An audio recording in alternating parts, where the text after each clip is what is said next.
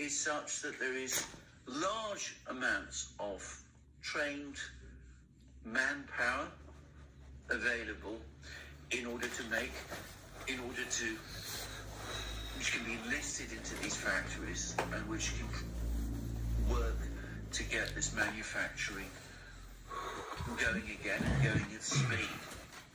And that is why Russia is able to produce weapons so fast and in such quantities. The Germans were astonished by this when it happened during the Second World War.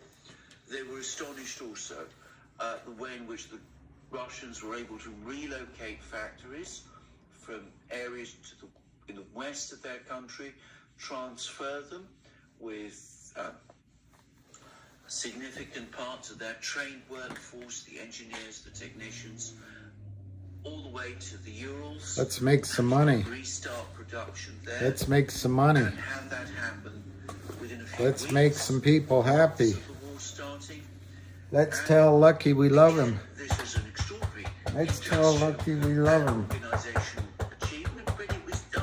All right, let me turn off. It was made possible. All right, you guys. Because again, the Russian industrial system. Let me turn this guy off.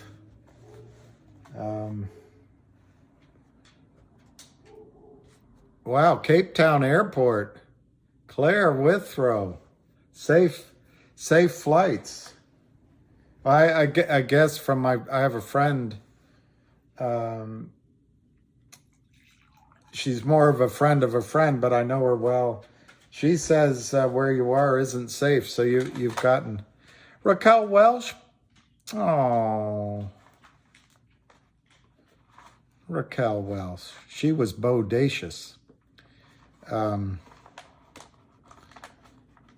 I liked Raquel Welsh. It does upset me. I liked her. And that's back when women were women. Gorgeous weather, but load shedding crap.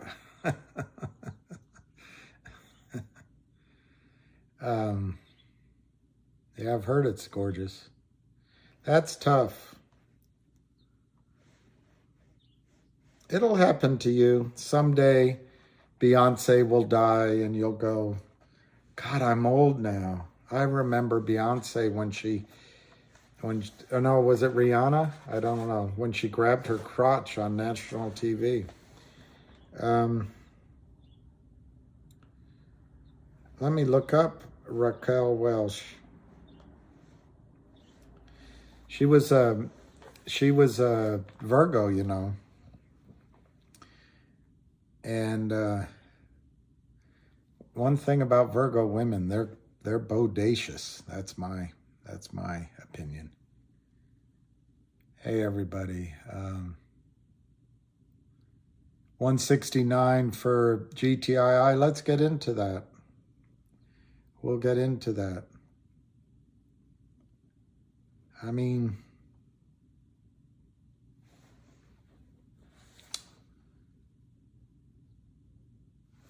that is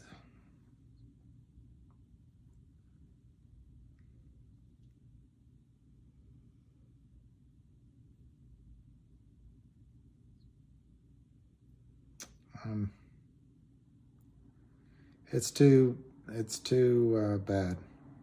Anyway, she was a lovely woman. I liked your dad. Oh, Lordy. I liked Bo Derek, particularly in 10. I liked Farrah Fawcett, too. So, that's back when you couldn't see everything. You couldn't see everything for free easily. Anyway,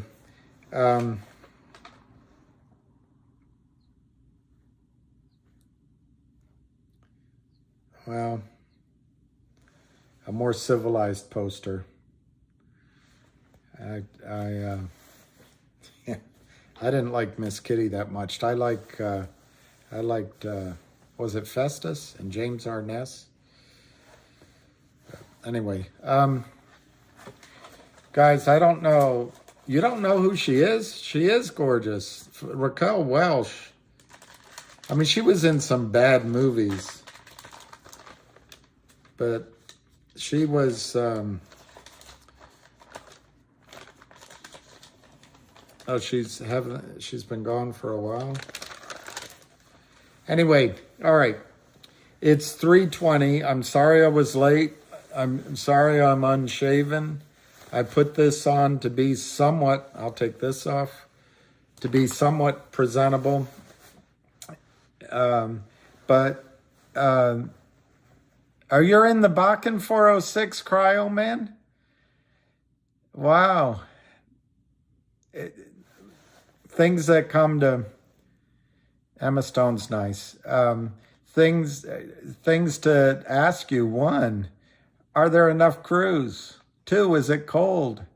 And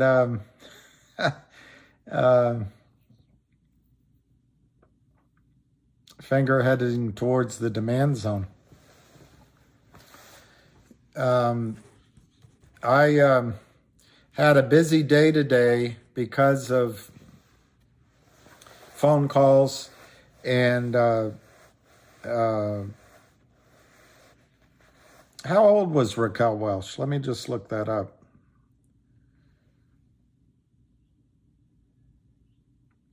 What I liked about her and Jacqueline Bissett is another, and I think another Virgo. She was born September 5, 1940. I mean, obviously she had sex appeal, but she used it in a discreet way. Of course, I was so young. I mean, it was the 60s. She did some really crappy Western movies. Anyway, I look fine. Thank you. Let me see. I got a buddy of mine I work with from Bakken, currently in South Dakota. There's a video I want to watch on why there is a South Dakota and North Dakota. I haven't had time to watch it. So if she was born September 5, 1940, that's 6, she was 83, 84, 82. Aw.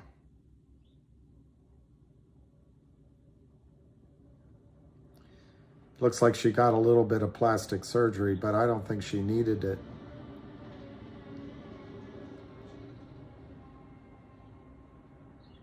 She was an icon.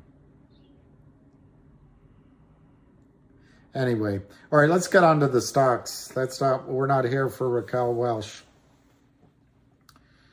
None of us are. These are the kind of cornball movies she did.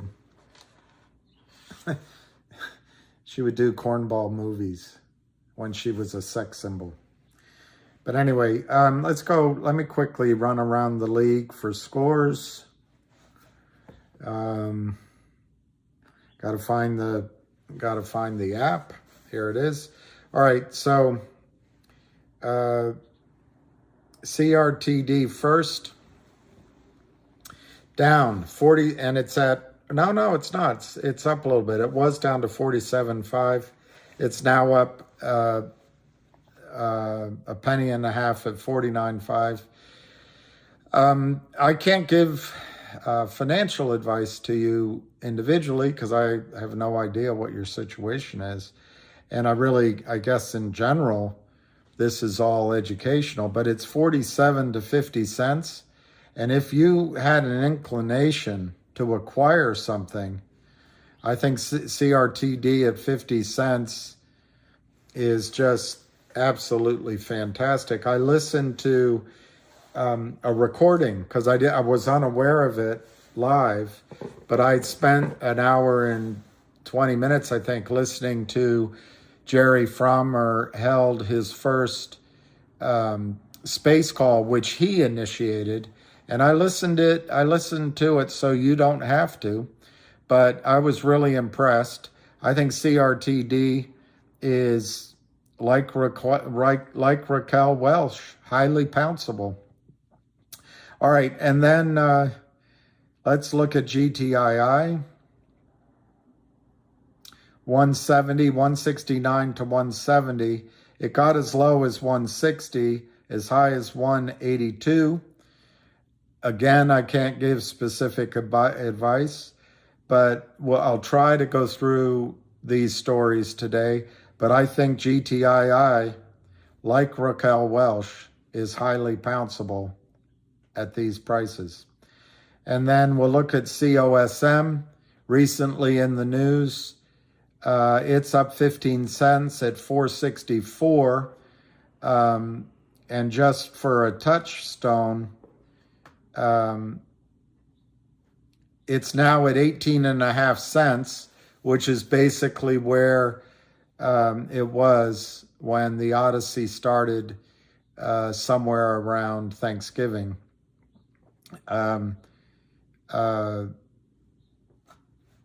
They took, I can't help but point out the facts. They stripped about 32 million, 35 million, I think largely from you. They did it via a Madison Avenue financial firm, but don't kid yourselves. The money that came in all at once like that was the assets that were stripped from retail in a FOMO by the shorts. That's my opinion. Not judging it. Congratulations to COSM. It's the only company I've seen in our stable that has been able to take a lot of money off the table. I get frustrated because I think it hurt you. That, just to be clear, I have no personal agenda, no animosity. I just think it hurt you, and that's what frustrates me. But anyway, welcome to the fight. CLNV, I think this will be the next one that Lou and Frank will push. So that's why I'm mentioning it. 0.0633. DBMM. Wow.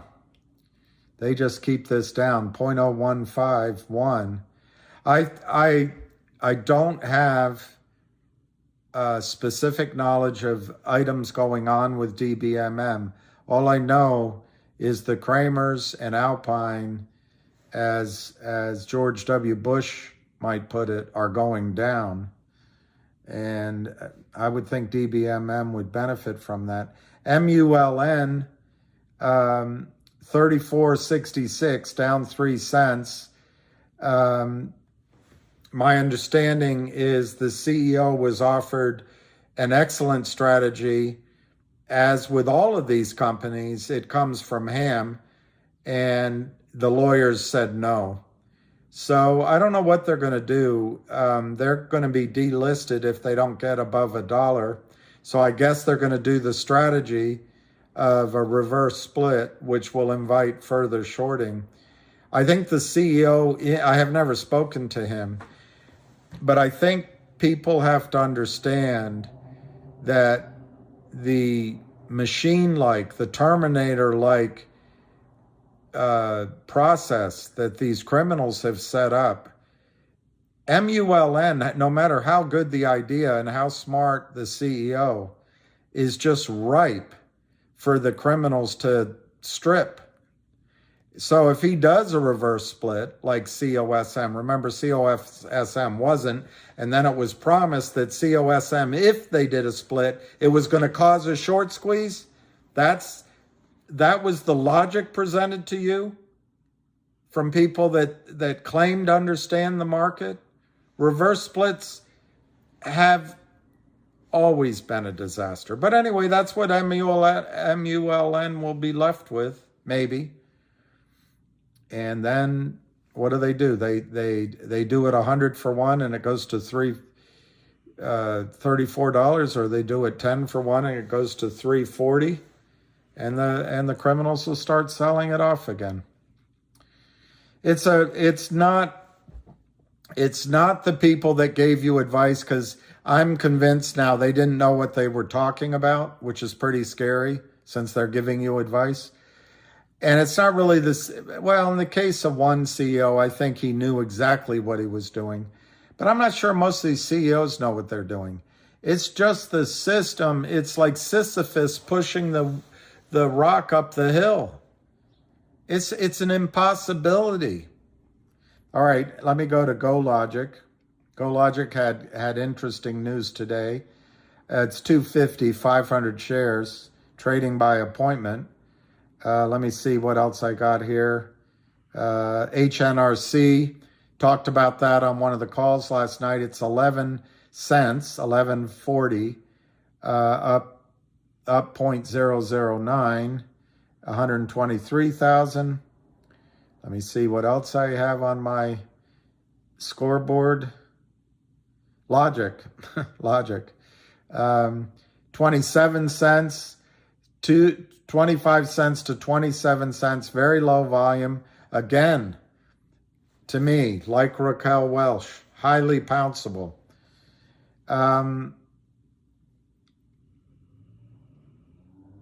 then I have down here NextBridge Hydrocarbons. Let me just press it. No price. So that goes around my list of the scoreboard. Let me see what some of you are saying. Absolutely, David Lee. They are the wave for shorts to cover. Great call by Arca. I don't know which call. HLBZ. MULN down. I know. I don't know about buying MULN. Hey, West Virginia.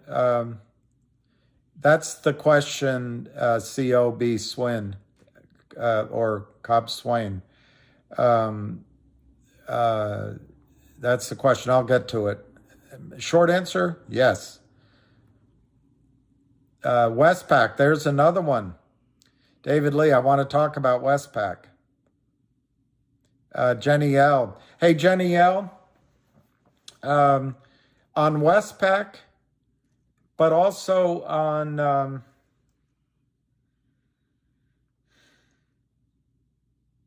I'll think of it. I just want to find out who they're using as their prime broker. There was someone else I wanted to ask you, and right now my brain, I'm not getting it. All right, Jenny L. Question, William, with CRTD, do you have to do anything with Upstream? I mean, have shares in my brokerage account. Do I move them or keep them there? I'll try to answer that. Fantastic voyage. I love that. Good morning. Plastic surgery is great. Well, sometimes you want to be with someone that you know how your kids are going to turn out. All 60s movies were crappy. Not all of them. There were a couple good ones. Of course, when I say Cool Hand Luke, I think it was the 70s, wasn't it? There was Yellow Submarine if you were a kid. And the 2001 Space Odyssey. All right, I'll get to Logic, and I'll try to get Scottsdale. It is Scottsdale. Wow.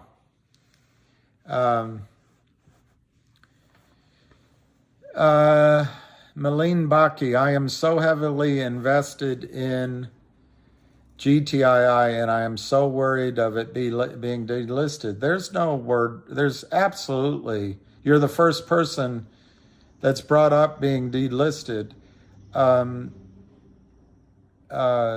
There's absolutely no discussion of that. And you've got a company in GTII, Millennium Baki, that has 20 years of pristine audit trail.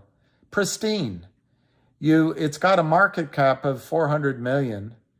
The stock's trading well over $1 now, and is, in my judgment, within the next 2 to 6 weeks, could be trading over $100.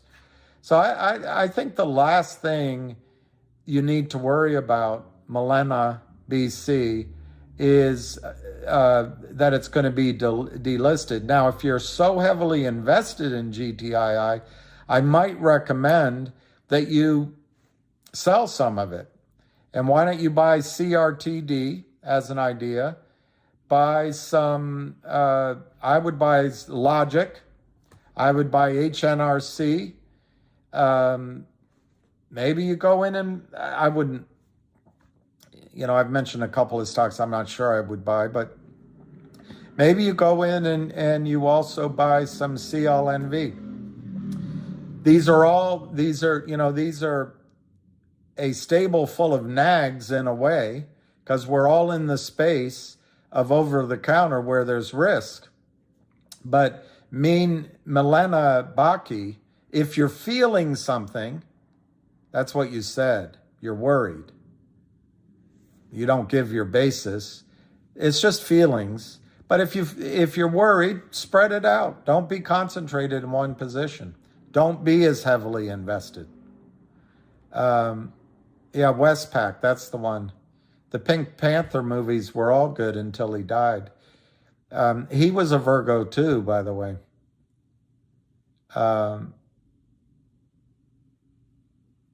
Oh, he's a shill? All right, well.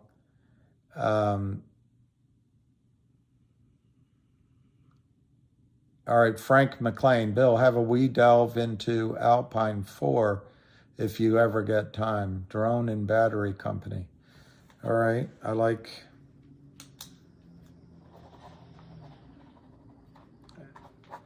a little worried about the drones coming in our country, but battery I love.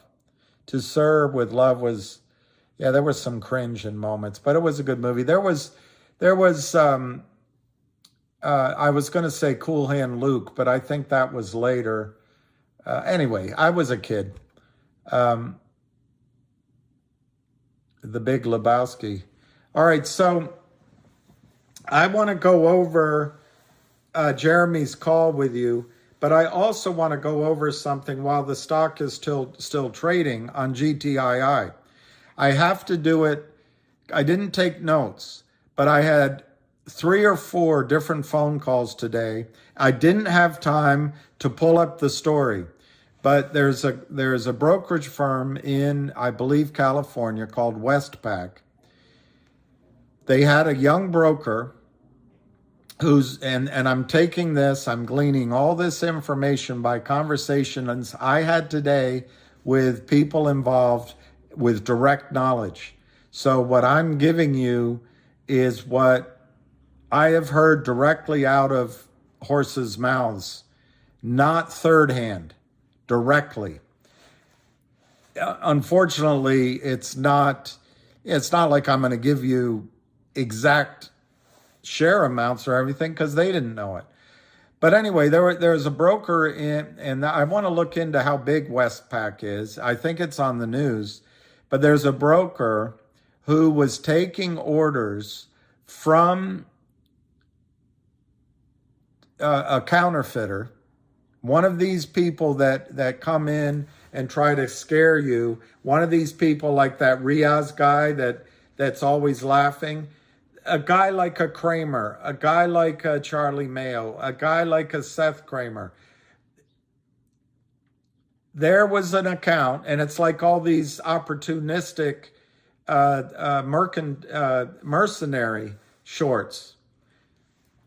At least one, maybe more, called into this poor broker who suddenly was doing more business than he could imagine. He was taking sell orders on GTII.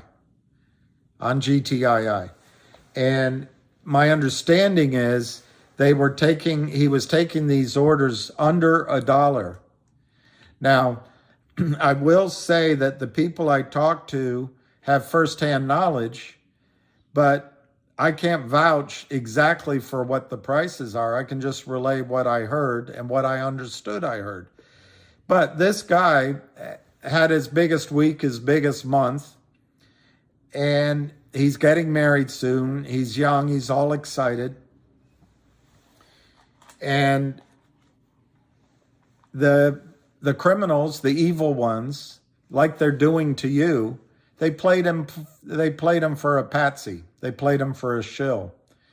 They said, "Sucker, I fooled you." So what they did is they entered the trades. I don't know the exact price, 80 cents, 70 cents, 90 cents. And if it had kept going down, they would have owned the trades. But the stock went to 270. They decayed them. Decayed. Don't know.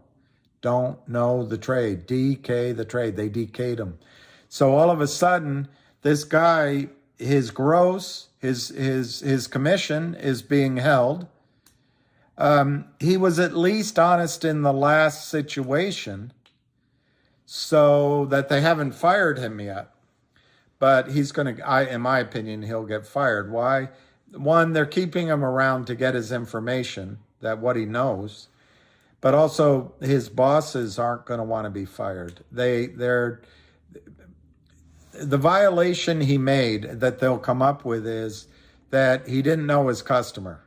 And you, as a broker, it's the primary, it's like the prime directive, know your customer.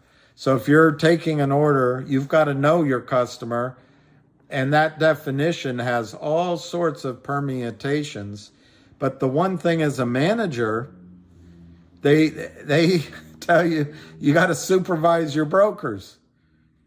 And I've seen it all. So the manager and the regional manager, they don't want to be fired for failure to supervise. So this poor kid, in my opinion,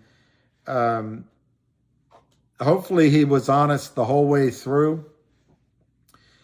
I think maybe they'll tell him at best you can resign, but they won't keep him around because the manager won't want to be fired for failure to supervise. Anyway, net, the trades are DK'd. My understanding is it's a $2.5 million loss, and they called the FBI. And to give an exact quote, the FBI's all over it. So you've got a situation where, as I've told you so many times, when you get a brokerage firm, and this is a small, that's why I was asking Jenny, I don't know how big the firm is, but it's not one of the major firms. But ignore the size of the firm. First, it's the size of the office. Then it's the size of the managers, how many brokers she's managing. And then it's the regional person. It's how many offices she's managing. The errors go up that way. And right now, the $2.5 million, I don't think they've covered yet. That's what I understand. I was surprised to hear it. But it's probably a situation where the broker, and I'm speculating, where the broker is still pleading, please don't close them out. I can talk to my client. Let me find out what happened. But he's young. He's still dreaming of his honeymoon, and he's still hoping that this guy didn't take. It's a normal thing, particularly when you're living off of commissions and you feel like, I don't know, you believe the story because it's important just for your income. So anyway, you're going to see what happens now. This is in the error account. Is it a huge order? I don't know. Let's just say it's 2.5 million shares, 2 million, 3 million shares. It has to be bought back. And bonfires, the fire in Chicago reportedly started when Mrs. O'Leary's cow kicked over the lantern. This could be what starts the run on GTII. So it's extremely interesting. You've got GTII being named as a concentrated position, which Alpine Securities is deficient in. And now you've got a brokerage office in California, which I believe I talked to 5 people. Everything I heard was from a credible source. It's major. And so this guy Riaz comes on laughing at you on the Twitter bots. It's just all desperation. They're in trouble over at Kramerville and Alpineville. Okay, and then let me just see where it's trading. I want to tell you a couple of more things about GTII. GTII is basically, and I spoke with Ham about this, if I can remember each one. There's 4 things coming that are in the control of GTII. And saying that doesn't mean they can control the exact timing, but these are the things that are coming. 1, you've got the lawsuit that they hired West Christian to file. Now, my understanding is Wes will only speak to David Reichman. That's perfectly normal. That's what lawyers do when they only speak to their client. But it's also my understanding that that's very close to being done. Obviously, it wasn't today. Could it be tomorrow, next week? But it's imminent that you're going to hear about a lawsuit filed, and it'll be a press release with Wes Christian regarding GTII. Secondly, the warrant for 275 expires in April. They have a decision to make. Will they just extend the maturity, or are they going to create a new warrant so all of you get a benefit of a warrant, or will they do both? Regardless, what's coming will be new information on a warrant as a special dividend, which in my opinion, and I have a slight disagreement with what Jeremy said on his call, but he knows, I don't. But I watched what was happening with the warrant back in October, November, and of last year for GTII. So this is good news, and this is something I would expect you would see a press release on. We're now in February. I would think they would try to do it soon, but it might move into March, but they got to do it before the warrants expire. So I would imagine you'll see something imminently on that as well. Thirdly, I guess part and parcel, as they say, not pari passu, but part and parcel of the initiation of the lawsuit. I think, as it's been stated by Ham on calls, I think the company is going to issue some sort of blockchain upstream type coupon that gives you guys a chance to own a piece of the rock. It'll be a percentage ownership of the settlement in the lawsuit. This is something, remember, these are trying to trap the brokerage firms with things they cannot deliver. And then finally, I really think almost any time, one of the reasons that was given why you should get out of GTII and go into COSM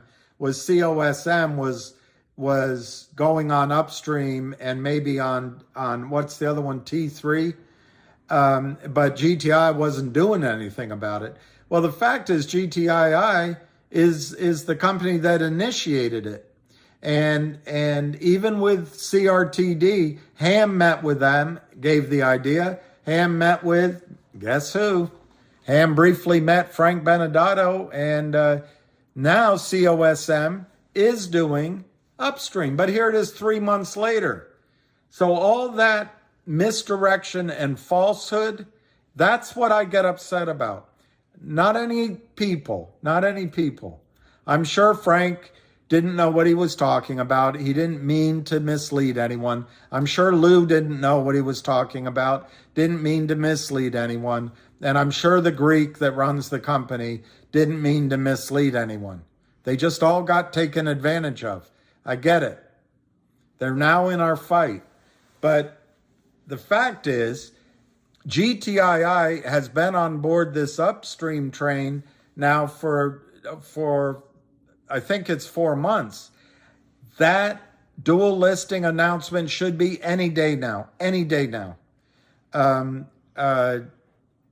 It's new to everyone. Ham's been recommending upstream to several companies. It's new to the guy running upstream, so there's a bit of a congestion. But I believe that between Ham and some of the whales involved, that upstream's going to jumpstart and leap through all the hoops necessary to be able to announce that their application has been approved. Why? Because it's the source of all these other companies that are coming into upstream. So those are the 4 things that I think will come soon. Let's say within 2 weeks. They'll each come as it's known, but it could come as soon as tomorrow something. In terms of the lawsuit, which I mentioned, nobody knows exactly, because Wes is only going to talk directly to David Reichman, and he can't say it except by, remember the one guy said, GTI won't talk to me, but COSM will? Well, you got to read between the lines of what that means. The CEO of COSM shouldn't be telling one person information that they don't present to everyone in a press release. I don't want to go down that line, but it scared me enough that I got out of the stock. Because, anyway, I don't want to go down that line. But GTII and David Reichman, they can only announce what's going on with the lawsuit to everyone. But I expected the lawsuit to be announced maybe as soon as the end of last week, beginning of this week. So I think it's going to come. That's number 1. Number 2, once the lawsuit's announced, I think you'll see an upstream digital dividend that gives you a piece of the pie, piece of the rock of the results of the lawsuit. That would be a digital dividend that becomes impossible to counterfeit, and therefore might cause these are all attempts to cause a run on the system. And then thirdly, the dual listing of upstream should, I think, since it's been in process, I think the guy running upstream is trying to raise some money. He's trying to handle all the influx. He's now got companies that are following GTI's lead. CRTD, it's true, got in there first. But remember, the idea, the initiative was from, as I understand it anyway, from GTII and the prime movers at GTII. It doesn't matter.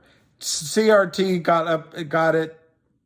They're there first, but GTI was either just before or just afterward. And then I think COSM has now announced, which, welcome to the club. I'm trying to think of the other ones. Finger, I don't know if Finger's doing upstream. Maybe CNLV. Anyway, the congestion should clear, and I have a feeling you'll see an upstream announcements almost right away. And then the warrant, which is expiring, should either be extended by vote and a new one, or maybe they'll just let it expire and create a new one. In any event, we should hear about all those 4, I think, over the next 10 to 15 days. Now, that doesn't address the 2 elephants in the room with GTII, and we've got 6 minutes to go. It's $1.67, 167 to 170. One is the audit of the law firm. Well, no one knows. This is a third-party audit. I cannot explain the dilatory nature of the completion of this task. I don't understand why they tarry, why they're tardy, but they are. I haven't heard anything that says there's a problem with the audit of a law firm. So I expect that we're going to hear about it. As I expressed yesterday, my frustration, it made sense to me that it would be by the end of the year. It made sense to me it would take through January. I'm now in the area where I just am frustrated saying when I think it'll be happening. But that hasn't gone away. When it happens, I don't know of a short-selling firm that will believe they can drive a company that has 80 to 100 million in revenues in their backlog down to pennies a share. So that'll be good. The other thing that's really exciting, I think, is the potential of Trento Mines. Now,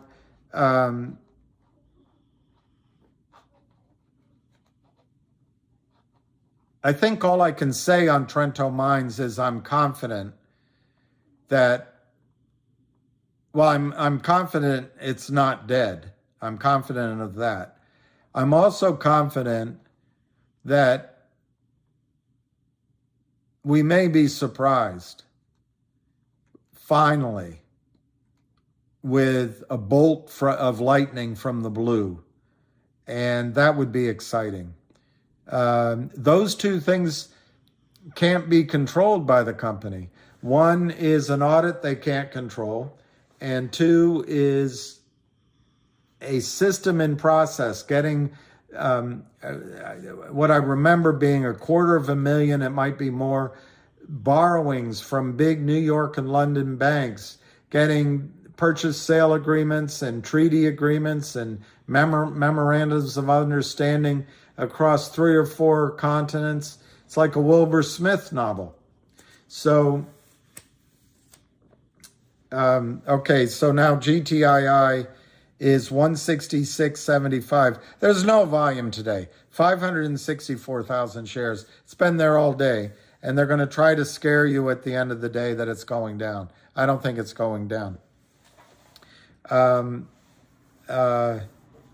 I don't think there's any second thoughts on one. The agreement they signed with 1-800 law firm, it's like that contract that that cheating shortstop Correa signed with the Giants. It was all signed pending a physical. The Giants looked at his ankle and said, I don't want to do it. So then Stevie Cohen of the Mets comes in and signs the contract. It's all signed, but then he looked at the ankle and said, I don't want to do it. So the Twins gave him a big contract where he just went back to his old firm. But the contract, the agreement's solid. It's just pending this freaking auditing firm to finish their job. I don't know how, I don't know what planet auditors live in or lawyers. They have no sense that you as investors go, oh no, something must be wrong. It hasn't happened on time. But the point is, GTII cannot control little Miss Muffin auditor or little, Mr. Prissy Pants accountant on how soon they get it done. But there are no second thoughts going on, as far as I know. There's no bad news as far as I know. It's just taking forever. And then it's the same with the Trento mine. The Trento mine's been out there, I want to say almost 2 years. And it's not dead. But it to my memory, I'm going by memory, it's $30 or $40 billion in toto. They get 40% of it. That's 15 billion. Billion with a B.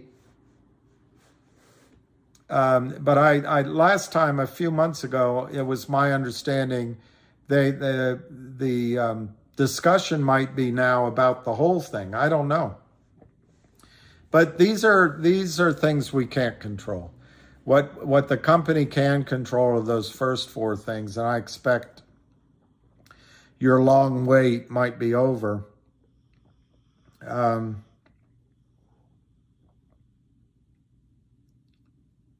CRTD's at 49 cents. Not a fan of pants, prissy pants.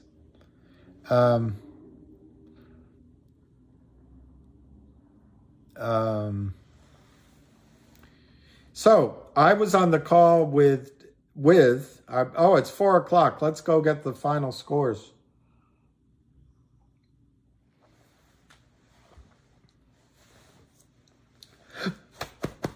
Let's get the final scores. CRTD closed at 49 cents, 324,000 shares. HNRC, it's on my list. You're on my list. 11 cents, 124,000 shares. MULN,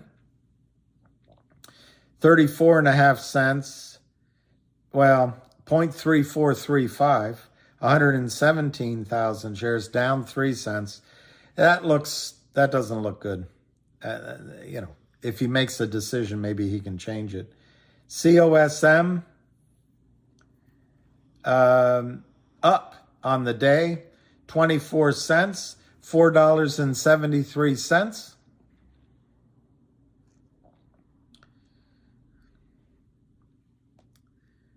CLNV,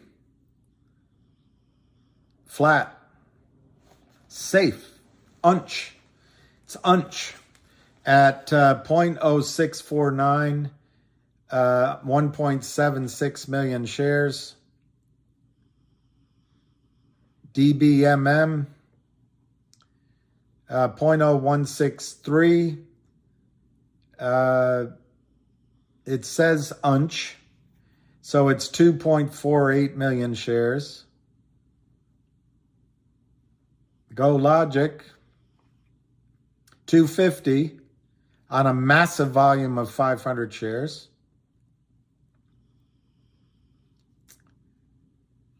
Logic itself closed at 27 cents unch, 29.89. And then I left one out. I left out GTII, didn't I?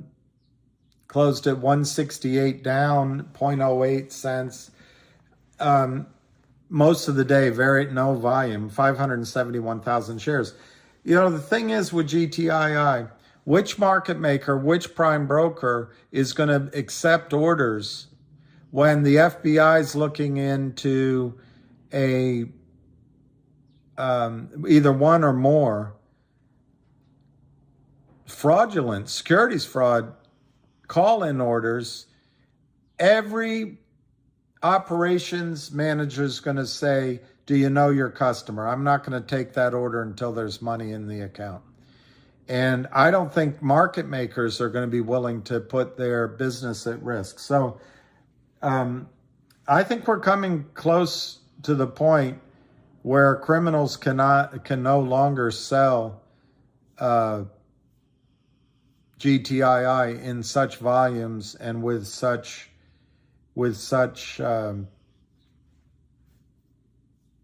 remorselessness and without consequence.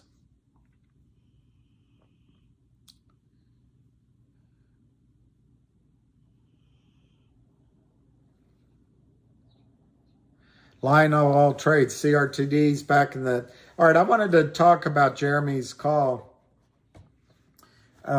because it was good. Now, I didn't write down everything, and I might re-listen to it, but Jeremy started his call saying that he wanted to open up the floor to questions about upstream. Yeah? And so people asked their questions, and here were some of the points that I gleaned.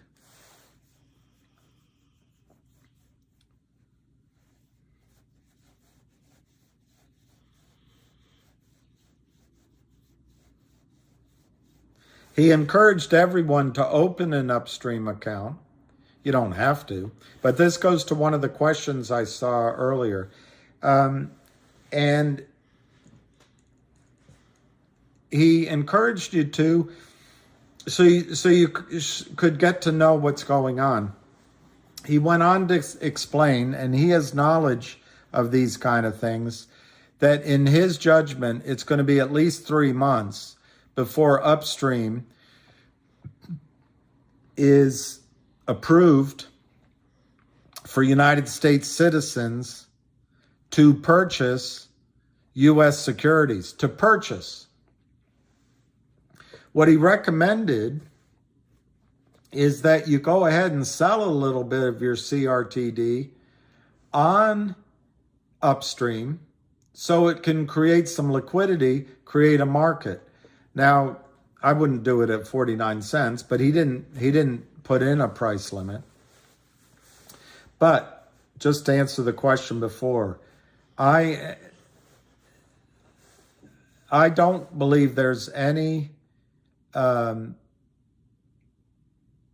DTC, well, DVP, it's not even DVP. Anyway, I don't think there's any situation where you can enter a sale on upstream and have your broker honor that trade. I believe you're going to have to instruct your broker to send shares to upstream if you wanted to sell some up there and help the cause. Anything you move to upstream, you won't be able to participate in a short squeeze in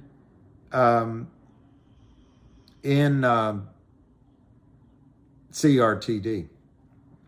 So, just to recap, you can sell securities as a U.S. citizen on upstream.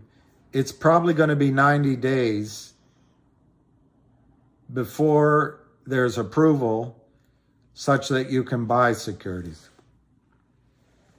Now, he went on to say that he has such confidence in this technology that he's going to move his own NFTs and etc.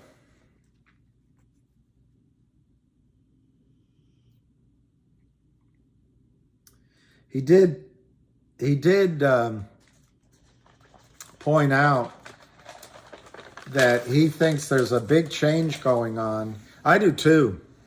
I'm amazed when I do these calls, which I do with my best effort and with my fullest sincerity, I hope.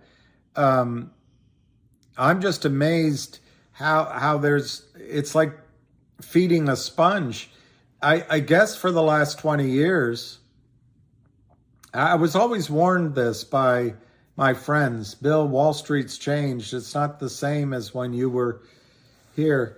And I think it filters down to the investors. Investors don't understand all these things going on because the brokers don't really know it. Brokers are asset gatherers, and these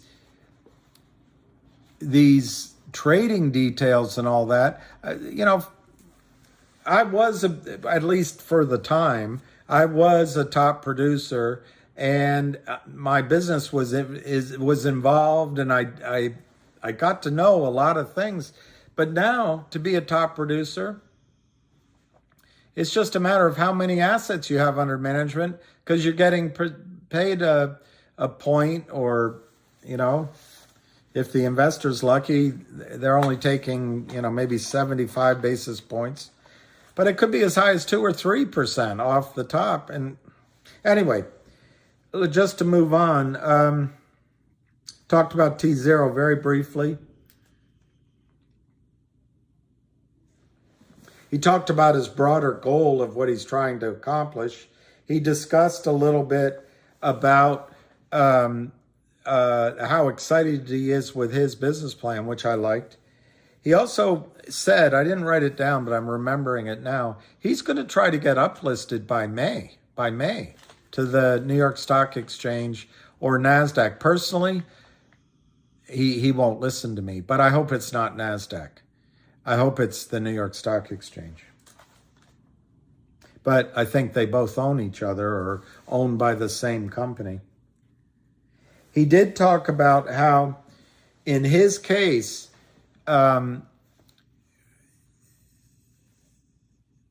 And I'm trying to remember if he said NASDAQ or OTC.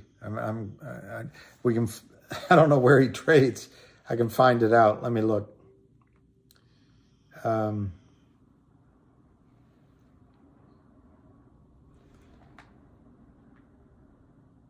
It's CRTD, other OTC. So it's other OTC. Anyway, they called him up and they started warning him, you know, you're going to get delisted. And he says, rather than doing a highly dilutive deal with a Wall Street bank like, I think it's called Apollo Advisors, just down on Madison Avenue from the Lynn Partners that COSM did, for example. And then rather than do a toxic deal like Lynn Partners, and I didn't study the deal with this group that rapidly raised money, somehow raised $35 million for COSM when for years they couldn't raise any money at all. All of a sudden there was a demand for it. It came because they stripped you of your money. It was just they were facilitating the criminal shorted stock, and then this group is a face for all those guys. Everybody works together. They all make a piece of it. And we're supposed to be happy. You can tell having a hard time being happy. He said the other choice he had to remain listed was to reverse split his stock. And he said it never works. It's a no-no. So what Jeremy said that Jeremy did is he decided just to take the bullet. He didn't do anything. He didn't do any of these, what Wall Street tells him to do, because he could see through it, the accepting crappy dilutive financing, dare I say it, like COSM, accepting a toxic note financing, which could be one and the same, like almost every stock we're talking about has done. Some have bought them back.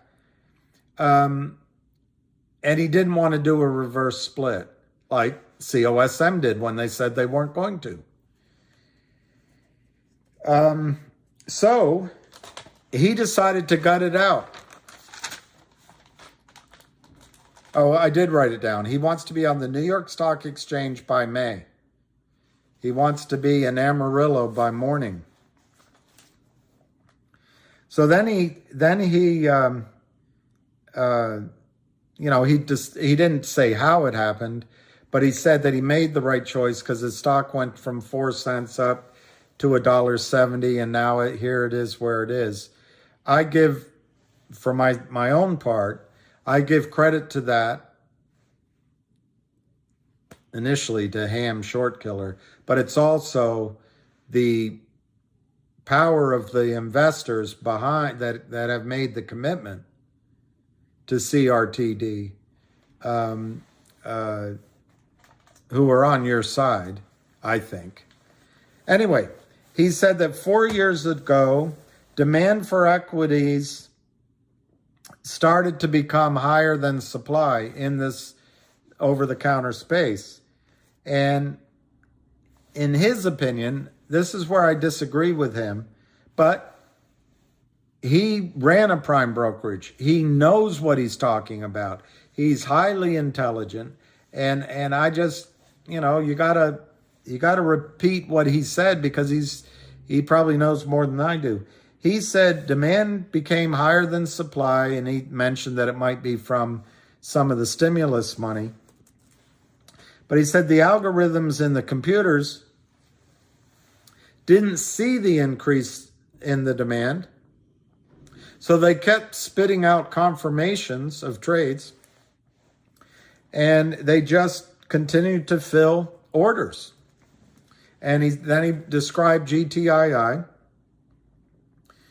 He said GTII has a $400 million market cap, and it wouldn't have that except for the huge amount of these failed to deliver orders that have been racked up, and they can't fill. He went on to talk about CEL block, and I'll skip that.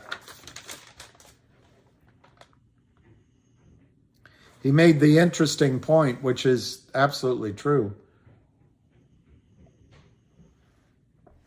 that in these areas, CEOs go and talk to institutions to raise money. No institution plays in the sandbox. So you got to talk to investors directly, which takes a little work, and it takes a little bit building up of trust. All right. He then listed the companies he's been talking to and the CEOs: Finger, Wolf, CNLV, and I didn't get the last one. I wrote down Bates, but I didn't understand his pronunciation, and so I'm probably wrong. But he repeated that he decided to take the bullet and then to fight rather than do these schemes that Wall Street uses to destroy companies, which you've seen, you've experienced.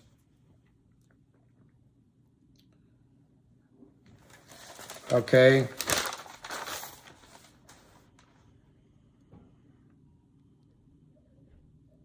Oh, he said something that is just amazing.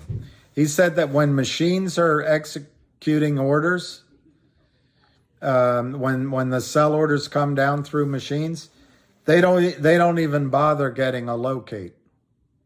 So the system has gotten so bad that which I knew that this was systematized with the criminals, but he's just saying that when the orders come through, he didn't say it, but they're nanosecond orders. They're so high speed frequency, they don't even bother looking for the shares. It's just, they don't do it. It's really bad. The system's really corrupt. He did say that he's met Jeff Deaston at Lynn Partners. I guess they have a disagreement, which I think's at the lawsuit stage. He said neither Jeff Easton or the Kramers are smart enough. His word was bright enough to mastermind hundreds of millions of shares being fictitiously created. He said GTII is the poster boy for it. Nobody knows how to fix the situation, which is good for us. But just to be clear, I disagree with him. I think he's got in his heart a belief that there's still goodness in the system. I absolutely believe that Lynn Partners and Kramers and others know exactly what they're doing. But anyway, I do agree with them. They're not that bright. They don't know how to trade.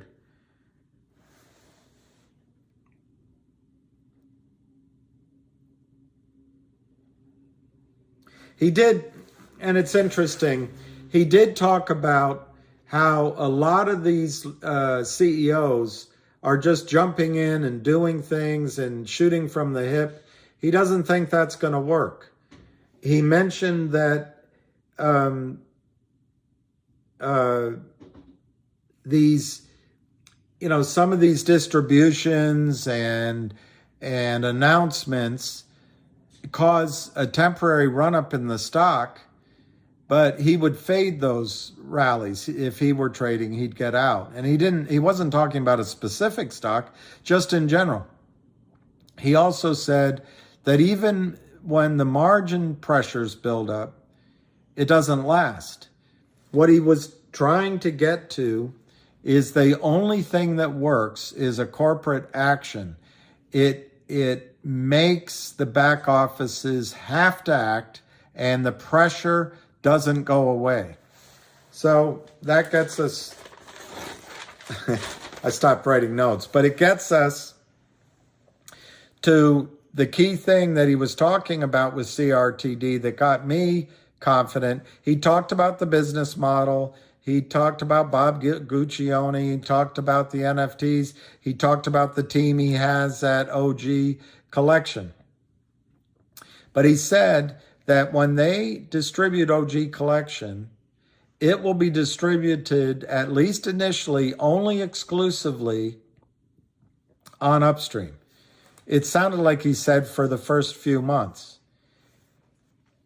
He described, although he didn't get into the mechanics of it, that this is a corporate action that will cause the back offices to have to act.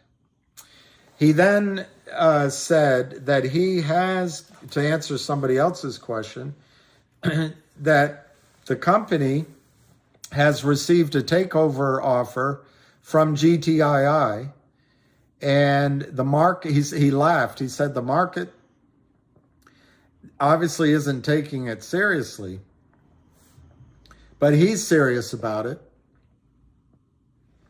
He described how when it's a combined entity, they're going to change the CUSIP and the name, but they're going to do it in a way, because just doing that by itself does nothing. They're going to do it in a way that real shares have to be delivered either at the transfer agent. He didn't really say Upstream. He's not convinced, as I've described to you myself, that the Upstream dual listing necessarily does anything. I think it's a positive. But as I've explained to you on a couple of the calls when one of you asked me, I'm not quite sure how it stops the counterfeiting in the United States. But anyway, what I gathered from it is this. I think he's highly confident in the OG Collection and the business model, and it might even be worth more than the 10 million. I think he's highly confident that when he makes the distribution of the OG Collection on blockchain, on Upstream, that it is going to catch out. It is going to be a corporate action that catches out the back offices on Wall Street. He also mentioned that when GTII buys, he said he's made a counteroffer. He's just waiting for the response. It sounded like, for all intents and purposes, both parties are going to make this deal work. But he said when the merger, when GTII buys CRTD, will be in charge of it.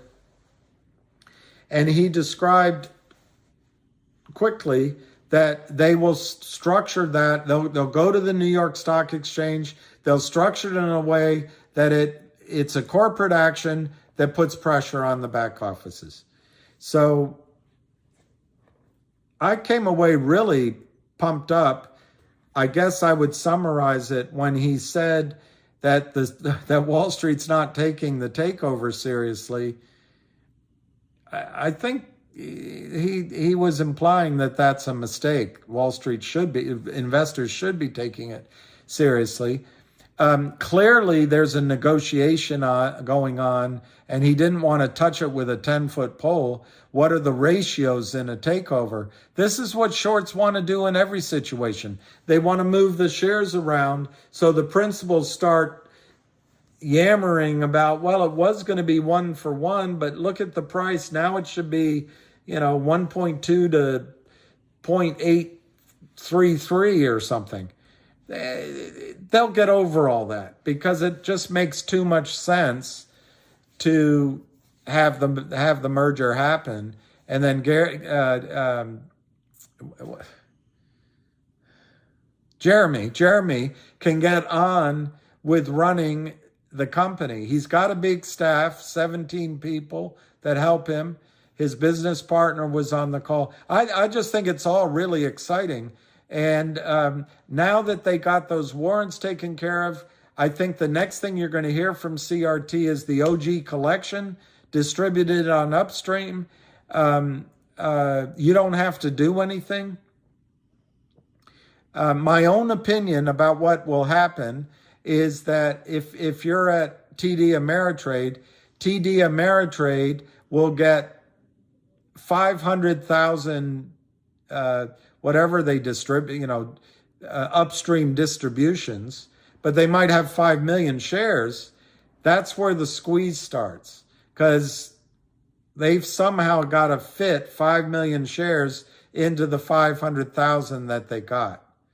And I have complete confidence that Jeremy knows how to keep the pressure on Maximino. All right, so that was my summary of that call. I talked about GTII. I didn't have a chance to follow up on HNRC today, and I did not have a chance to follow up on MMTLP. But I did hear a bit about Finger. Finger's revenues are just taking off like a rocket. Based on the conversations I've had, I think that their cash now is $13 million in cash. That's up from, de minimis basically at the beginning of the last year. Well, with the 13 million, do you know what they do? They just go buy minutes at a discount from China Telecom and from the government, and then resell them into China. And so now it's, let's say it's 13 million. I'll just give you an example. You buy $13 million worth. You buy $13 million worth of minutes at, let me make sure I'm doing it right. Yeah, at let's just say it's a 4% discount. That's guaranteed. Divide that by 0.96.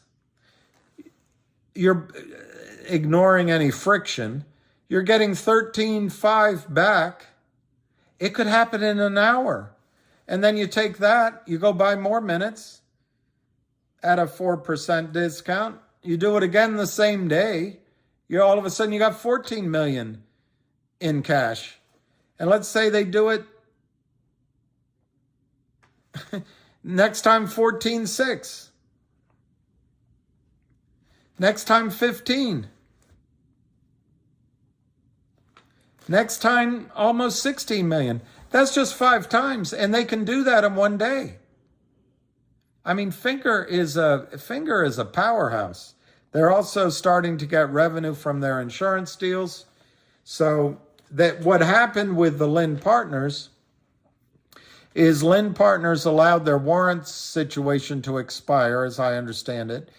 And I think West Christian is representing Finger in the battle, but I don't know if a document was signed, and I'm not sure I'm going to give you the exact number of shares, but I'm going to say my translation of what I heard is, in return for the note, that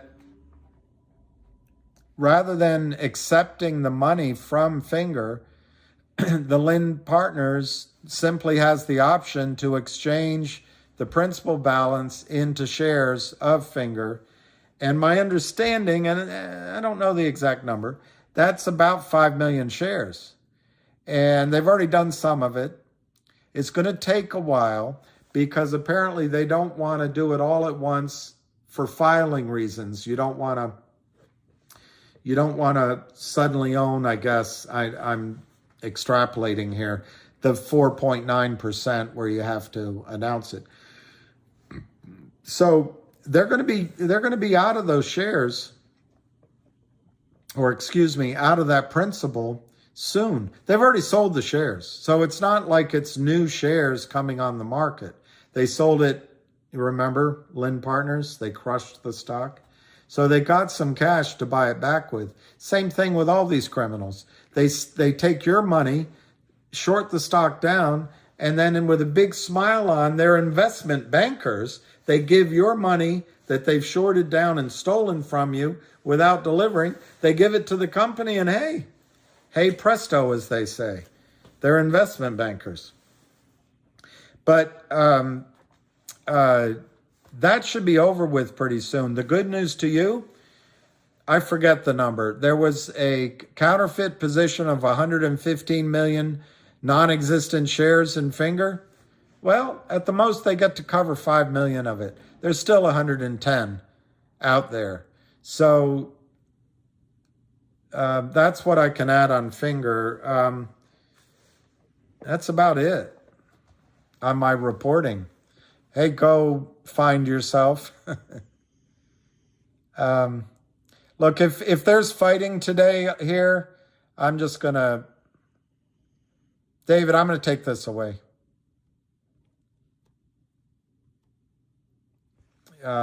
We'll bring it back on next time, but I can't have the fighting anymore. I just can't have it.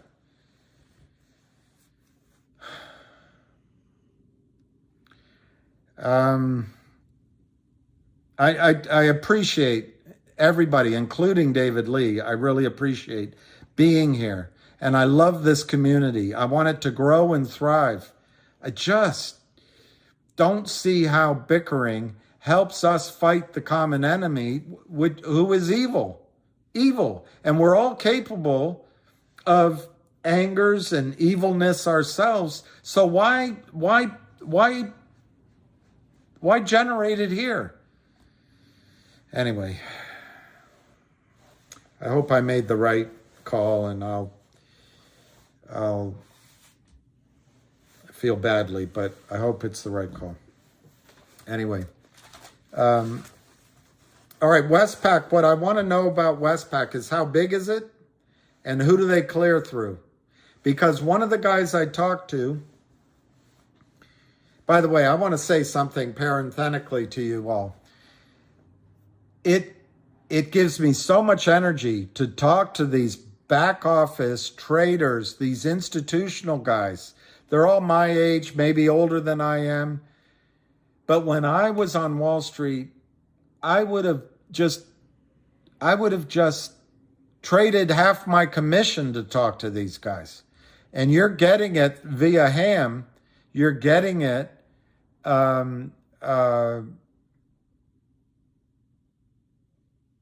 don't know if you're getting it for free because you're losing money sometimes, but I don't think that's hams. Anyway, you don't know. It's trading. It's hard to prove one way or the other, isn't it?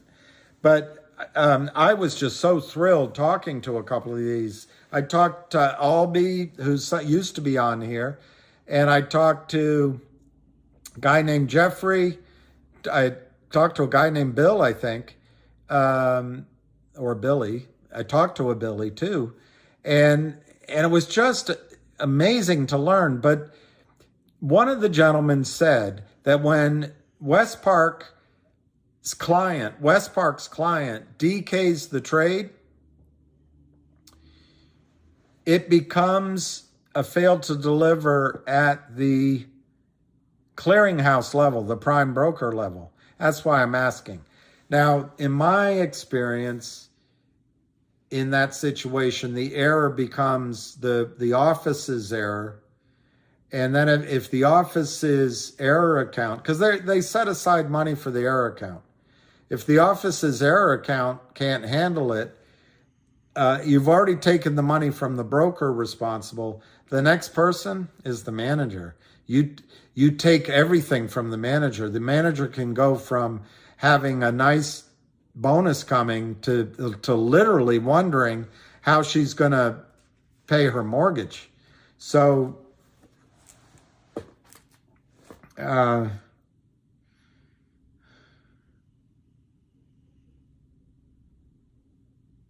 trying to remember what they said. That's why I wanted, hey DC, when all those things should should be happening with GT and CRD. We're on the month. Well, Nick, in terms of the audit, I just throw up my hands. I'm tired. It's like when I was younger, walking with my mother and my stepfather would just turn into these nightmares. I think she did it for drama, but she would walk so slowly. And I'd try to walk with her, and if you got ahead, it caused all sorts of, what are you, and so I'd come back, and then finally, I just walk ahead. You know, if you're gonna just dawdle like that, enjoy your time. We used, you go to shopping malls, and I just go ahead. That's how I feel right now with the audit. I waited patiently through November and December, end of the year, waited through January. I can't make any more excuses, Jeff, for the audit tours. I just can't. However, that doesn't mean because I'm impatient and I'm all frustrated that it's going to take a long time. It could be tomorrow. It could be Monday. But I'm just tired of running my yap about the auditors. I mean, what's in it for me? I just sound like I'm a shill for the company and the auditor, more importantly, because GTII has no control over it. I'm tired of being loyal to this auditor. What is the auditor given back in loyalty? Zip. So anyway, Jeff, it'll come. I just don't know when, and I don't want to predict. In terms of the Trento mine, what I heard today gives me huge confidence that the deal's not dead, which translates into reasonable level that we might have something here. And could that we've been waiting almost 2 years. Could that happen anytime? Yeah. But on the four things with GTII, getting the approval to trade as dual listed on Upstream, I believe that the heat is on to the guy at Upstream. Approve it already. CRTD, COSM, CLNV, maybe Finger, I can't remember. I think there's 4 or 5 more companies, all referred to Upstream by whom?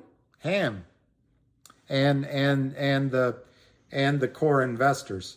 So this guy's trying to build a business on Upstream. If he doesn't want to be, Dr. Doofus, he should take care of his best customer, the one that's referring all the other customers to him. So I think, Jeff, Upstream, you're going to hear something about. I wouldn't be surprised if you hear about it tomorrow or Monday or Tuesday. That's how urgent I think that is. And I think that's at the front of the list of everybody involved at GTII.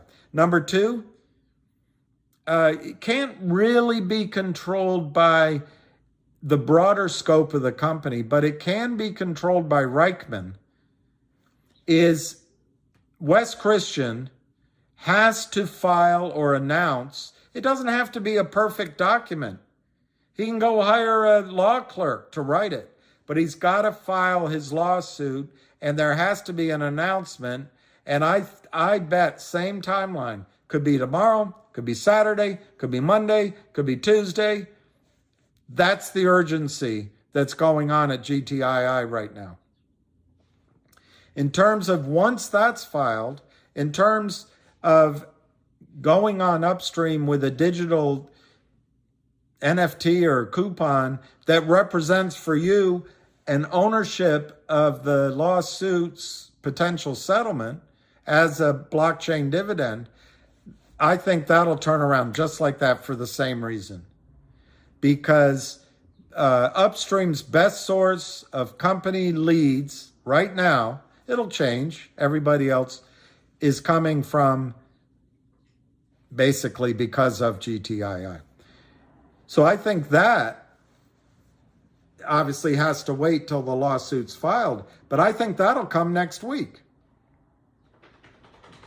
And then the final thing is they have to decide, do they just let the warrants expire, create a new warrant?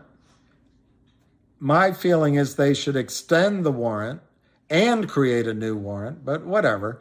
And either in the one case, both cases, create the new warrant on upstream. I'm going to guess to the extent that that can be processed at upstream, it's a matter of a board vote.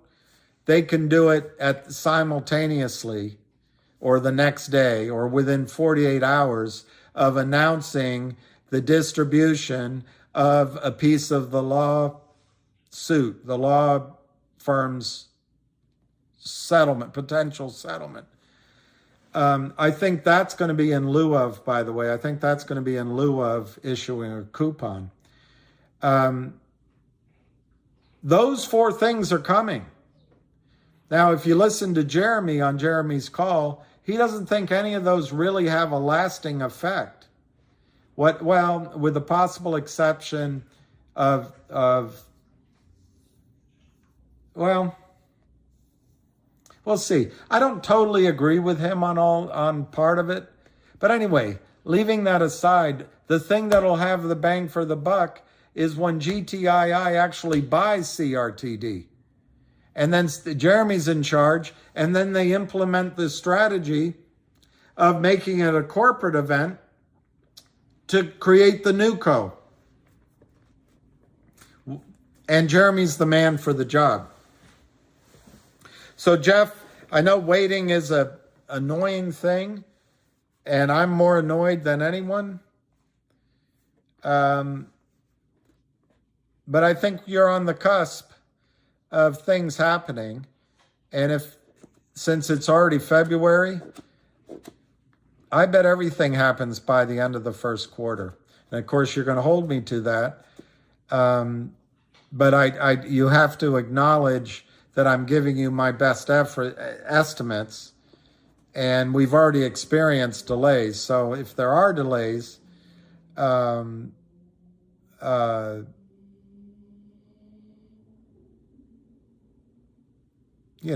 I guess you can hold me accountable, but just try to understand why.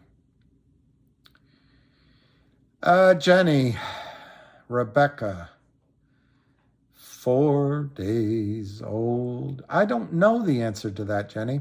Is there one of them that if you Google West Bank, one of them's in Australia, and I don't think it's that one. I think it's, and in any event, the office is in California. And if you Googled it alongside of FBI, it might pop up.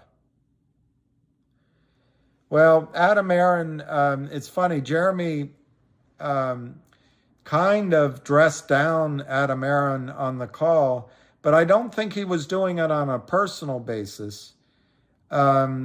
He was doing it in terms of, if you're CEO of a company, you should make yourself available to answer the tough questions. And he said, I welcome the tough questions. He also said, addressing, I'm trying to remember the exact words and I can't, but he was trying to address that Adam Aaron should be looking out for you all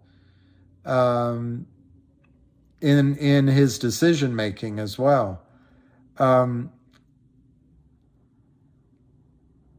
It didn't sound like he was all that impressed with how he's done it. Cindy Lou Who.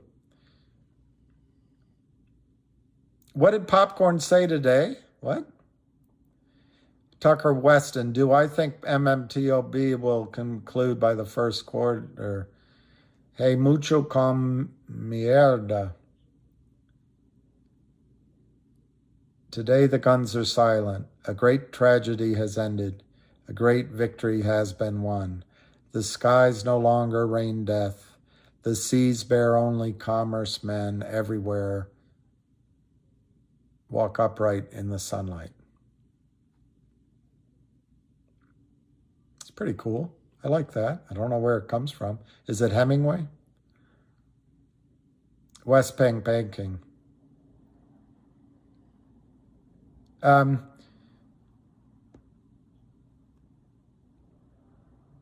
Oh, you did hear it?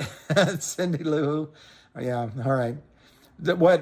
What Cindy Lou Who says is, William, I heard that.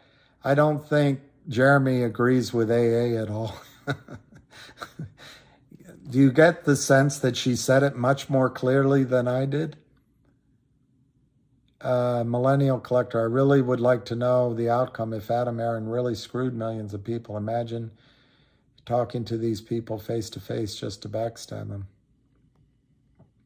Look, I think Wickedums, Adam Aaron was looking out, maybe with the advice of Wall Street, was looking out for himself, his mindset. It's a lot like the CEO of COSM, by the way.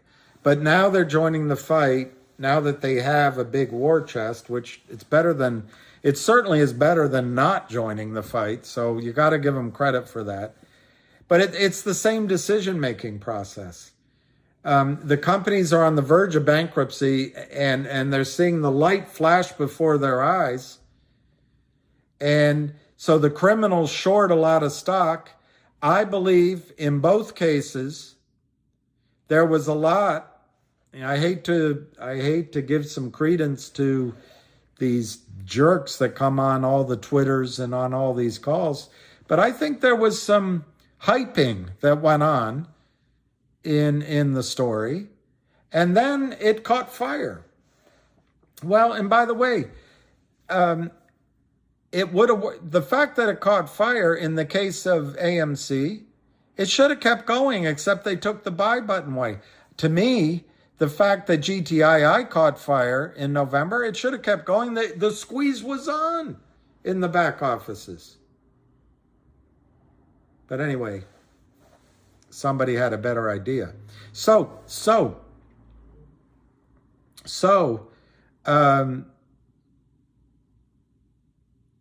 where I have some sympathy for these CEOs, they were staring down, they were looking at oblivion.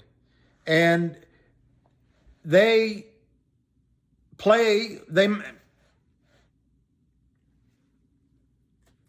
I dare say it? It's a version of pump and dump. They get it excited and then they dump shares into the market. Well, what do they accomplish by that? There's some things they accomplish, including COSM, that are good for the long-term health of the company. They have capital. They can make sure their contracts are in place. They know their theaters exist. But it turns into low multiple, long-term strategy that is unexciting to anybody.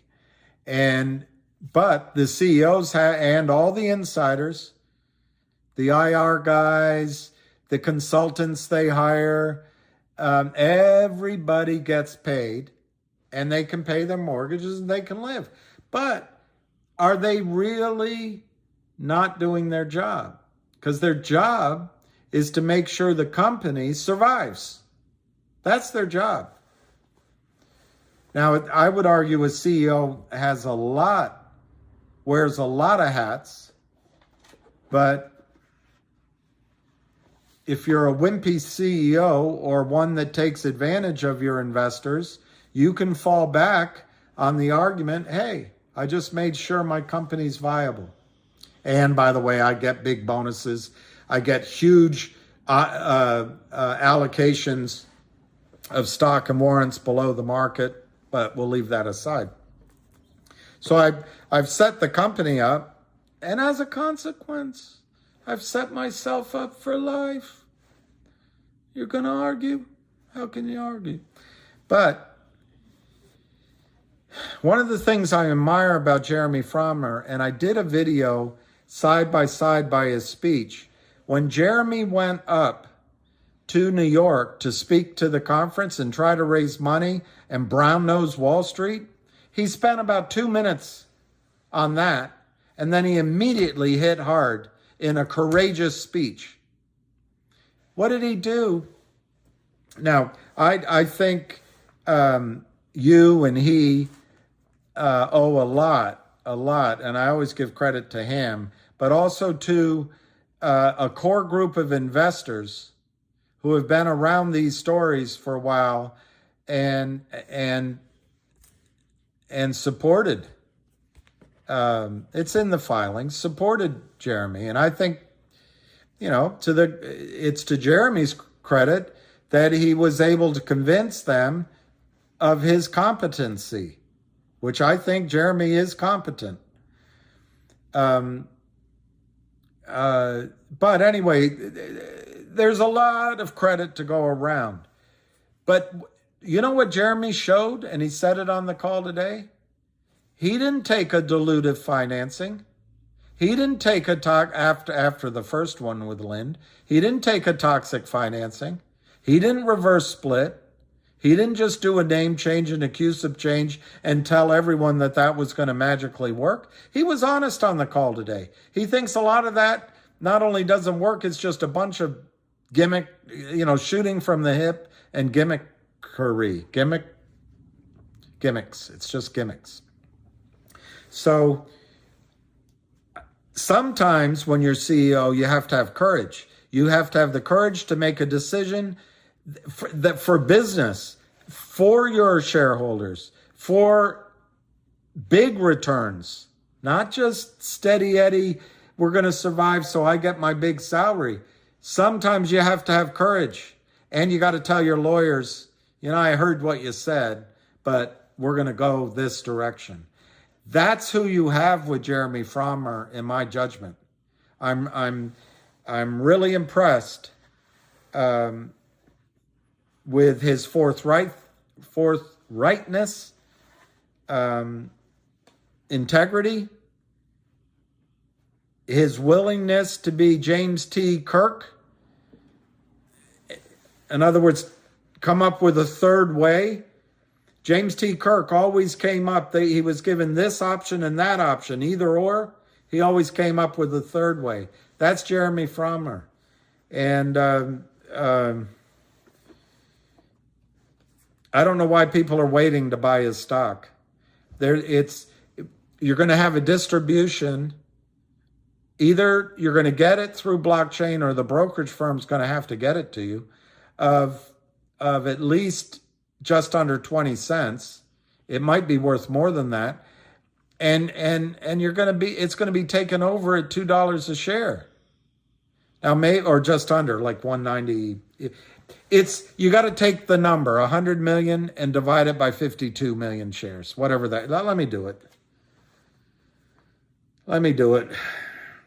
And maybe some awards. Let's divide 100 million by 53 million shares, just to be conservative. Okay, it's $1.88.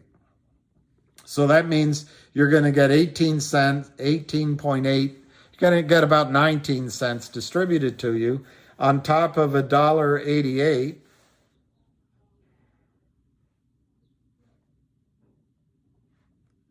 It's 207. Stock's trading at 49. I don't know what you're waiting for. So you can buy it at $1.50. It's the hardest thing to learn is your own self, as they say down in the South, or at least in Lynchburg, Virginia.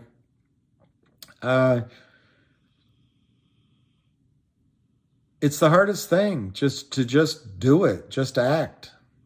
I can't give advice, but right now the stock is trading at 49 cents. You're getting 19 cents as a distribution. That's in the cards. Jeremy reaffirmed that he's definitely, he said we're fast tracking, we're working on it constantly. So you're paying 49 cents, you're going to get 19 cents. So I'm the idiot in the room.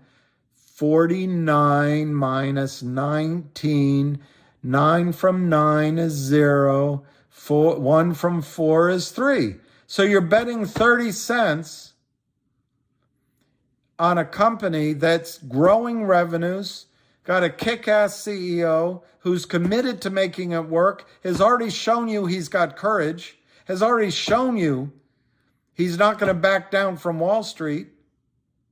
And there's a takeover offer from GTII that maybe they're duking it out over the final price, but it's going to happen. Every indication. I mean, obviously, no one has there's always things that can go wrong, but every indication is both parties benefit from the acquisition. They've already said Jeremy will run NewCo. Worst case, I mean, let's just assume that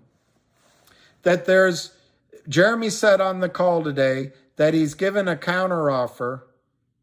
Those were his words. I have sent a counteroffer, or I'm not sure it's paraphrasing, but that's what he said. I've sent a counteroffer to GTII. Well, GTII already announced that they're going to buy, they've offered $100 million to buy CRTD with stock. Jeremy didn't want to get into ratios, but if it's $100 million and Jeremy's coming back, what, from your standpoint, what could be going on? Jeremy must be asking for more. All right, why does that hurt you? Maybe GTI has to pay 110 or 150 million. I don't think they'll agree. I'm just conceptualizing with you. So the worst case is GTII has to pay more for CRTD. I don't understand why people are waiting to buy this stock, particularly when buying it might fuel the pressure leading to a short squeeze that we're looking for anyway. It's a viable business model, a thoughtful CEO, and he's already shown interest in you, commitment to you, and commitment to his vision. So I just think, I don't get it. All right, let me instead of rambling on and on. Hey, David Lee, I'm glad you're still there. I really am.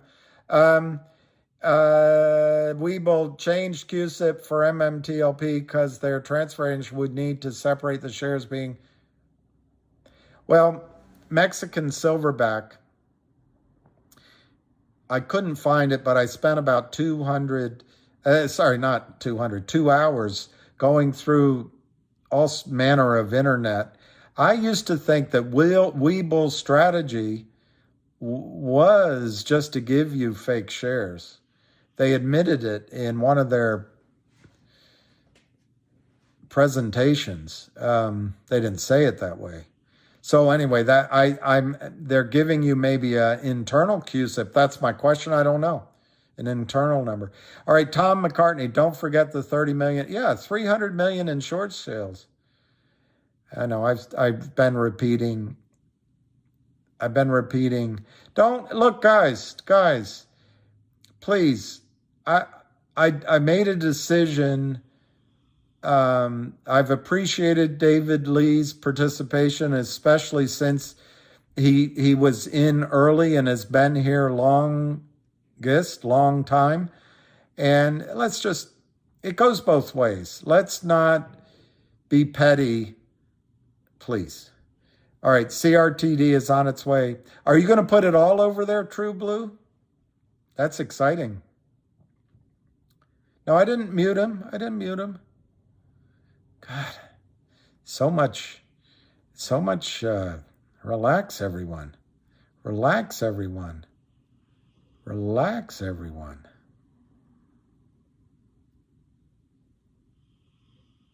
Oh, Richard K., were you on that Twitter space?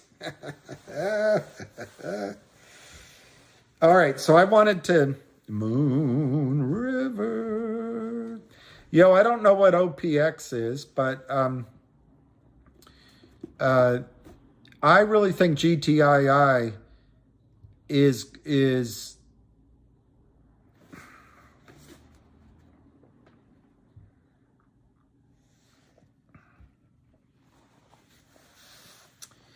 I don't know. I don't want to make predictions that you think are etched in sand.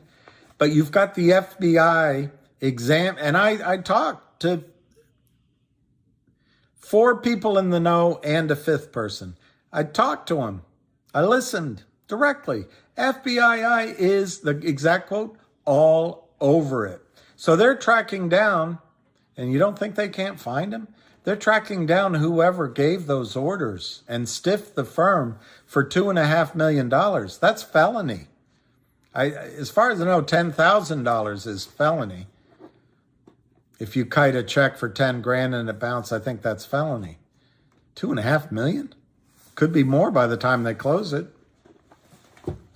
So you got that. You've got that running through the court system is the SEC going against Alpine and specifically stating that GTII is deficient with the NSCC. Alpine is deficient because of GTII short position.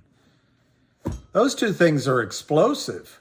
On top of that, probably the Kramers are, as it was put to me, Alpine took over the accounts from the Kramers. Alpine has no money. Alpine is run by a charlatan. Where are the criminals going to keep selling shares of GTII? If the FBI is looking into it and the SEC is now on it within the court system, which idiot market maker is going to take the orders? Do they want to risk the rest of their business? I don't think so. I don't think so. I do not think so. So,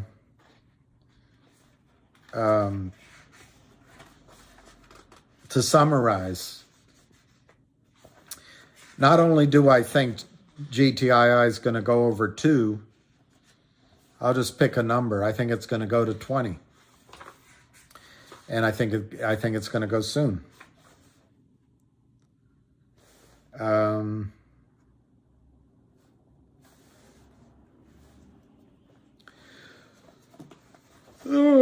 Sorry.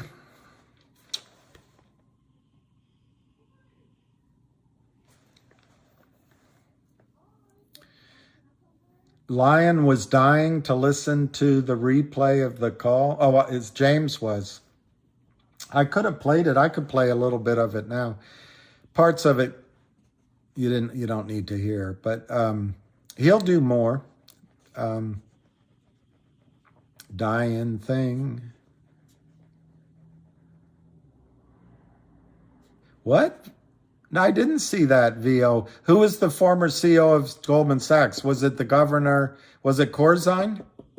Was it Corzine?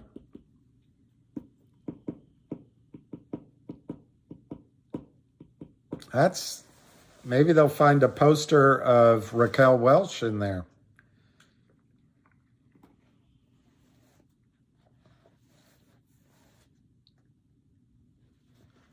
I didn't unmoder you for no reason. I've had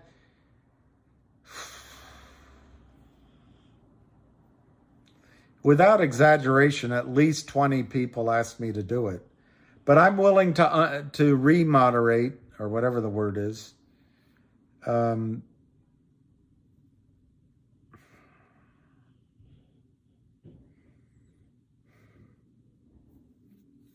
I'd like this community to get a little bit bigger. Not so much, I haven't made any, well, I made a tiny bits, and I appreciate every time somebody sends a little bit of money.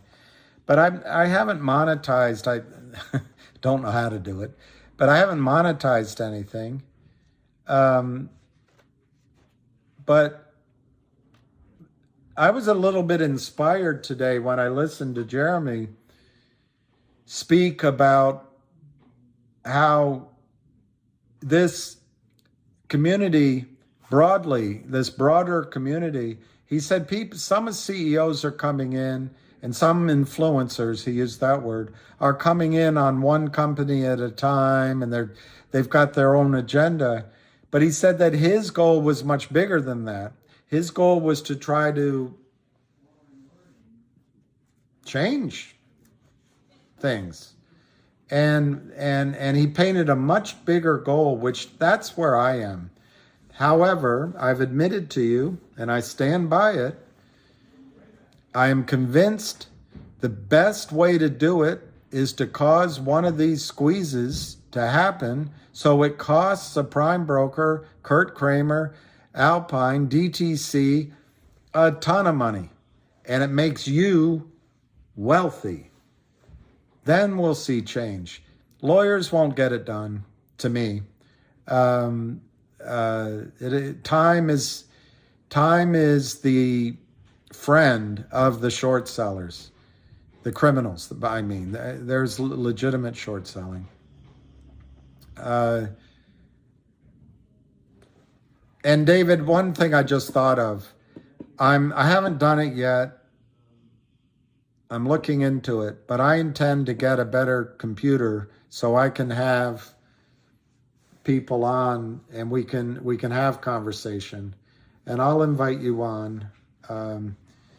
I've already promised the first person to come on to somebody else, but right now I'm forgetting who that is.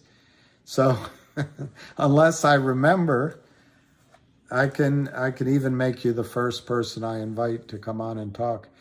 I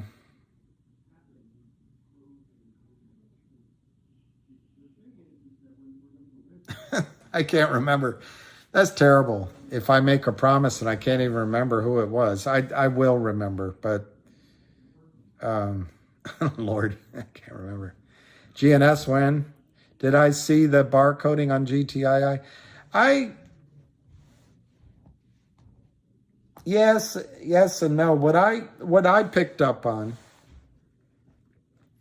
is, and I'm looking, the reason I'm looking, the volume closed at 571,000. And I don't know what you mean by barcoding exactly. I mean, I know it looks like a barcode. I got that. But what I remember is in the first half hour of trading, 500,000 shares hit. Now, I'm hesitating because it might have been a little longer than that. But my point is, what I noticed for most of the day, there wasn't any trading. That's what I noticed. Oh, MMTLP. No, I know, David Lee. I'm loyal to you, David. I'll get you on first unless I remember who. Maybe I'll get both people on first. Just let this. Everyone was upset, and I just don't. People said they were leaving, and I don't want people to leave. Zizu, what I want to get, and here's my dilemma. I want to get the iMac for the desktop, or do I get the iMac, the big portable one? What I gather is I forget the name of it, but the portable one is going to come out with a touch screen this year. So I'd rather wait for that. So I'm leaning toward getting it's cheaper anyway, getting the decked out iMac desktop. It's smaller than the one I have because it's 24 inches instead of 29. But that's where I'm heading. But let me see if he gave me any feedback on that. Zizu.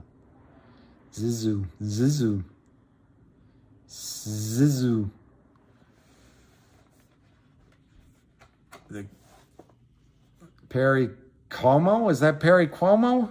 Oh no, it's Perry Cooper. I thought it was Perry Cuomo. Thank you, Perry. you guys don't remember. See, you have such an exciting future ahead of you because you've got so many great technologies and everything, but you don't remember going to visit your dad and he had a radio on the fireplace with one button and it was tuned to WRC with Walter and Scott. Walter and Scott are free. The electrons go to and fro on WRC. And then you'd hear songs like, it's impossible to tell a baby not to cry. It's just impossible. Anyway, you missed out on all that. And I know you're disappointed. All right, Zizu. I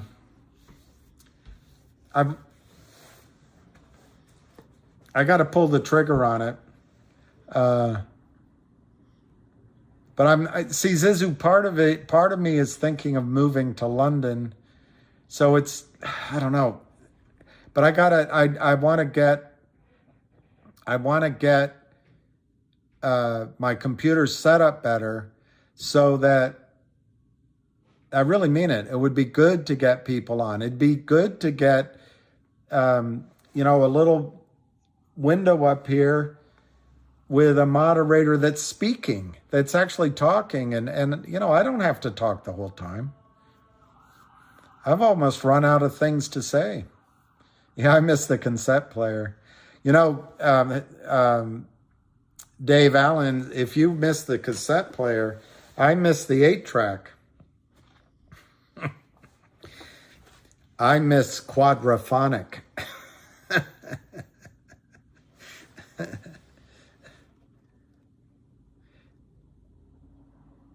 You were the remote, and that's the rest of the story. You were the remote. I love that. Oh, that was Paul Harvey. Well, then it was WTOP. It was, here, I'll see if I can find it. You'd have to hear it over.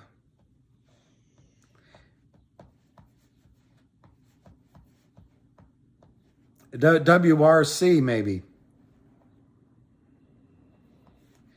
Walter and Scott are free.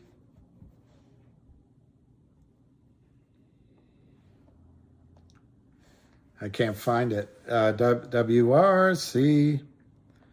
So long ago. If my sister were here, she'd remember it exactly. She's got a perfect memory. It was Walter Scott and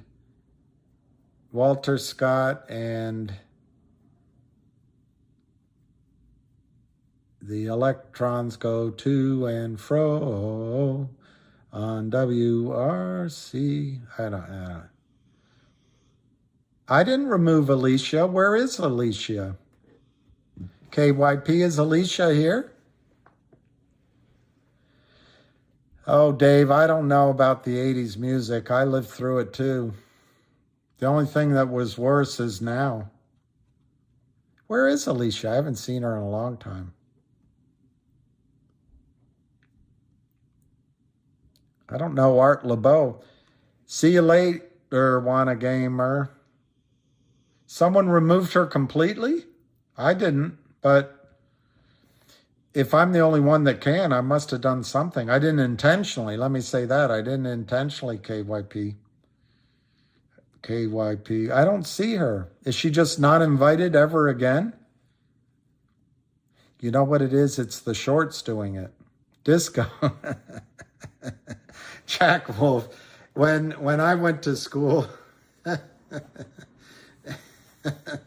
I went, where is Alicia? I haven't seen her. I hope she's not mad at me. There she is. Alicia. I went to see the Commodores, and I was in a room of guys at school, and one of them yells out, "I hate disco." So when I went, I think I already told you that story. I went with Mark Dobbins and his girlfriend, just the three of us. And I remember sitting, everyone was cool, you know, everyone was cool. Everyone was sitting down. It was at the hall, a big crowd. And when they started singing, I jumped up and I'm dancing. Mark Dobbins too. We're dancing, we're singing. But everyone else just being chill, you know, cool.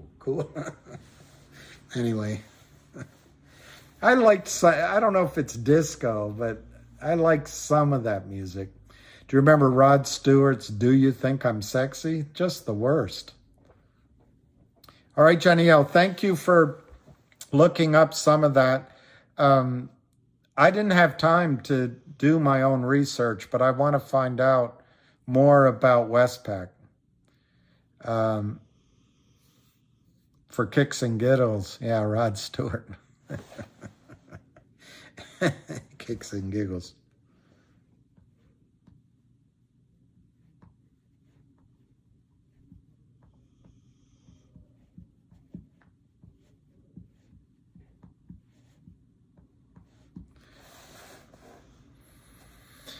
Well, Ricky Brogan, Jeremy put out an open invitation to speak with Adam Aaron, yeah. And he wanted somebody to introduce him to him, reach out. I think he's already tried to reach out to Adam Aaron. But yeah, he laid it out. He'd like to work, you know, in cooperation. I know I'm a little hard on what happened. But at the end of the day, what Jeremy's trying to do, I think, is bring each segment together in its entirety. And rather than certain people looking to help their own stock, try to help that whole group. He even mentioned that he thought that we should create I'm forgetting the name of it. It's something like a Congressional Retail Investors Investigation Committee at the House of Representatives. And I think you're going to be okay aligning your ship with Jeremy and others. And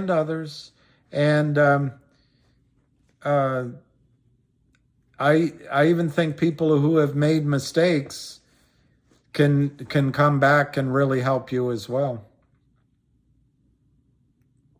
Yeah, a friend of mine, Michelle, lives in Denver. Hey, Cindy Lou Who, I saw Rod Stewart twice. I told the story, so I'm not going to go do it again. But hey, Steve, I can't see the Petchke. Are you Czech? Petchke. The Carpenters, I was a kid, but I remember one school. I went to so many schools, but I remember one in art class. The teacher would always play, "We've only just begun to live." And the whole album, and then the second album. And as much as you wanted to hate it, you didn't. Bye, Jenny L. You're the best. I will. When's Lion having a space call? I tried yesterday, James Cipriano. I did try. You saw me, but I guess I hit the wrong button and I got on a different call. But I would love to do it. Oh, there's one now? Well, we'll see what happens. Lion thing, you're free again. Who could?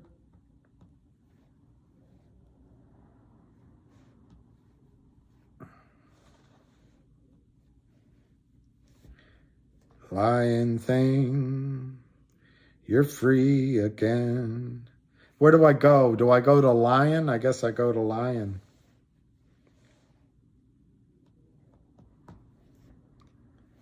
Okay, Lion. I clicked Lion.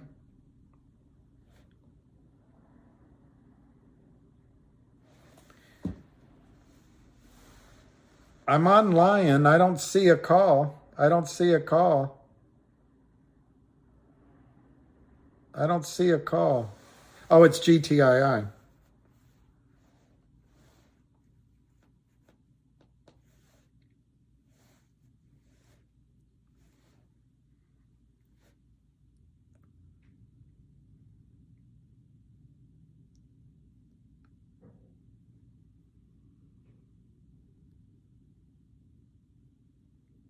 I don't see it here either. Oh, here. What if this is the wrong call? I'm going to show it to you.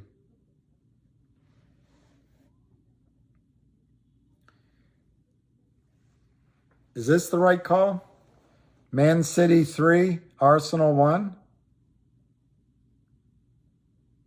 I don't think that's the call.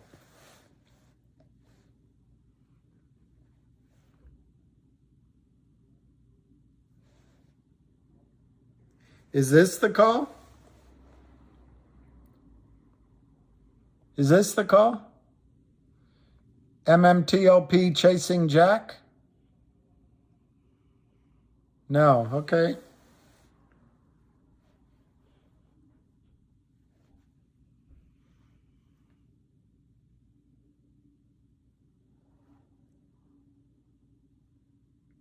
God, there's a lot of... Oh, here, GTII. Is this it? Yes, it says Lion of all trades. There you go. There, so I'm on it. We'll see what happens. Yes! Yes, William, yes! That's me. Woo! Woo! Oh my God. William's here! You guys are crazy. These people are crazy. You all are crazy. You all are crazy. You all are crazy. Hey guys. Hey everyone.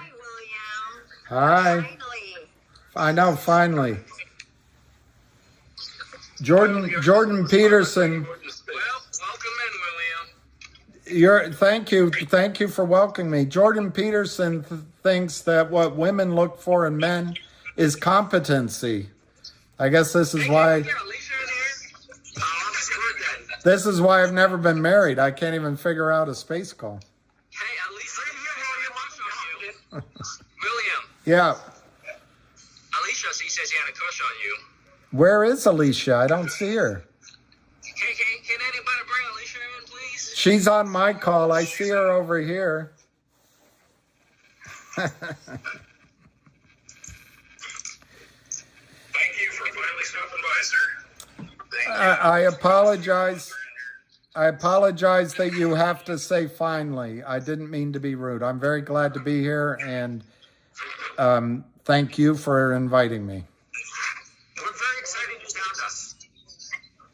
It's very exciting that you finally found me too as well. I know you was looking for me yesterday in another space call that I wasn't in. I went on the wrong one.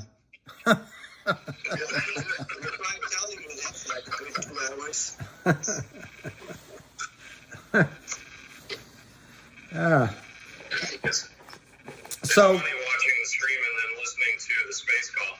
No, we wanted to start a space call as a spot to have a quicker dialogue back and forth, rather than just you having to monologue at us for 8 hours and having great questions. No shit. And all that other stuff. I don't know who gets bored more quickly, me or you guys listening, but anyway. Well, I'm here, so I'd like to have an open conversation. Yep. Yes. Yep. So I anyone and everyone can come to and have an actual back and forth discussion about GTII and get more people invested in it, and keep on moving this forward. Agreed. That's what I'm looking forward to. Agreed. So, what are you talking? Have you started a subject yet? Regarding GTII? Trent don't mind. I think you could be surprised soon. By soon, I think a month, 2 to 3 weeks. So I have a question. Yep. So I would like to propose that this be considered as a possible strategy/dividend. And so it'll take me a minute to explain it. But it occurs to me that we're dealing with the impact of counterfeiting and the fact that we're hoping that the reconciliation of all of these fake shares, falsely issued shares, registered shares is going to cause an event where they're going to have to be bought in. But there's an aspect that isn't being addressed, and I think could be, and the situation with Upstream could be an opportunity, and so here it is. The dilution that has been forced upon small companies by not only the counterfeiters, but also by the regulators who have ignored the issue, has caused the companies to have a damaged capital structure.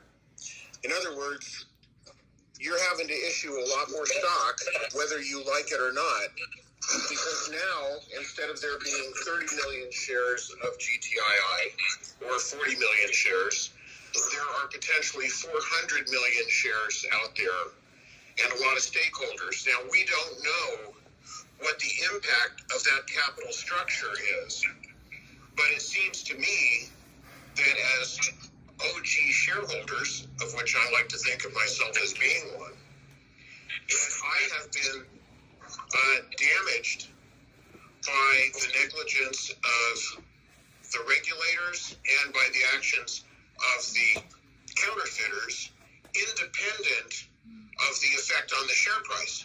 So there's the effect on the share price, but then there's also the effect on the capital structure of the company, which then forces the company to make decisions that they would not have made in terms of how they go about doing offerings that are legitimate offerings, to pay for the lawyers, to pay for all the accounting, the ancillary help that they need.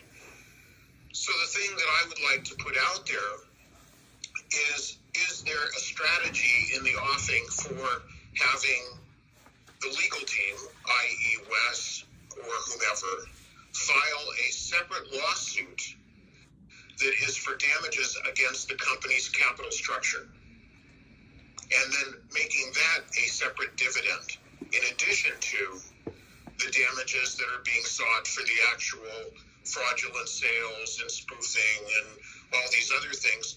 There's a tangible impact on the company of causing their capital structure to be damaged and forcing them into making decisions that they would not have had to make had they not been diluted the way that they were. And I think that's an interesting lawsuit to be filed that could be, that would imagine if GTII were to say tomorrow, we're going to pursue this so all shareholders of record by March 31st or April 30th, pick your time, will be given a certificate that allows them to participate in that lawsuit, which is specifically for a judge and or jury to decide what the damage is to a company's capital structure through this counterfeiting, independent of all the other issues that we're currently dealing with. So now I'm going to turn the mic back to others.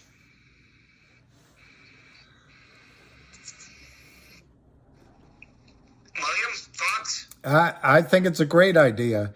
What you're talking about is quickly is CEOs and investors, one, don't know what the numerator is in any metric. You don't know how many shares there are or will be, one.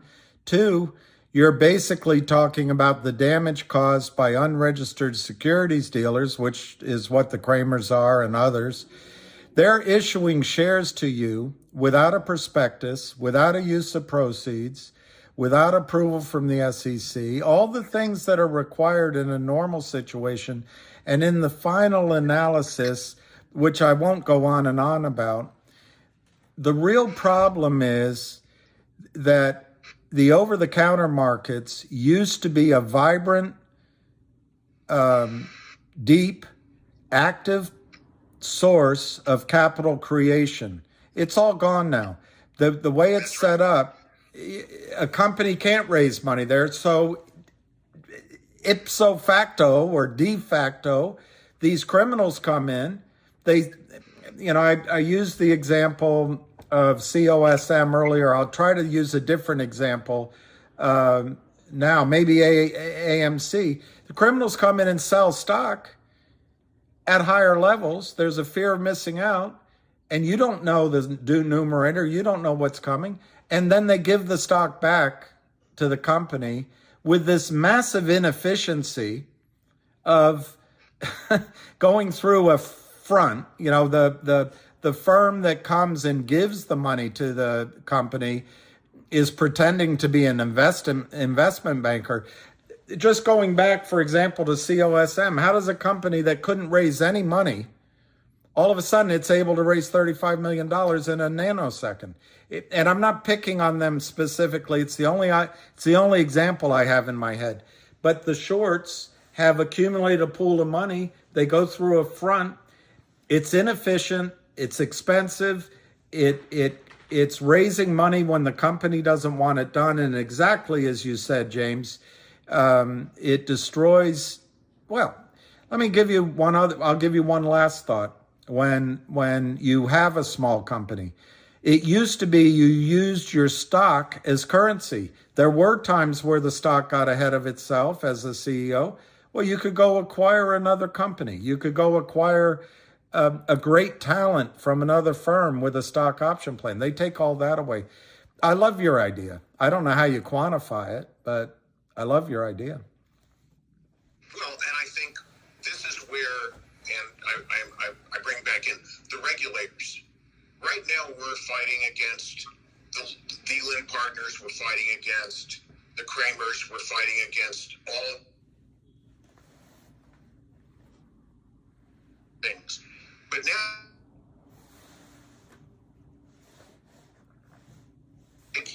regulators, we're coming after you because you have actually enabled, if it's proven, and again, this is all based on the fact that you first have to prove that there's naked short selling. Well, we're getting closer to that tidbit every day, especially when we see the filing from the SEC vis-a-vis Alpine.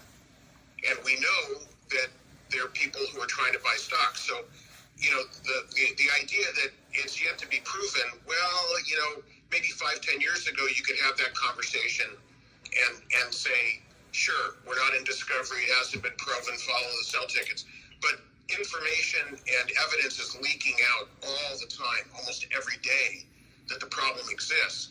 And if it's proven that the regulators knew and did nothing, now there's an interesting damage model potential for how have you allowed the company's capital structure to be basically ruined.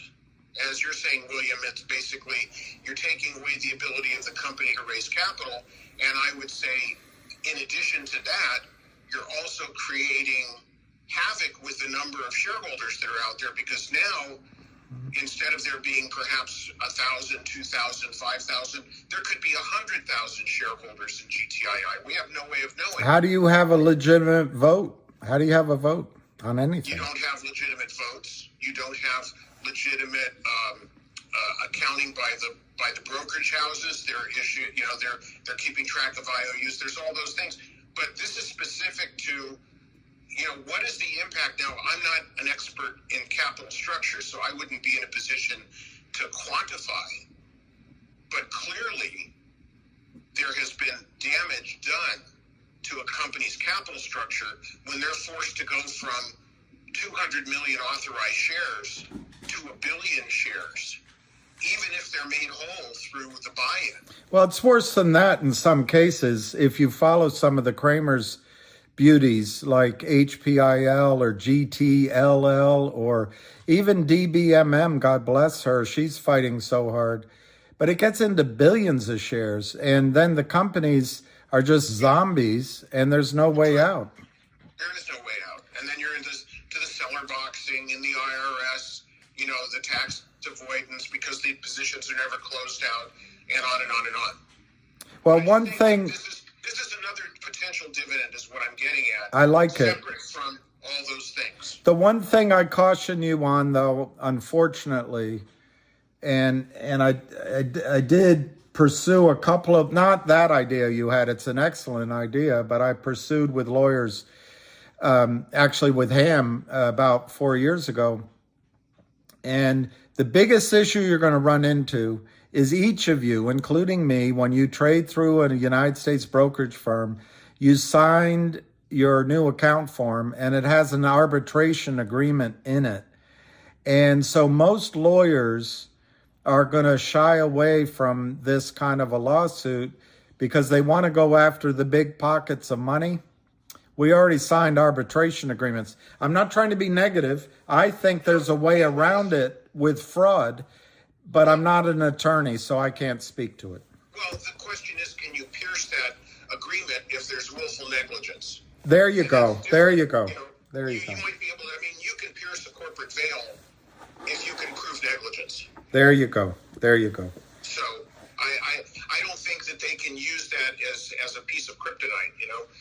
It's a reasonable way of shielding themselves from frivolous stuff. But when it comes to willful negligence, where a company's capital structure has been damaged, I think a jury would have a field.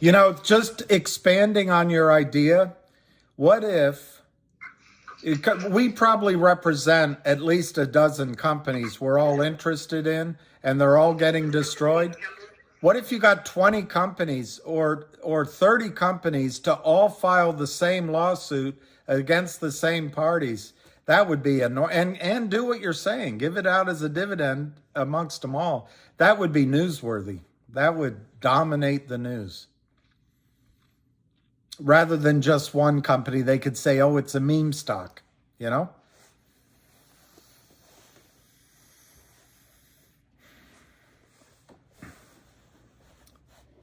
I piss everyone off? Hey, does anybody want to speak? I can drop down. No, we got enough spaces for now, Sam. Thanks, so. Okay. I was actually trying to book a couple other people to get in here. Were any of you...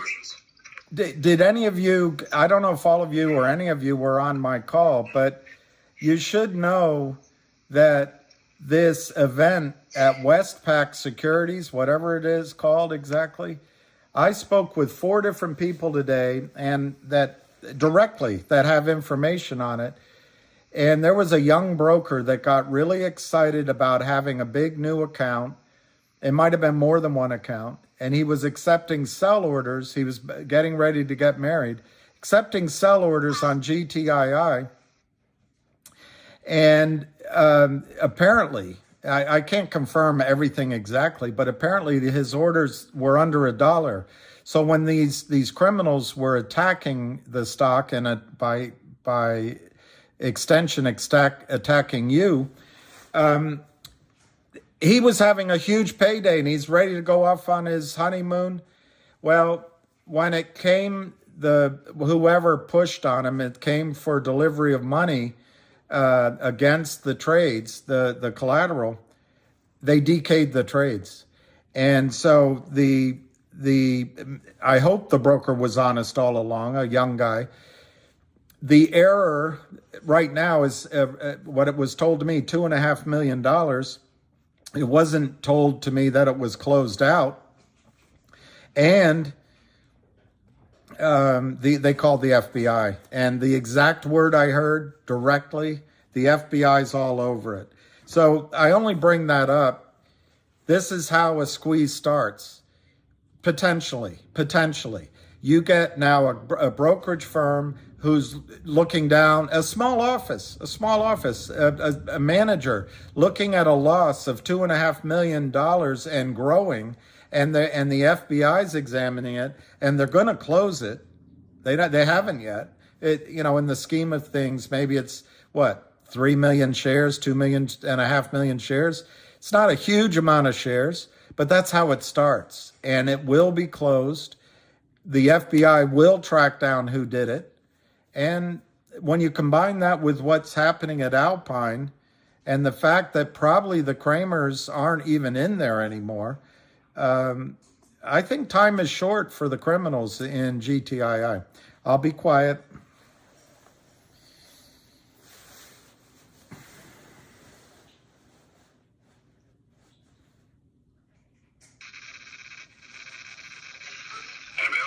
Just ask for the microphone. We can make you speaker and speak up and ask questions. The whole point of this is to carry on a dialogue with William that we don't normally get to have. It's actually two-way communication. Well, So is this guy that sold those shares, is he somebody who worked for Westpac? No. The way, and this happened in my office when I was much, much younger. And I won't go through the whole example because it'll waste your time. But one of the best brokers in our office, it was, I do remember the account. It was the Airlines Pilot Association account. Got caught out with naked puts. Now, in that case, it's illegal. It's totally legal to do naked calls, naked puts. But the market went against it. I don't remember now because of my memory. It was either 60 million or 600 million was the loss when they closed out all the trades. And that's what I think happened here. I think this younger broker, he might have been groomed by these traders, these LLCs. Let's just say it was a guy like Charlie Mayo. I'm not saying it was, but a guy like him calls in, and he probably calls around the United States, calls every brokerage house looking for the man of the day that picks up the call, gets all excited, returns the calls, and gave him the orders to sell. And I don't think this broker will keep his job because you're supposed to know your customer. You're supposed to know that the money's coming. But what I think the shorts were doing was assaulting us. If the trade had worked, they might have honored the trade, but the trade went against them and they walked away. And probably they were using the wrong names. They were certainly using LLCs. So the broker will be lucky, in my judgment, if his firm allows him to resign. Otherwise, they're going to fire him. But for now, I think they're keeping him around because they want to learn everything about how they can get recovery of that money. And the broker will have to pay the entirety of the loss up to his ability to pay. And then it'll be the error account. Then it might be the manager, depending on the structure of the firm. And then the firm will have to absorb it. How long do you think that marriage will last? I don't think very long. I think, look, it's been a long time since I worked in an office like that, but I think the broker will either resign or be fired very quickly. After he runs out of information, they don't need him anymore. And I think they'll fire the manager. The manager will be asked to fly into wherever the headquarters is, and they'll fire her or him for failure to supervise. It won't be pretty. But the good news for you is this is not a situation where they will play with this. Let's call it 3 million shares. I don't know the exact amount. They're not going to play with the trade. They're going to buy it back in Maybe they haven't done it yet because they were ascertaining the information. It could be as simple as the broker was saying, don't do it yet. I'll get the money. I know this guy. You know, when you're a salesman and you're young and you can't believe that you've just been duped. And, maybe there's a little bit of that. But at some point, it'll all be bought in the same day. Boom, just go buy it. And that's what's good for you. It could trigger, you put enough of these together. What you want is buy-ins, but what you really want is somebody on Wall Street that says, I can make money if I get in early on a short squeeze, and somebody comes buying in size. Not us. I'm talking about it, some trading desk somewhere,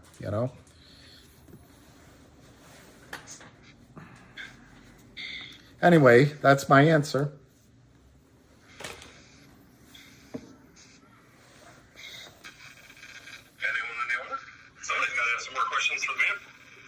This is, I listened to Jeremy today. He said, I can't believe there's 100 people here. No one has a question. How are you guys all feeling about GTII or any other stock? I spoke with Ham earlier today, and I said it on my call already. But he said, look, there's 4 things in the control of the company. There's 2 things the company can't control right now, but there's 4 things they can. One is, I got to remember them. One is Wes Christian. I'm talking about GTII. Wes Christian has been hired to file a lawsuit. Now, Wes will only talk directly with David Reichman, but that lawsuit should have already been announced or filed this week. So I think it's going to happen very quickly. The heat is on. Now Wes is very good, and maybe he needed a little bit more to put in his data, but I think you could hear that lawsuit has been filed as soon as tomorrow. I'm not specifically predicting tomorrow. I'm just saying it's imminent. Number 2, once that's filed, they are going to, just like James had the idea, they are going to make some sort of digital dividend regarding the potential settlement of that lawsuit and distribute it to all of you. That's number 2 that they can do, and I think that would follow on very quickly. It would be done through upstream. Number 3, GTII really was the prime mover in upstream, but CRTD has already moved they're ready to go. So my understanding is they are putting massive pressure on the guy at upstream to just finalize the approval of a dual listing. You'll get that. And then the last thing is this digital warrant special dividend warrant it's not me, 2 years issued, April of 2 years ago, at 275 is about to expire. They will either extend that and issue a new warrant, or they'll just let that expire and issue a new warrant, and it's likely to be done on upstream. Those are the 4 things they can control. I think all 4 of those things are going to happen over the next, as soon as a week, but maybe 10 days, 2 weeks. I think you're going to get rapid fire information on all of those. And then the 2 things they can't control is this, Daisy Dewsome auditor. When are they ever going to finish? They will finish, though, and that's out there, and that law firm merger is out there. The exciting thing that I'm getting a lot of confidence in is I think the Trento lithium mine deal not only is not dead, it might be very much alive. And I don't want to promise anything, but I think that could get really exciting in a hurry. So, but they can't control it. I have another question, William. Yeah. If this lawsuit is announced, will that put a halt on the upstream listing or the merger? Will it put, no, I don't see why that would interfere with either the upstream listing What I understand is happening right now is Upstream wants some information. I don't think this is earth-shattering information, but Upstream wants to know why FINRA a few months ago asked about the merger, since you mentioned it, and asked about why the stock price went up, which is just a normal thing that FINRA does. It's not a big deal. And I think that's the last box that needs to be checked for Upstream's approval. In terms of the lawsuit stopping the merger, no. You mean the acquisition. You're talking about the acquisition of CRTD, are you? Yes. Yeah. No, I don't think that'll stop that at all. I think, you saw the news, you saw the prospectus amendment to the SEC 2 days ago, whereby the insider, the people who helped CRTD back in September exercised their warrants immediately at 20 cents and got new warrants at 77 cents that went out 5 years. That's a fairly typical thing that happens in financing all the time. That gave the company $400,000. I personally think that's something, I don't know, but I think it's something that Jeremy asked for. And now you can move forward. As he made clear on the call, he's aggressively moving forward with the distribution of the OG collection. But I think now you can move forward with completing the acquisition. Jeremy admitted on his space call today, I'm paraphrasing, but he said, I sent a counteroffer. He said, this is what he said. GTII has offered to buy CRTD. No one on the street seems to be taking it seriously. And he kind of laughed. His implication was, it's ridiculous that they're not. But he did say, I sent a counteroffer. So there's a little bit of a negotiation maybe going on. But I don't see that as a problem. I think that deal will get, I've got to caveat everything I say. Nobody has a crystal ball and nothing is perfect, but I think that deal will close and the lawsuit won't do anything to it. Remember, the lawsuit is going to be directed against market makers, Kramer, Alpine, maybe Wells Fargo, maybe Fidelity. I'm not privy to all that, but it's in its initial stages. In the first instances, it's about gathering subpoenas, getting data. It's about discovery. That's the beginning of it. But it's not directed at GTII and it's not directed at CRTD. So it should have nothing to do. It should not affect the merger. Thank you for answering that question for me. Sure. Keith, for now we have Keith. Yeah, I just had a quick question for William. As far as the squeeze event is concerned, I don't think the acquisition really has any effect. Each one can go individually or together if they emerge together. What's your thoughts on that? As far as waiting for GTII for an accepted offer, obviously, and them merging, or can any one of them can possibly run at any time?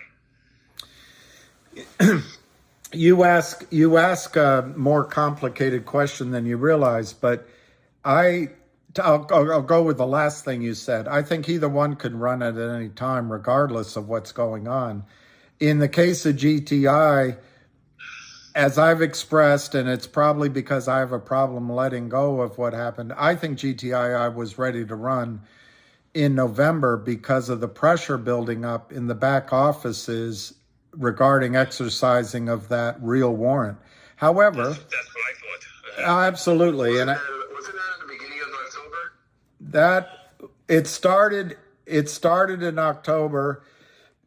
It was reaching its crescendo in November because Fidelity was willing to pay 1,000% to borrow shares, so it was really working.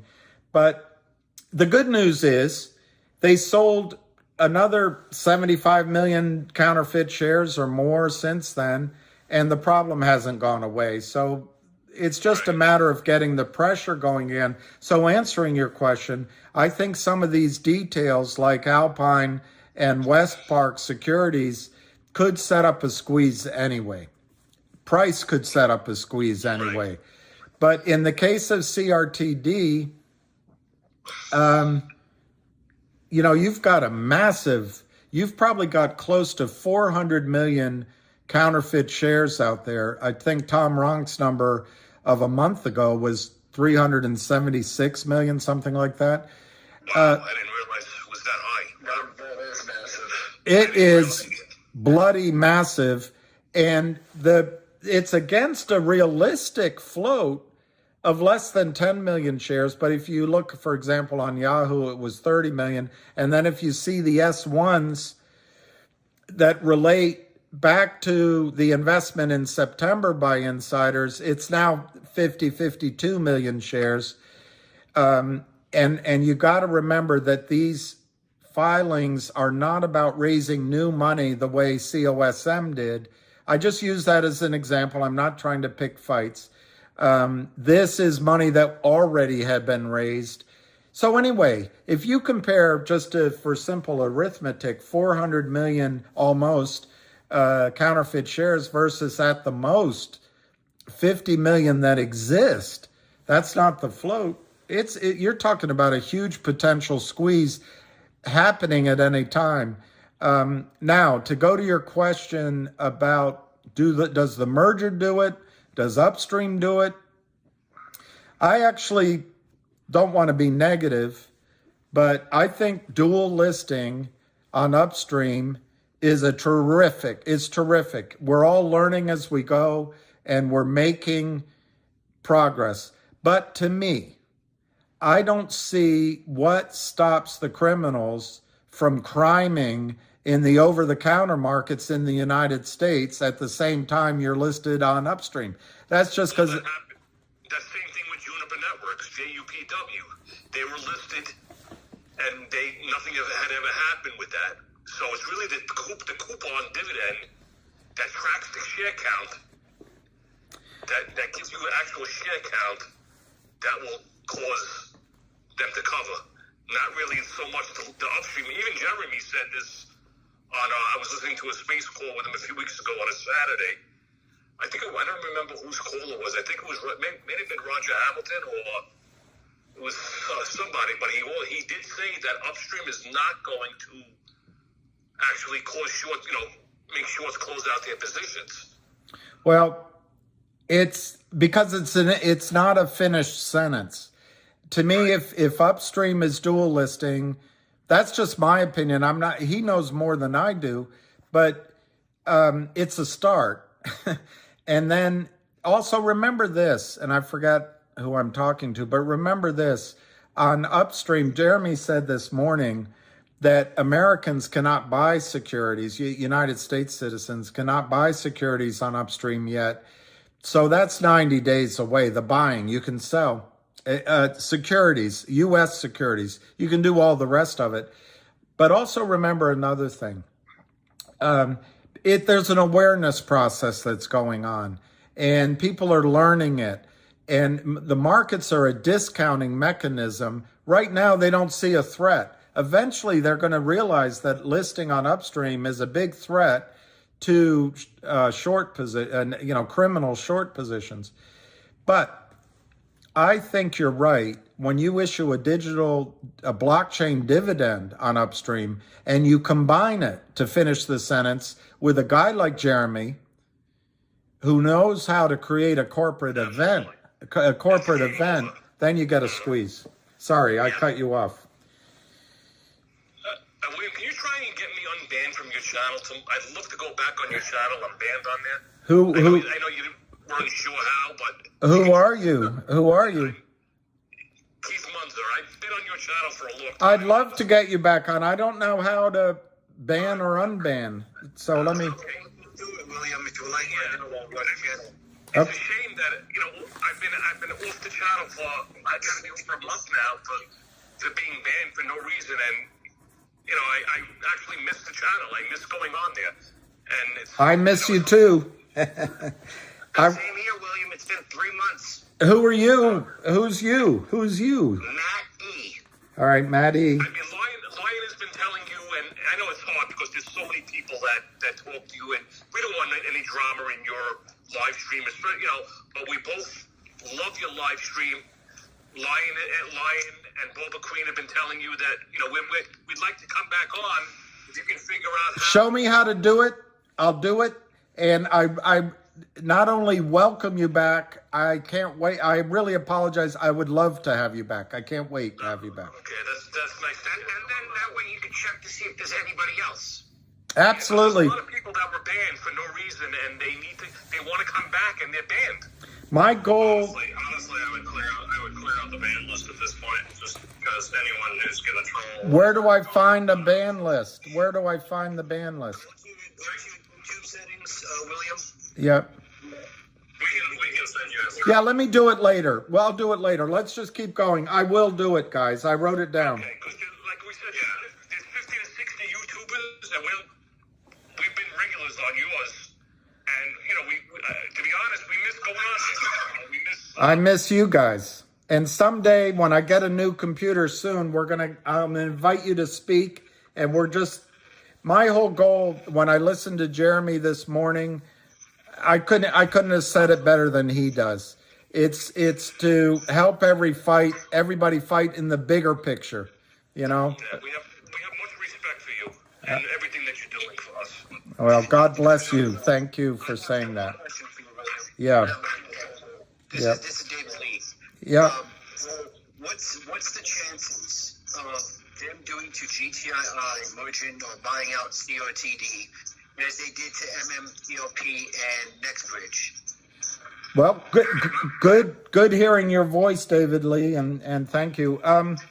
I think you have to acknowledge that the government and regulatory bodies can do almost anything at any time. But the difference is, in this case, what happened with MMTLP is the system froze. The regulatory agent, whoever it was, it might have been Jessica Hopper, froze. And I have some sympathy for her because the SEC gave approval roughly a handful of days before the record date. Her system gave approval, and she notified broker-dealers sort of the day before record date, either the Wednesday afternoon, might have been in the morning. But a lot of broker-dealers hadn't looked at this problem, and then they look at it and they're like, good Lord, what are we supposed to do? We only have 50,000 real shares, and we've got 3 million shares across our books. We need further guidance. So I'm sure she got a lot of phone calls from broker dealers. We need more guidance from FINRA. I think if it were she, I don't know. I think she made a split-second decision in the morning. We're going to stop trading. She used an obscure rule, which said that if FINRA recognized, I'm paraphrasing, of course, if FINRA, in FINRA's opinion, there's going to be difficulty settling the trades, they can stop trading. And that's what she did. I don't see that in this case. You're not going into a private company. You're going into, now, one thing I'm assuming is that the system doesn't recognize that when you do a merger, they're just putting counterfeit shares in your account anyway. They're just using electronic IOUs anyway. And in that case, I don't see a problem. If your question is somehow the merger causes a corporate event, and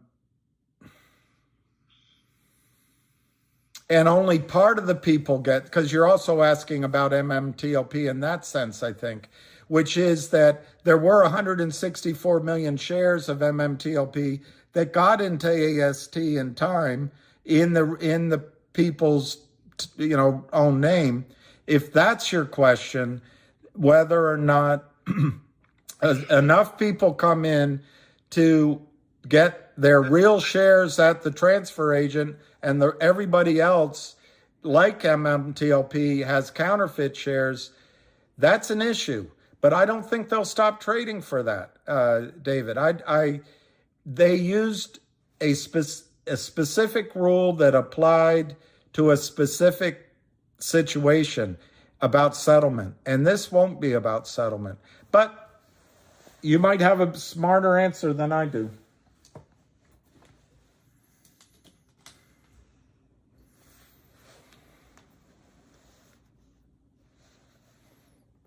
Did I get cut off? Is everybody there?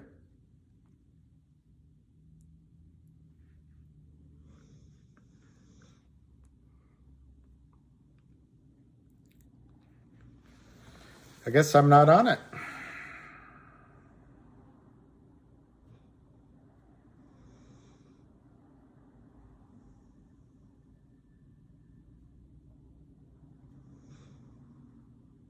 I don't see it. Did they disconnect it? Hang on, guys. I gotta see what's going on here.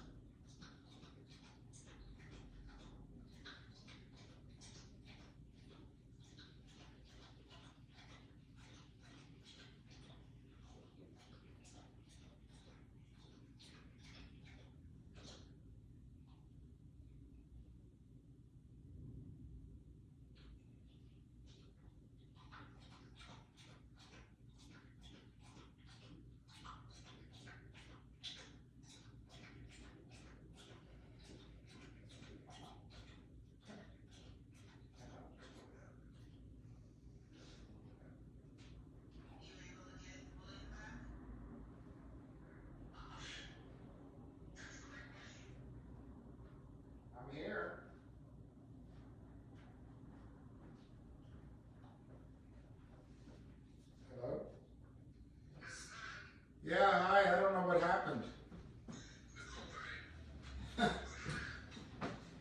Well, I was answering the question, so now I don't know what to say.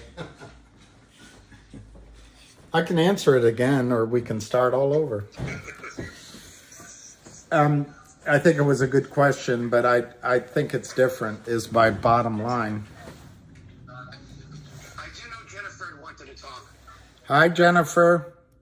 Hi, William. How are you? Hi, it's very nice to talk to you. I'm very well. You too. So William, so the other day, I actually called Gary Gensler's office. I think he would have been proud. Left him this long message on his voicemail in Washington, D.C. So I am proud. I think you have to do that. And I think you have to send, sorry, that was my dog. I think you have to send emails and all of that good stuff. But my question was, do you think that he'll ever call back? And if he does call back, William, sometimes I get nervous. What do you think are the best things that maybe you would say if you had 1 or 2 minutes with Gary Gensler and you really wanted to make an impact? Like, what would you say to him, ideally? Well, I do think about that. Do you look like Kim Kardashian? He'll call you back. No, that's a jerky thing to say. I don't know, William, because I have dark hair, but I don't think I look like Kim. I wish I did, though. She's not, no, I don't think, she's not my type. But anyway,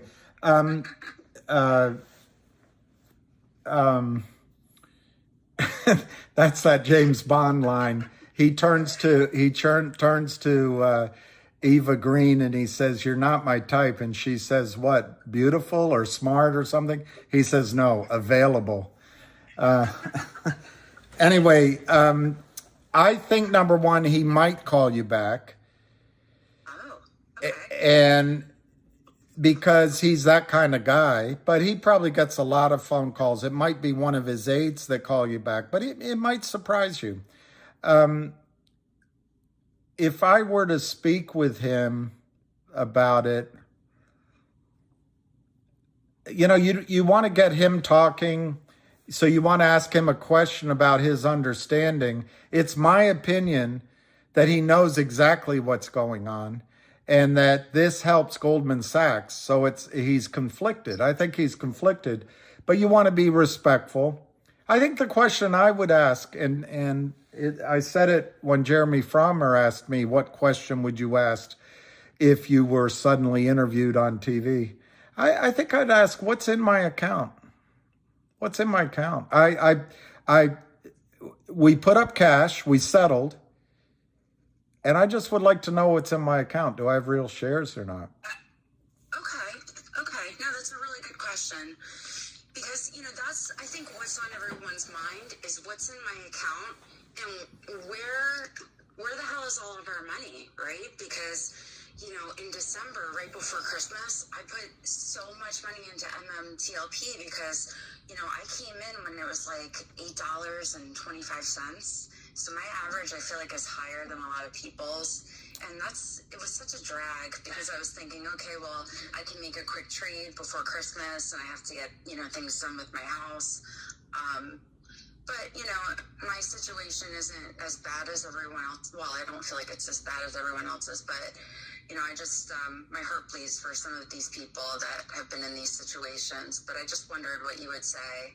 Well, I think the other thing I would say, and I've actually been working on a letter to him. You want to keep it short because his attention span is going to move, and maybe just focus on 1 or 2 or 3 points you want to make.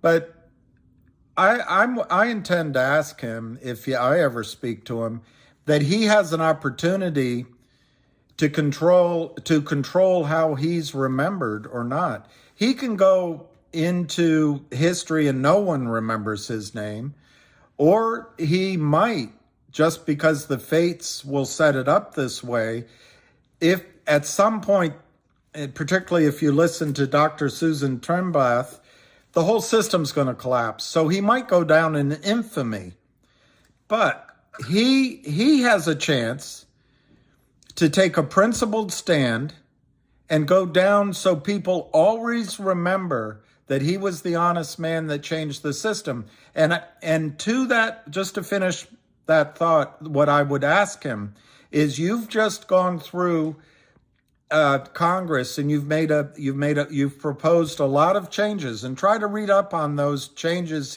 He's talking about payment of order flow and different things. The comment period is over, but I would just ask him, why didn't you address settlement? Okay. Awesome. Those are the things I would ask, but you're much better than he'll talk to you. You're much better than I am. Okay. I'll put on my Kim K voice. Hope for the best. Thank you so much. And thanks for getting on here. We appreciate you. And so don't, much. I know I bought MMTLP. My average is just under 8, and it's terrible. I think at this point, all you lost was a chance for a squeeze, which is a lot. That is a lot. But I think it's going to be okay. I think it's going to be okay. I think, like, it had so much momentum coming to the upside. We could have broke at least past 15 and even higher. Oh, I think it could have gone much higher. But even regardless of where it went, you'd have your money to do something with, right? So. No, it's true. But no, I appreciate it so much. And thanks for everything that you've done for all this time with, like, GTII and, Finger and all of these different tickers, and helping us, understand what's going on. So we all appreciate you. So thank you, and don't stop, please. Right back at you. Talk to you later. Thank you so much. Awesome. Bye. Love you guys. It's only appropriate as Williams. Yeah, exactly. Sing some songs. Exactly. Particularly if you can't sing. Anybody else got questions? If anyone wants to speak. D wants to. Hey, William, how are you? Hi, D. How are you? Hey guys, yeah, I brought a couple of people from MMTLP, and but we won't invade your space. I promise. We won't. Please. We're the No, it's open. people. We're the nice. This is we're open the to all nice. Please. stocks. This is all stocks, GTI, because Williams here. Most of us are mods, or a good chunk of his mods are here right now. But we're against the shirts and we're in this together, so have at it. I agree. If someone has a topic change, just let me know if they have a thought on what to put for the heading. No, you're good. You're good. Leave it be. You're good. I even posted it on my page so that everybody that's following me will see. I just had a question. What is your opinion about MMTLP reopening to trade to get those 2 days settled? I know. I hate being a bit of a downer, but I think it's possible. I think it's less than 50%.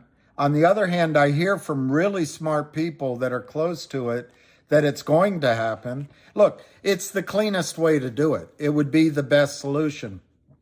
But if they do it, it's not going to be perfect because it's going to be closing transactions only. And it would depend on how many days they give you. My guess is they'll spread it out so that the squeeze that it's not so big, maybe. How do they prevent more fraudulent trading? I don't know. But my biggest issue with why I don't think it might happen is there's so many lawyers involved. If they can create a blanket release, anybody that sells their stock in this system or buys back their stock on these days automatically has agreed not to join a class action suit, maybe it would happen. I'm not a lawyer, but I think there's just so many lawyers involved that you're going to have a hard time getting all parties to agree to let it start trading again unless they get a release from further liability. But that's my answer. No, we've heard so many different. I mean, I'm just kind of sitting back and like, when it happens, whatever happens. But I was just thinking that that's the only way, because if they opened up trading, that would get rid of all these lawsuits, because the lawsuits, I don't know, I'm not going to say John Burtis because I'm not really familiar, but the Rosa's lawsuit and Richard's lawsuit isn't about financial or anything like that. It's literally they took away our trading days, so that would knock 2 lawsuits off the table. Well, would it? They wouldn't have to come to discovery. I think they're going to be afraid to have one of these lawsuits come to suit where they don't open their books. See, I would ask you, would it? Because I love those 2 people you just mentioned. I listened, amazing, because they get it. But if you open trading now, 3 months later, would it really replicate what could have been on those 2 days? I don't know. Also, what if in the trading, not everything gets closed? There might still be lawsuits. Anyway, I won't bore you with what I think is the best solution. I'll try to get a hold of. I used to speak with John Berta before. I'd love to hear your input, because right now there's so much speculating, because that's all we can do. There is nothing. Well,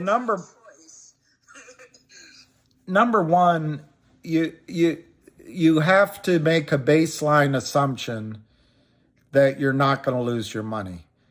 Because the system owes you the contract you entered into.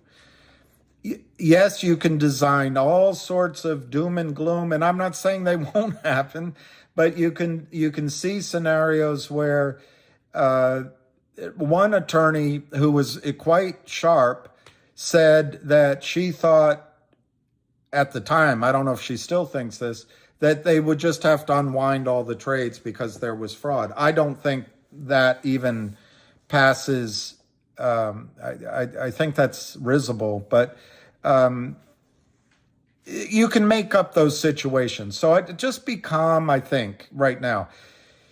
So I think there's 4 solutions. One, they, like you just said, just deciding to open trading again. But then it's going to be how you open trading. Is it for a week? Is it for 2 weeks? Is it one day? It's going to be definitely closing only. How do you prevent more fraud? Anyway, they'll have to come up with the rules. The second thing is a gray market process, which all that is remember, D, there's a lot of broker dealers out there. Right now, it feels like everyone's against you, but there's over 2,000 broker dealers and registered reps. There's thousands independent, and they're calling FINRA and saying, you know what, we don't want to be part of this. We just want to cover our loss. We want to take our error and move on with life. So there could be, once FINRA allows it, a gray market where people call you and say, you know what, I've got an order here. I don't know how many shares you have, D, but I see you have 10,000 shares or 5,000 shares. I can offer you 15. Do you have any interest? You say, well, no, okay, I got to go. Boom. And they go down the list. They go down the list. They go down the list. That's a gray market. A gray market could be created by you all too. If you had a lawyer cooperative to create a binding purchase sale that knew what they were doing, I don't. You guys, like a Craigslist, could buy and sell your own interest. But that's what a gray market is.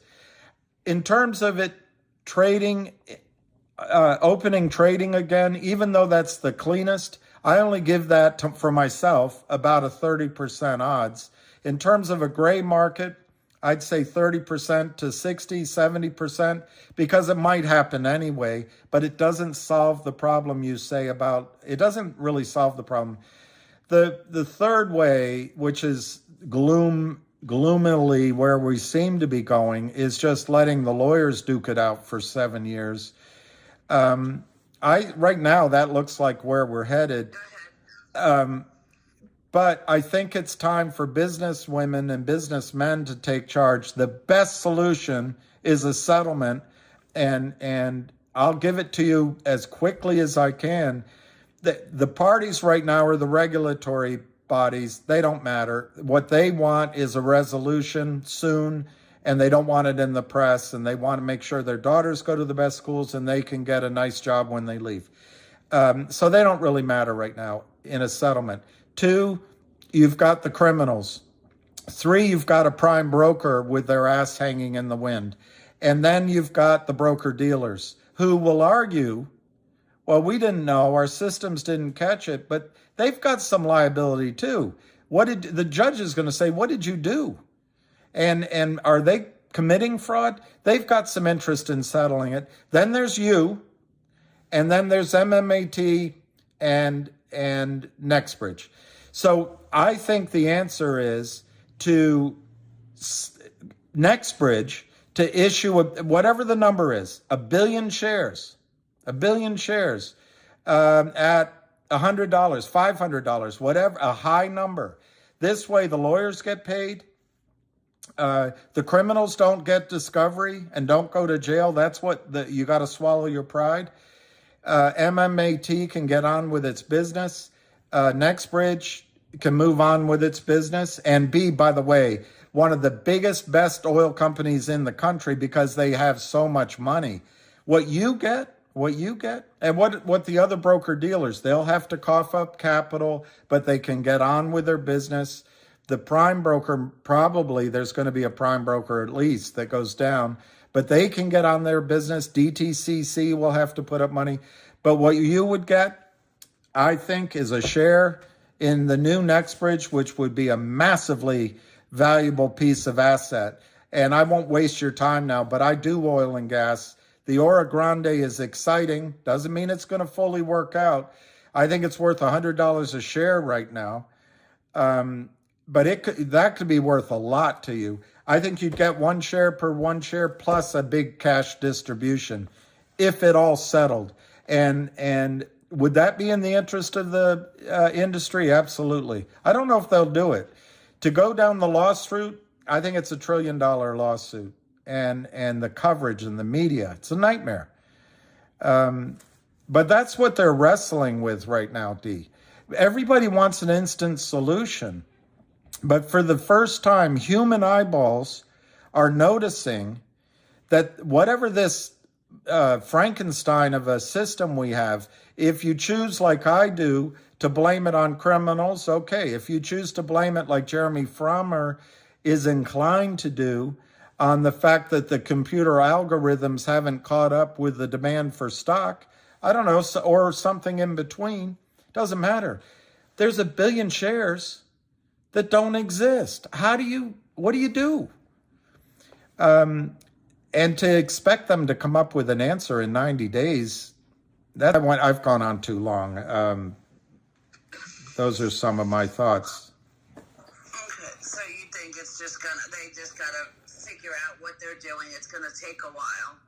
I think there's, Do a settlement. I think the settlement is going to happen anyway. If you go down the legal route, nobody's going to get satisfaction, and there's going to be a settlement. And you're going to have a conference table with 150 lawyers around it, and they're all going to want a piece of the trough. That's coming anyway. But the problem is, if there aren't business people making the decision early on, that's the way you're headed. The gray market is probably going to happen. If you talk to Ham, he says they just have to buy back all the fake shares. But, so that's opening up the market. But D, I don't know what number you're using for the counterfeit shares out there. What I heard there's so many people more versed in this than I am, and I met a lot of them at the SEC protest. The number I heard that astonished me, and I heard it could be more than this, is 1 billion. More than 1 billion shares counterfeited. Well, if I'm right, that the Nextbridge right now is worth, on 165 million shares, $90 to $110 a share. You take 100 times 1 billion, it's $1 trillion problem. The longer they delay, the more likely the problem gets that big. But in opening the trading, they're exposing themselves to that as well. And what's working in your favor, D? I know my answer is not satisfying you, but I want you to remember a couple of things. Right now, the lawyers have the price of what the criminals and some legitimate sellers drove the stock price down to, which was under $3. Alex Montano at Roth Capital is leading a financing for 40 million shares for Nextbridge. This is good for you because the one risk with Nextbridge is they might not have been in a position to fulfill their drilling commitments on their 144,000 acres in the Ora Grande. Now they'll have the money to do that. If you assume, here's both the negative and the positive. The negative is the criminals, in my judgment, are just like, and I'm not picking on this, but just like that Madison Avenue financial firm came in and gave COSM 35 million all at once, it was really the shorts. They were just, whether they realized it or not, they were just in front of the shorts. That's what's going to happen at Roth Capital. You're going to have a lot of these criminals are going to be fronted by investment banks and other pools of money. And as Roth Capital calls around to get their indications of interest, they're going to lowball the price. But even if you use $10 a share as the offering, which I think it won't happen, it'll be much, much higher. That's $400 million that NextBridge can get to drill and acquire new acreage. What's the risk for the system? As NextBridge proves up the oil, if I got to put the if in, but as they do, if they do, the cost of your loss goes up and up and up. So the system has an incentive to finish this soon, and I think they'll try to do it in the first quarter. Further on Roth Capital will use either Netherland and Sewell, who in my judgment is the best engineering firm in the world, Ryder Scott, which is their competitor, Gunderson, and there might be smaller ones that I don't know right now, but they're going to use a third-party independent engineering firm to assess the value of the oil in the ground at the Oro Grande.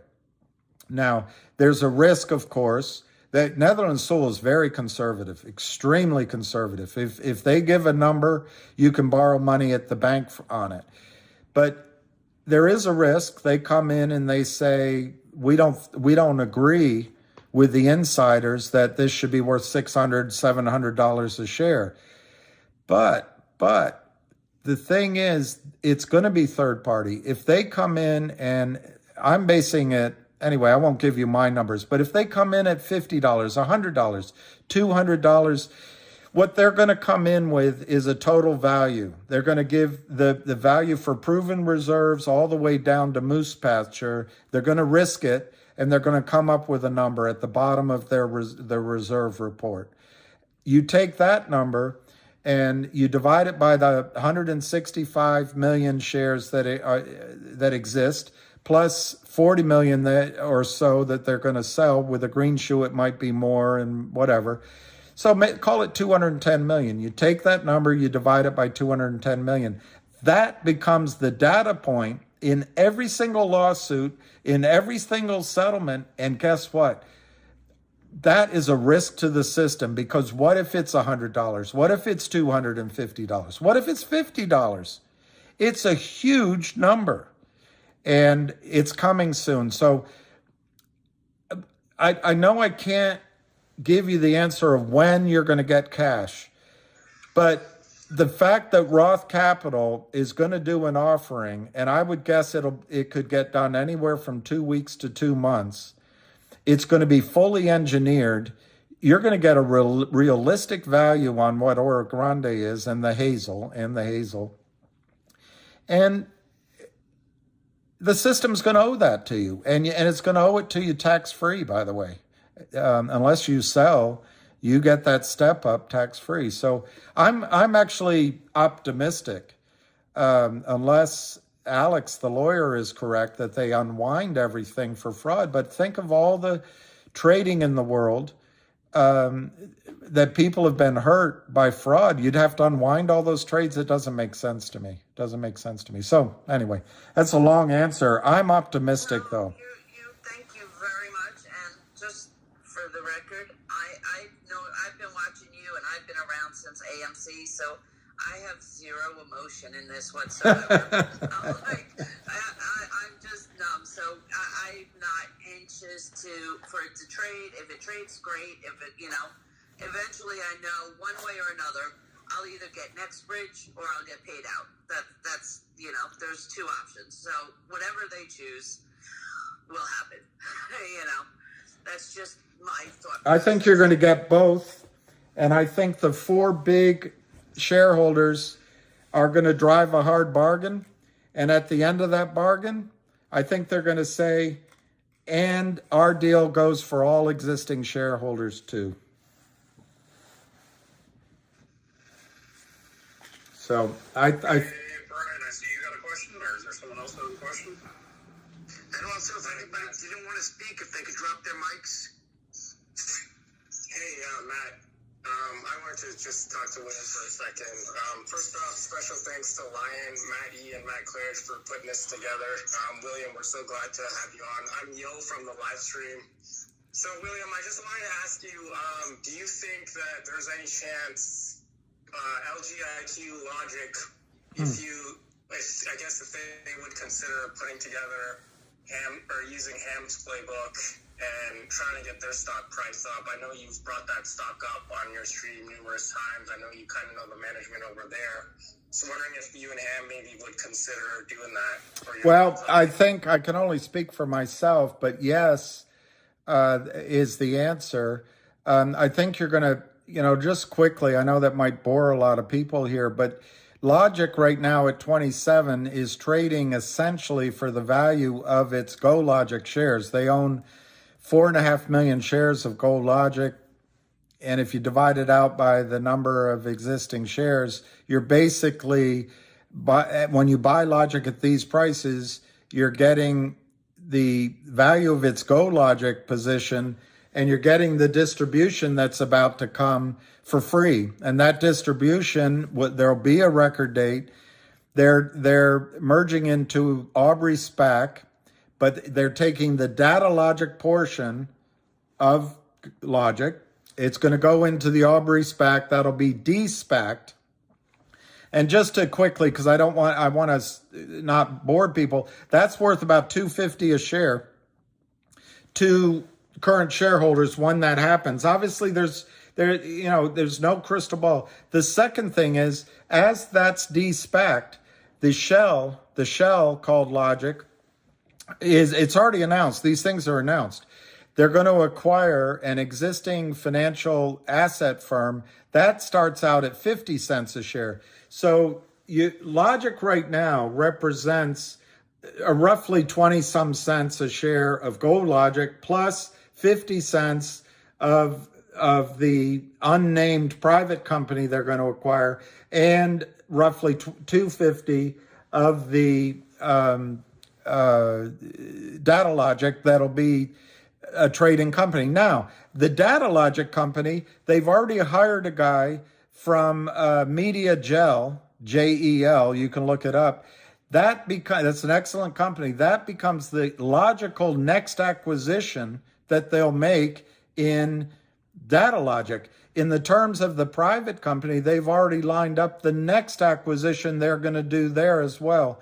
All of this is by way of saying that Logic expects combined revenues to exit this year at over 100 million. And if you use those kind of numbers as a comp, you get numbers of $10 a share, $8 to $12 a share value of Logic as it leaves this year. In terms of GoLogic, there's a lot of exciting things happening. I'll leave that off, but that's all fintech. They've got applications and asset management, and they're going to expand. They've brought a lot of talent on board. It's an exciting story. Finally, I want to say to you, what's going on right now with Logic's price, they did an offering with the Neo exchange with some of these smiling faces that come say, we're going to fund you and we're going to help you grow. Well, guess what? That was over 2 years ago. Guess what? There are a lot of shorts in there. Well, that shorting apparently is over with, but some of it might be here now. We don't know. But that apparently is past and gone. A year ago, they did a deal with Ionic. And Ionic is a different kettle of fish, but they do the same pressure as the Kramers and Lynn Partners. They're all the same. So they drove the price down. They sell it, in my opinion, they sell stock before they ever give the company money at higher prices. So they drive the price down. So they're essentially giving the company's own money, pretending to be investment bankers. But there was a clause in their deal, Ionic's deal, that they could get more shares like Pac-Man, like Mama Pac-Man, if they could if the stock went down to some number, I forget, 20 cents. And sure enough, they drove it down to 20 cents. They collected a new slug, I think it was 5 or 6 or 7 million shares of additional issuance of GoLogic shares, which they've been selling since. Now, I heard that all that was left in that was about 1.5 million shares. The other day, Ionic released their holdings as of December 31st, and it reflected 5 million shares of Logic. So that might have caused people to wonder, well, is there more stock they have to sell? Also, Ionic still has the ability, if they can drive the stock down, they can get another slug of shares now. Okay, that's the pressure on the stock. On the positive side, and you saw sort of around December 28th, the stock went over 80 cents. You saw in September the stock went over 80 cents. Both times is when Ionic let off the selling pressure. What's going on now is the company is negotiating to buy out that entire overhang that Ionic has, and they have buyers, and it's in the negotiation stage and very close to finishing. My own judgment is they are going to buy it out because Ionic is facing brinkmanship, I guess, with the company. And so I'm very optimistic on Logic, but right now there is a negotiation happening with Ionic. And Ionic, like all the other criminals, they're a different kind of thing. They think they benefit by keeping the stock down. I think that's going to disappear. Finally, there was a gentleman that left the firm to go join someone else, and his stock award was 250,000 shares. His year was up. He might have sold some too. But that's the short-term pressures. The company is aggressively addressing it, and I think you might hear news on that soon. GoLogic just announced it wants to uplist on the New York Stock Exchange, and yes is the answer to your question. Brent would be more than glad to follow the playbook that we've set, that all of us, I don't mean me, everybody has set out.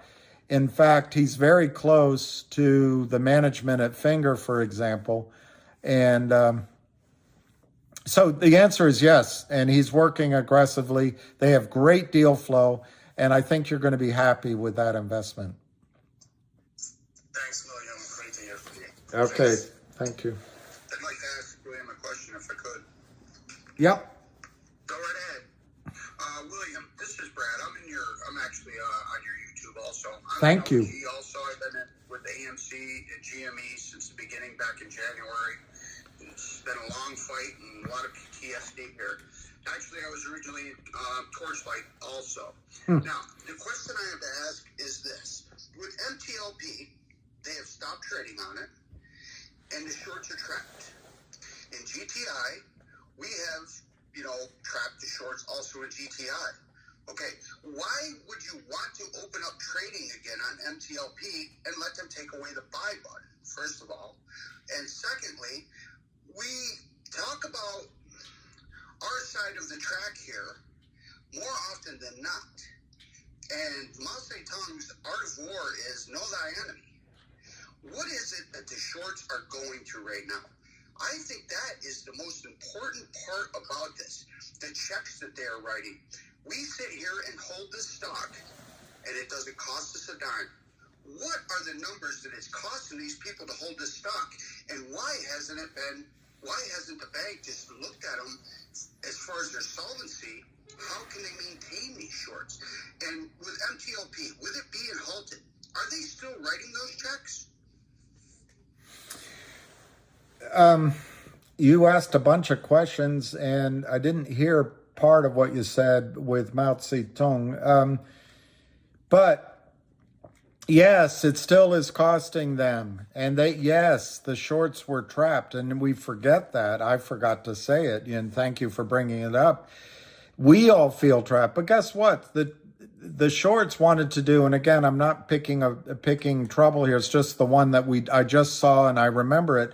Remember what COSM happened on that Friday? TD Ameritrade took away the buy button. The stock FOMO'd up. The shorts did all their games, and then they covered directly with the company, and that could happen. You're absolutely right if they open trading again. And I don't know how you protect against it other than saying closing transactions only. But then how do you get... So that's going to drop the stock price like a stone, like it did with GME. I mean, I wouldn't want trading to open back. I'm not a holder of MTLP anymore. I've since dissolved my position with that. But I just see the same thing with GME is going to happen with MTLP if they open that trading up and only allow you to close your position. What is going to cause that stock to rise? Well, I love your question, and that's my feeling as well. However, if it's 1 billion shares that they have to cover and they have to close all of it out, the settlement has to clean that all out. If the main big guys don't want to sell below, as they said on Twitter, one of the guys said, if you offer us below 600, my answer is going to be not only hell no, but hell no, and here's a lawsuit. I don't know how close they'll stick to that. But my point being, if they have to buy it all back, I have a feeling they're going to have to pay up. But I still own my MMTLP. At this point, I would have loved to see what a squeeze did. I would have loved it. But I don't think you're going to get the squeeze. Yeah, go ahead. Here's the other point that I was making. With them taking away that buy button, there's nothing that's going to cause that stock to run up unless you guys keep the trading closed and it's worked out that way. Now, that's a big board stock, if I'm not mistaken, correct? Torchlight was big board. Now, with GTIII, we're on the OTC. Can they shut down trading on this stock similar to MLTP or, Torchlight? Well, that's what David asked earlier, and the answer is no, they can't. But the fact is, they can do anything they want. But on the over-the-counter, there are no stop tradings. There's no puts and calls to offset it by. So no, I think GTIII has the potential just to go. It could be so high so quickly. But So it doesn't have the same structure as the big board at this point. So, I mean, what is it? What pain are the short sellers feeling at this point? I think it's important that we start expanding on that.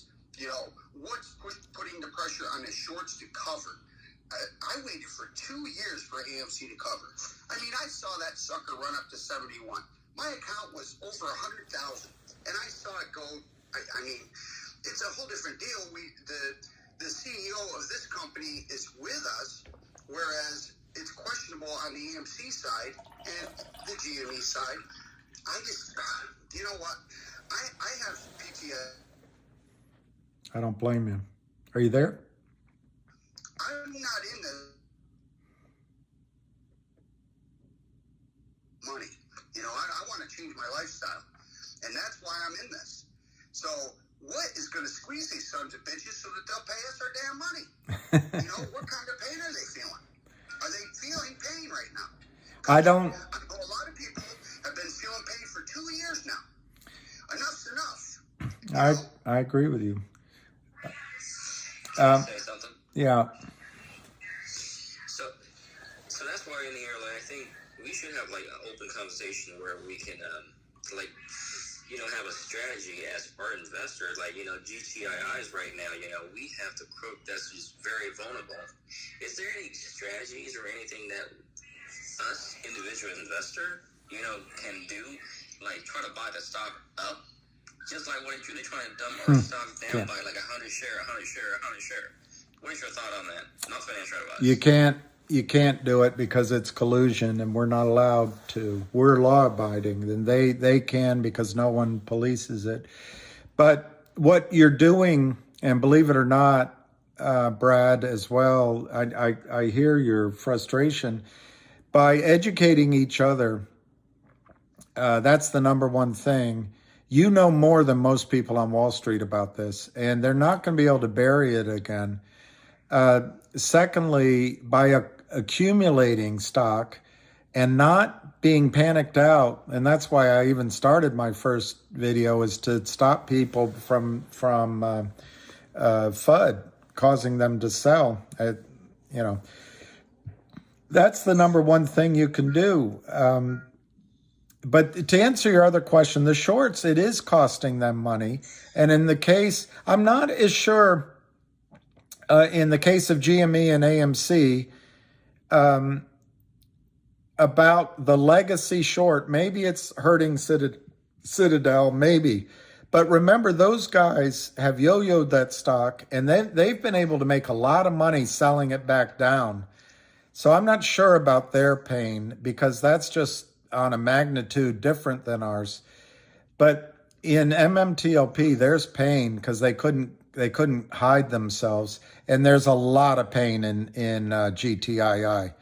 And William, I think Dee had some comment that she could assist in towards the MLP side. Okay, sorry. So Brad was asking how it can run up. If there is let's even cut the number down. Say there's 500 million shorts that need to be covered with MMTLP. Just the fact that the buy button is taken away for retail because we have to sell to the hedge funds so they can cover their shorts. So if it were to, and I'm not saying it will open again, but if the market were to open again, they need to cover every one of those shorts, because MMTLP doesn't exist anymore. It's gone. It's no longer, it's not a ticker. So just the So they're going to clear the level 2 is what you're saying, and as the level 2 clears up, it's going to rise up that way? Right, because they're going to have to be paying, but it's not going to be an open market like a squeeze play that you see. If it were to open at all, it's going to be a buy. You're going to look at the bid, you're going to look at the ask, and you decide whether or not you want to sell. If it doesn't hit my number, I'm going to... Dee, you almost finished the question I have in that situation. It depends on the rule book they create. If they take away, if they say everything has to be bought back, but they take away your right to convert into Nextbridge, what incentive do the buyers have to pay up? That it's just going to be the rule book they set up. Right. But that's what I'm saying. It's not. I don't see it opening where people can buy this anymore, because there is no MMTLP has to go away. Yeah, they have to make it disappear. Okay, so this time that you guys have gone, because they're radio silent, William, are they creating the rule book right now? Is that something that's going to be public? Is that just going out to the people who own the shares of MTLP, or how does that work? Have you ever witnessed anything like this before? I've never witnessed anything quite like this, but I do know from things I've done, and you know it too if you think about it in your lifetime. When lawyers are involved, they tell all the principals not to talk. So that's why it's radio silent. And I would imagine it's a little bit like doing a stock offering. You're just not allowed to talk while it's being discussed. But now I forgot what you said, but you made a good point in your question, and I just forgot it. So I'm sure I'll think of it in a second. The other thing I wanted to... Okay, go ahead. I was just explaining the similarities between GTII. I mean, they haven't closed down trading on that, but we are on the OTC, whereas MTLP is on the big board. Well, MMTLP really doesn't exist anymore. They'd have to create some sort of special tracking number. Nextbridge is private, and I think I think the magnitude of this problem is so massive, that the reason they're not, it's shocking people. I don't think you understand, and maybe I don't either, but Wall Street, most people on Wall Street don't know that this is going on. And I believe, I said on one of my calls, but remember, Merrill Lynch, Morgan Stanley, Wells Fargo, Goldman Sachs, these companies will not let you hold these shares in their accounts. What that means is their quality, their highest, like the Harvard of margin clerks, never see this problem.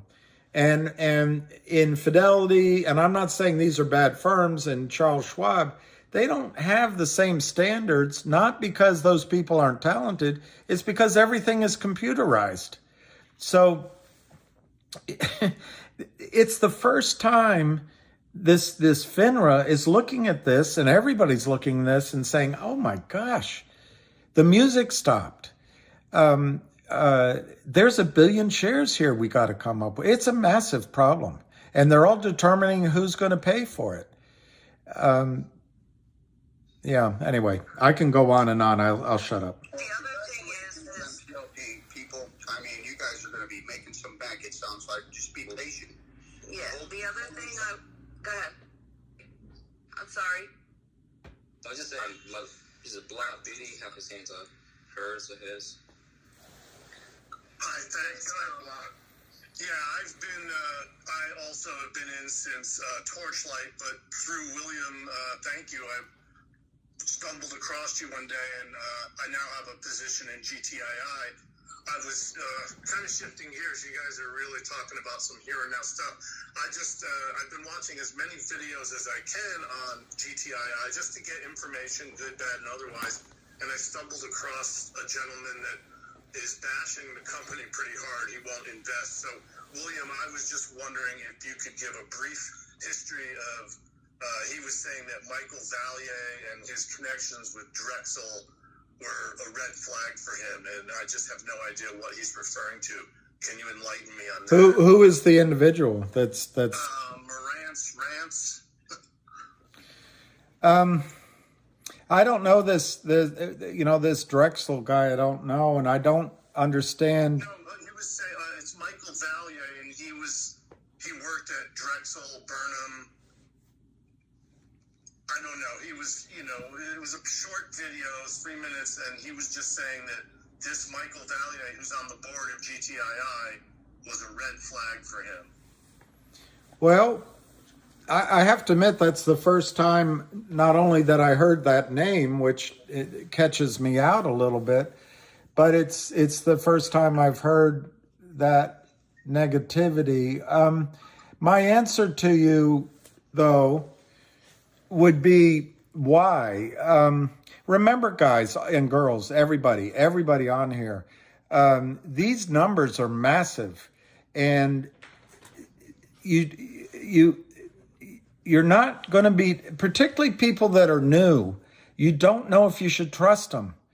And I just say that because when it's $1 billion at risk or 100 million, it's real numbers, and people will do anything to get rid of that risk. They'll say anything.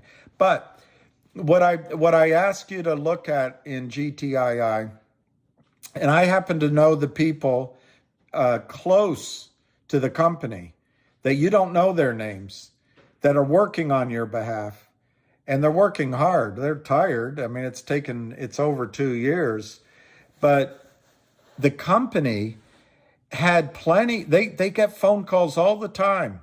They got one from Charlie Mayo, which you've heard about. Hey, Reiki, I've had a talk with the boys. We're ready. If you're ready, we're ready to talk numbers. In other words, there's a lot of these crappy pretend to be investment banks that are ready to do shitty deals with GTII. And if GTII wanted to sell you down the road, they would have already done it multiple times. They get calls all the time, and they've turned them all down. They have not pulled an Adam, whatever his last name is. They haven't done what COSM is. I'm not, again, it's just the examples I have in my brain. So the actions of GTII so far have been good. Nothing's perfect. When I first got involved with GTII, I said, it's a piece of shit company. What do they do? Well, the business model was described to me. I won't bore you unless you want to hear it. And then since that time, which is a little over 2 years ago, they've just worked day and night every week. They make news announcements trying to set what Ham calls traps to force the system to count the shares. That's all you're trying to do, is to force the system to ask for all the real shares at once. And that's what causes the squeeze. And so I know that's not I'll look up what you brought up. It's not a direct answer to your question because I don't know the guy's name, but I'm confident that the people behind GTII are doing everything they can do on your side to cause a squeeze, and they haven't sold out. Now, I mean, things can change. Price changes everything. If they got an offer at $1,000 a share, they might take it. But right now, I'm really impressed with the integrity of the people working hard because they're angry. They're angry at what is being done in Wall Street, and they want to finish these guys off. And the way to do it is to cost them money. But anyway, I'll look up what you've mentioned. I just don't have an answer. Michael Valet was posted on the thread. Dodger said he passed away in September, so that was 6 months ago. Dodger, you can trust Dodger. 6 months ago. All right, I'll look it up. And Dodger we trust. Yes, I do anyway. The other thing I just wanted to go back and touch on, I think Van Lee was saying before, what can we as retailers do to get through this? I'm not sure if you're an MMTLP, but I am. Our community. Yes, I am. Okay. So our community, I don't know if you've noticed, we're holding like a campaign this week. Everybody's been sending letters to FINRA on Monday, SEC yesterday, today was the broker, and we're going down a timeline. We're also filing complaints with the OIG. Not because we think that... I'll do that too. Brilliant. Yeah, not because it's not necessarily that we think that our voices are going to be heard. It's bringing attention. And like William said earlier, they do not want to be in a spotlight. So the more we can bring them out in that spotlight, the better. We're working on documentaries with how this play happened and the corruption of. We have Christina Copeland looking at making a documentary. She made that documentary, the Wall Street conspiracy theory movie. I don't know if anybody saw that. We have a couple of people in our community that are also working on testimonials to work on a 4-part documentary covering mostly MMTLP, but the market as a whole. So the more we can bring this out to light, the harder it's going to be for them. And that's the goal. And then Dee, just to add on to what you were saying, I think it's important, obviously, to mention your ticker so that it can be a personal story. But make sure you add on that this is a market pandemic. People need to know that this needs to be fixed so that our children and our children's children can have a marketplace. Absolutely. And when I'm this Friday, I'm going to start. I don't have enough time during the week. I don't have enough hours in the day that I'm not multitasking. But on Friday, I'm going to write up that complaint to the OIG, Office of General, whatever. They're the ones that audit the SEC. So, but I'm not going to them complaining about MMTLP. I'm doing it as the SEC has failed the entire market because I am in AMC. I'm in GTII. I'm in multiple tickers that this is happening to. So I'm taking a different avenue and filing a complaint against the SEC to the OIG as a market as a whole, that they have not protected protected the retail investor that they're supposed to do, nor have they followed their own laws that they've put into place. Dee, you're sending these letters in paper form? They're online, yes. I've been working on a letter. I've been working on it for over 2 weeks, and I never get it finished. But I just add and I'll sign your letter. But I think congressmen and women and senators and regular, if you can print it out and send it in paper, that has a big impact. Also, do you remember that the senator is Josh Hawley, right? He just came out with an act of, that congressmen or anybody working in the government that they cannot, allowed to invest in the stock market. Probably you try to contact his office too. Which senators did that? Josh Hawley, Missouri. Good for him. So right now, I think is trying to find somebody in the government that's really trying to focus on market fairness and all that. I think he's the one. Is he a D or an R? I think he's an R. Yeah, so he doesn't have a committee. No, he's in the committee. He's in the what committee he's in, but he is in one of the committees for looking at the financial system. That's a great idea. That's good. Because he's the one who's I think it's the Pelosi Act. Yeah, he's the one who wrote that. Great idea. So he's the one that I think we all should get in contact. So he's the one, Mike can bring this up and give it more bullet, to fire. It's awesome. I think it can go to everybody. But I also want to just make clear, I'm not saying don't put your specific ticker. Don't not put your specific story. You just want to make it known that this is also a system-wide situation that needs to be noticed. It's a stock pandemic. Yeah, it's a coincidence that every stock that I have in my portfolio is red, and the majority of the time. I mean, I must be a terrible trader. They just want you to put money with money managers so they can siphon off fees. They're not smarter than you are, and they're not more talented than you are. They want to make it so that you blame yourself. You are entitled to make money in the stock market, and you are entitled to make money in the dynamics of supply and demand. They've been stealing, that's all it is, counterfeiting. It's not genius.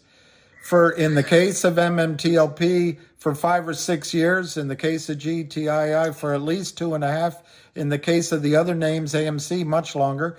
And for some reason, they feel entitled to the profits they take when they overwhelm demand with supply. You are entitled to the upside when demand overwhelms their fake supply, but the system seems to protect them. And the whole over-the-counter market is fraud. It's all fraud in the over-the-counter market. If I can add something to what William and Dee said about writing the letter. Yes, sir. It reminds me of, that movie, White Christmas with the little girl and when Santa's in court and the post office comes and dumps all the letters. Yeah. I think if we come to a consensus of some kind of a letter or something that we can all agree to, and we all print it out and we all mail in paper. I love it. My only concern there would be is if everybody takes the same letter and prints it off and puts it in an envelope, they're going to open up the envelope, toss it away. Open up the envelope, toss it away. I understand the quantity will show something, but I do think personal stories have a big impact as well. Well, I think it's got to be something where we can add to the letter, like, you email it in a PDF or something that we can edit it, like you said, and add personal connotations to it and before we send it off. I think that's a wonderful idea. Hey, is Keith or Matt sitting here, right? Remember that yesterday when we were talking about people actually commit suicide for this? Oh. Yes. The ticker? Is there any way, if you write a letter or anything to the Senate or anybody working in government, Is there any way we can find out who are the names or whatever we can give it to them so they know how serious this is? Dee, do you have any comment on that? Not really. I know he's not here. He won't be back until next week. But if we know like specific people, I don't know if you guys were on my call last weekend with Kit. He's an I don't know if he worked for DOJ or he worked higher up because he used to do law enforcement but on military. So he's not just like a street cop. But he was saying, just saying, 3 people committed suicide doesn't prove anything. If we knew of specific people, that's blood money, and that holds a lot more weight. Yeah, that's what I'm trying to say. Like, we gotta get like their personnel, like who they are, and Right, and I don't know anybody specifically by name. I've just heard, I've just heard that random, people are, but nobody's ever said, so-and-so, committed suicide. Look, I could tell you there's people that lost their farm, lost their homes, lost a lot. But in terms of losing their life, I really don't know specifics. Is there any way you can ask on an MMTLP space call or anything put under a nest?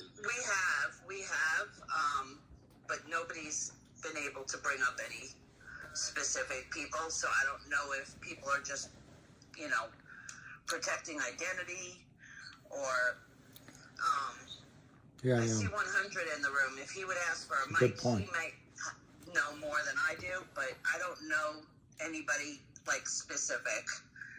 And I hold, I don't know if you guys see, I hold rooms and we usually have 300-400 people in there, and nobody's been able to come up with a specific person or story. 100, you have a mic invite, by the way. He may not be able to. It depends on what he's doing, but if he can come up, that would be great. So I don't know. I'm trying to put up in the nest, if I can find it, the OIG, it's how to file a complaint with the OIG, because you have to be, it's not just sending a complaint to the, like FINRA. Actually, Swing, who's also in here, he's very knowledgeable about it, but you have to be very specific because they don't play. Let me just see if I can get that link up there for you. Thank you, Dee. Is it the Inspector General?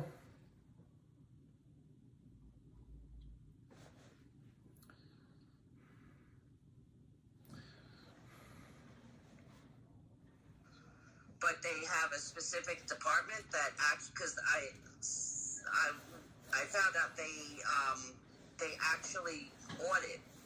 They're the ones that audit the SEC. So there's a specific department that you can file a complaint against the SEC.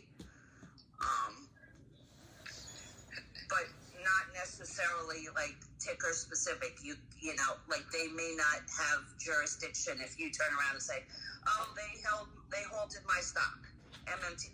But you got to make it a market wide. And then this way they look into, they will look into AMC, BBIG, all, the whole lineup of stocks. For me, I think if anything, if they try to cover or one stock, it would do like a chain reaction. So I think all of them going to fall. But so I think it's better if you focus just on one stock. See, I would agree that they're all going to fall. But I think that the point that Dee was making is they're not going to investigate if you put one stock. The better way to do it is say, listen, there's a market-wide pandemic. This is going on in all sorts of stocks. Let me tell you my story about MMTLP. Yeah. Swing can explain a lot better. He's pretty knowledgeable about this. Swing, the mic's yours. Right. The Office of Inspector General, they do very, very, very thorough work. I've worked in nuclear for a long time, and I know what type of investigations they do. They're very good at what they do.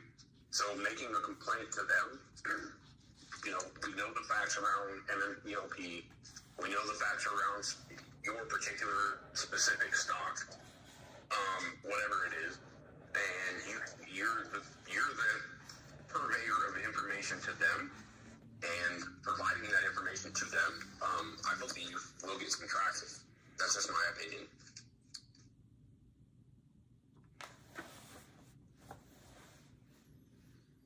I think this thing with the halting of MTLP, you guys have blazed something that is totally going to change the market forever.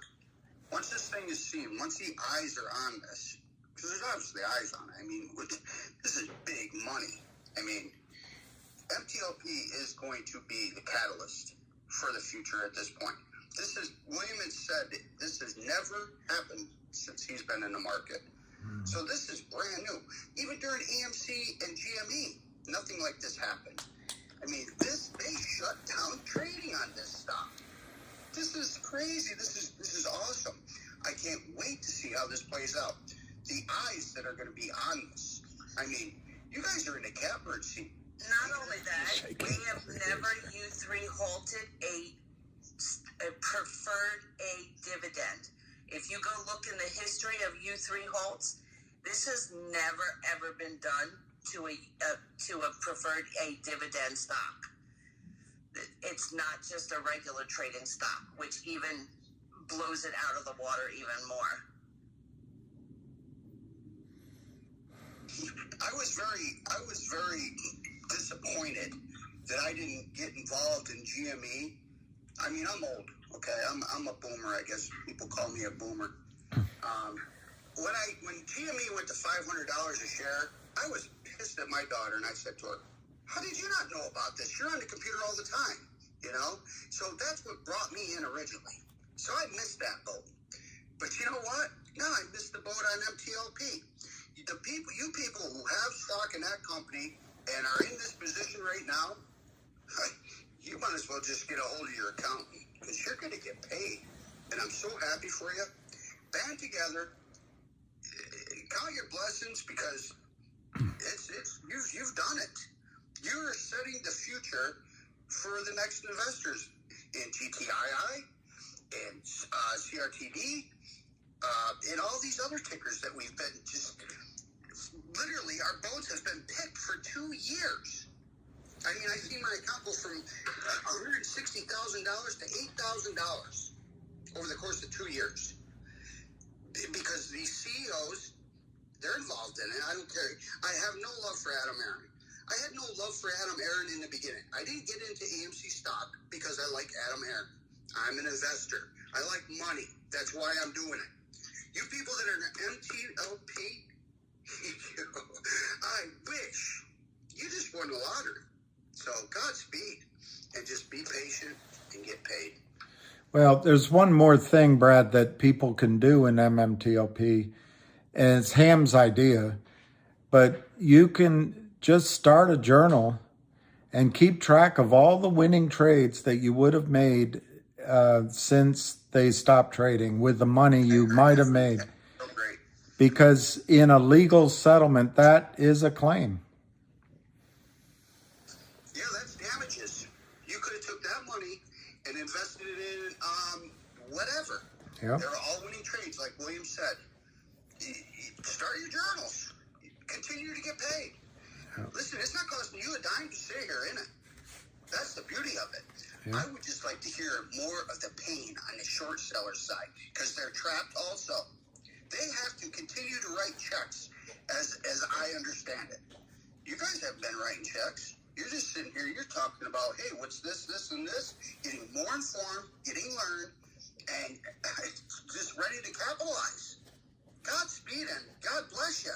You know what I'm saying? So let's expose these shorts for what they're going through right now. we know what we got here. Well, I don't, unfortunately. I wish I did. I have some MMAT or whatever, but I don't know what the deal is with that. But you people are in the catbird seat. Expose what the shorts are going through right now. Are they having a space call talking about this?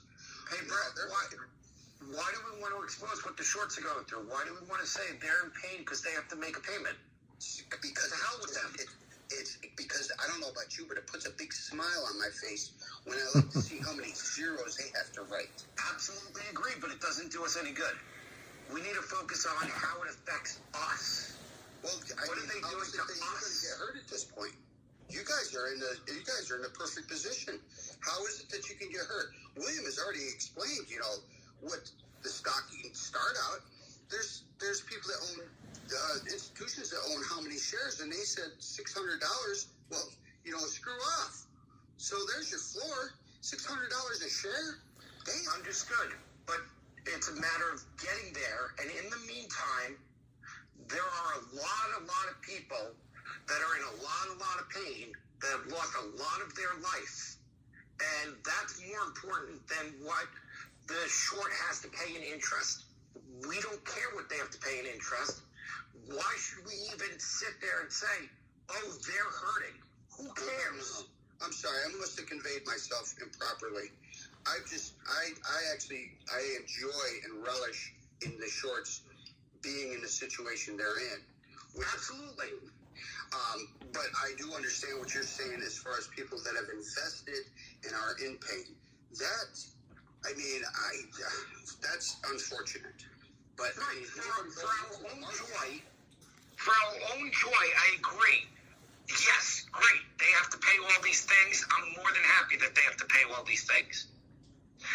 However, for us to focus on that just says, oh, look at the pain they're going through.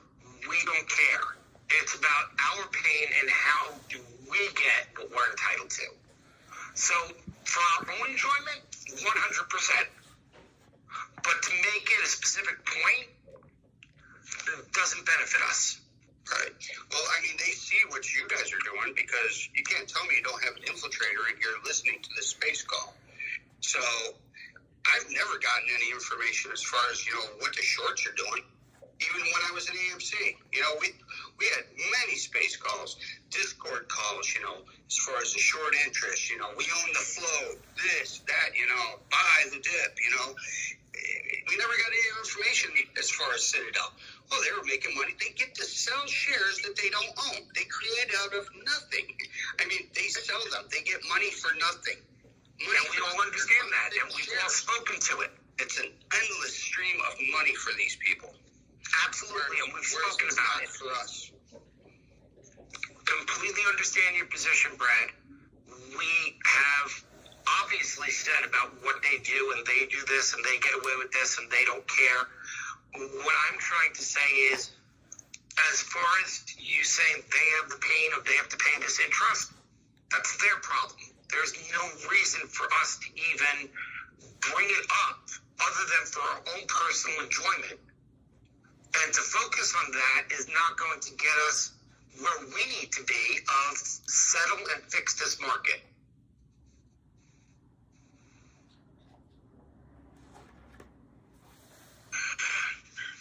GTII, can you bring up Explorer for Will at Will? He had a question for William.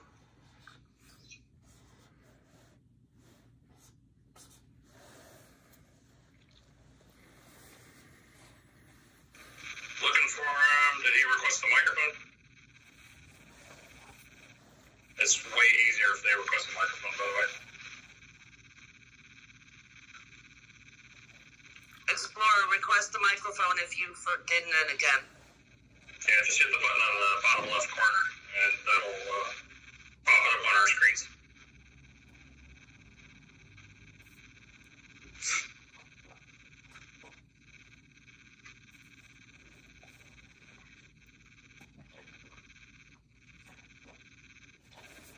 Because I think we can only see the top 50 people, so if he's not in our list, we can't even see him to bring him up. He said he requested.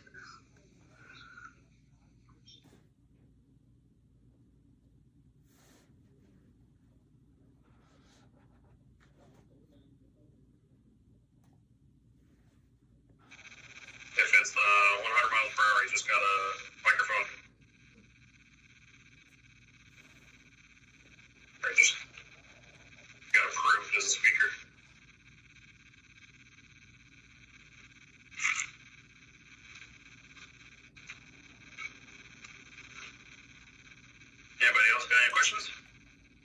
While we're trying to figure this one out. I just sent you his profile so you know who to look for. I see him. He's like on the 4th row down from me, but I don't know what yours is. Well, if it's the 100 mile per hour, it shows that he hasn't invited beautiful people. There we go. Have at. What's your question, man? Oh, I have a question. I'm just saying hi. I'm listening to the background and just stopping by and making sure that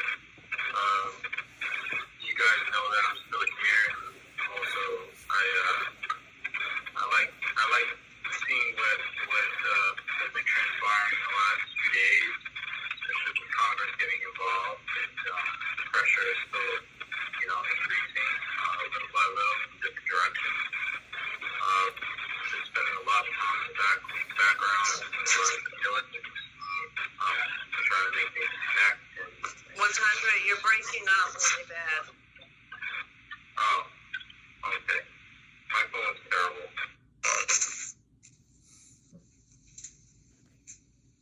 What about now? Can you hear me? Yeah. Yep. Yeah. Alright. So just spending a lot of time, doing a lot of due diligence on the back end, and very encouraged to see finally Congress is starting to get more involved, and just want to continue that pressure because I think we are in the precipice of a change, and it's a little bittersweet because there are a lot of challenges that not just in the community and other stocks, but also all the things that are transpiring around the world. So try to put things into proper perspective while not losing focus on the goal. So just want to thank you for giving me the opportunity to speak, and know that I'm always here supporting you. That's great.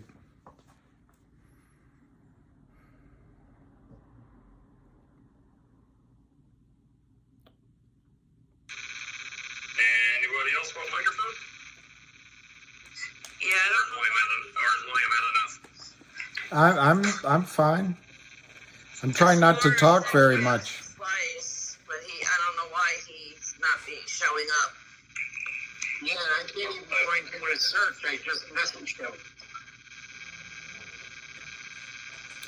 One of my I definitely want to say that I'm enjoying the forum and the back and forth. The fact that we can actually ask William questions and help him fill the time, because sometimes we'll sit there and watch him just try and fill some of the gaps. one of my dear followers just posted. I can read what she said. She said that somebody named Trading Secrets collects these stories that you're talking about, and she just wanted to let me tell you that. These stories of harm.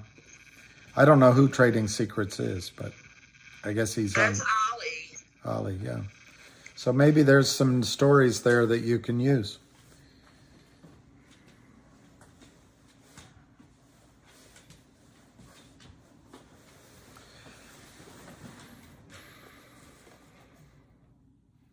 Alright, well, since you guys can't find him, Explorer, if you want to DM me the question, and I'll just ask William since I have the mic up here. YouTuber, so and he's signing off and signing back on. We'll see if we can find him. He's really good, William. So I don't know if you. Hey, a lot of you guys, I'd love to hear it. A lot of you guys are amazing. You're absolutely amazing. All right, while we're waiting, William, Yep. UFO or a distraction? UFO or a distraction, maybe both.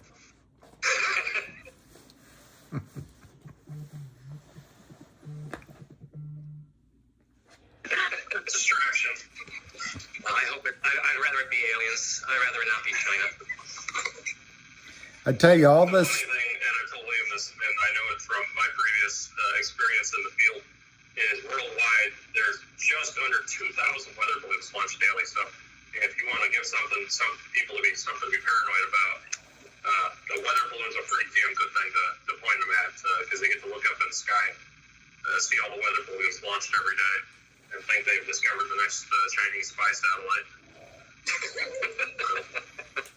When I was doing UAV work back in the very, very early 2000s, and I'm not tooting my own horn, but we were actually looking at replacing the equipment they put under those balloons, put in a UAV so you could retrieve it every day. Because right now, they launch a 6-foot balloon, it goes up, the weather takes the measurements, and then the balloon pops, and they never get the equipment back. So there's little radio songs on the bottom of every one of those balloons. So it's one of those things where you're pissing away. A balloon, all the equipment, and all that stuff, 2,000 times a day, worldwide, 365 days a year. And it's just amazing to look at that waste. How much stuff will land on people's houses? It's a very small, very lightweight box, and most people never even see them. They just land out wherever. And the thing is that they're always launched from the same place, but they can go hundreds of thousands of miles. They're only up for a couple hours usually now, so it's one of those things where you want to get people. Much residential, most people living. No, they don't care where they go, because they go up 60, 80, 100,000 feet, and then pop and then fall back down. The one I got to visit was just outside of Tampa, and it just floats across Florida. All right, now to interrupt, but we finally got it for Will. Go ahead. Hey, I appreciate you guys working through technical difficulties. William, good to talk to you. We'll keep it quick. So here is a thought. I'm an MMTLP shareholder and a GTII shareholder as well. And I've discussed about this idea on a couple of occasions, and it is a pretty big ask and a pretty big task to accomplish what I'm about to talk about. But the payoff is great as well. I'll start by saying this. For example, GameStop, right? One of the cool things that some of the shareholders did in GameStop was actually fly a banner. If you guys remember, it was all over the news, right? They flew a banner, right? The same way, if you look at what they did, even people that didn't know about GameStop started asking that question. What is that banner? Why is that plane flying that banner? And then that starts the conversation. And at that point, it's funny enough and it's intriguing enough to where all the news and mass media starts to cover it, even if they don't want to, right? It becomes one of those things where, hey, if we cover this, we're going to make money. In the same way, this was one of the things that I was thinking about, and I said, hey, what if there's a YouTube live stream that we start, somebody starts, and we say, we're going to keep this live stream running, and we're going to bring in people, keep interviewing them, and it goes on 24/7. That's the big ask. It is a monumental task to accomplish that. I talked to a few people that are YouTubers about how feasible it is. It is possible, but it is a big task. But imagine this. The longest running YouTube live stream, I believe, is probably about 20 days. But if you can run a live stream that long, right, everybody starts talking about it. If you start bringing people in, say, for example, Roger comes in, talks for a little bit from GNS, you bring Jeremy in, we have so many people, right? Ham can come in, talk about it for a little bit, and then go off. You can come in, talk about things, and go off that live stream, but the live stream continues on. You know, we can have all the spaces where, you know, Twitter spaces, people come in and just talk about stuff and then go off, and we keep this running 24/7, right? At some point, even the mass media will have a hard time not covering this. At some point, it is going to become a phenomenon. At some point, if we can manage to run this, say, for example, you get to 16 days, 10 days, 16 days, 17 days, you get, the closer you get to, you know, hey, Have you heard about this live stream on YouTube that has been going on for like 15 days straight, and people just come in there and talk about stuff? What the hell is that? And then it starts hitting all the TV stations, all the mass media. Everybody starts talking about it, right? It's a big ask. It is a monumental task to do this. But the concept here, and we don't have to do exactly this YouTube thing, right? That's why I gave the example of the GameStop, where they flew an airplane with a message, right? It could be anything unrelated, but the concept is you do something that will get eyeballs. And through those eyeballs, we pass our message. We deliver our goods. What do you think about that? Glad to help you out. No, I think it's a good idea. But I ask a more fundamental question, and is what is our goal here? And I have both goals. But is our goal to change the system or make some money for ourselves? And the reason I ask this is doing anything that causes a lot of attention buys time for the criminals. And if the problem gets bigger and bigger to Congress, they shut the market down. I would like to see you explore, and the rest of you guys have a payday, and then we can do all these things. But I'm not saying it's I'm not saying don't do it. I would like to see us, I'm not saying focus on one stock, but I would like to see a squeeze occur. And maybe there's no answer. Maybe you have to do both at the same time. But what stops this, in my judgment, is when a prime broker goes down or a bank goes down. When it goes to lawyers and Congress and journalists, it just buys time. And then they send another balloon over Kim Kardashian and Kanye West. So William, here's the indirect way that I was thinking about how this could help. For MMTLP situation, right, it brings light. But so, for example, for GTII, right, one of the things that can push our stock is volume, right? The more eyeballs that get on this, the more people that start to realize, hey, look at Ham. Ham's been, nonstop, just going at it, right? What he's trying to accomplish is two things. One, bring awareness, and two, he is trying to shout as loud as he can. In my opinion, I believe his second goal is to get more people engaged and know that, hey, you can make money in the stock. And so it's the same concept here. If you actually get this on mass media and people are, they start asking questions, right? Let's say I'm the one who's running the YouTube live stream, right? And somehow I managed to get an interview on live TV. And they ask me the first question, why are you doing this, right? That is my opportunity. I get 60 seconds to deliver a powerful message that accomplishes two things. One, fix the system. Two, to pass the message to everybody saying, jump in, fellas, you can make money. Well, and when you do that, right, when you're able to tell them that, go ahead. Sorry. Well, no, you're making a good point, but remember Gary Gensler, glib Gary Gensler, he's already telling Congress he's fixing the system. And of course, he's just addressing things on the margin like payment for order flow. It sounds good. So, yeah, I'm not trying to be negative. I just wish we could get purchase on one of these squeezes.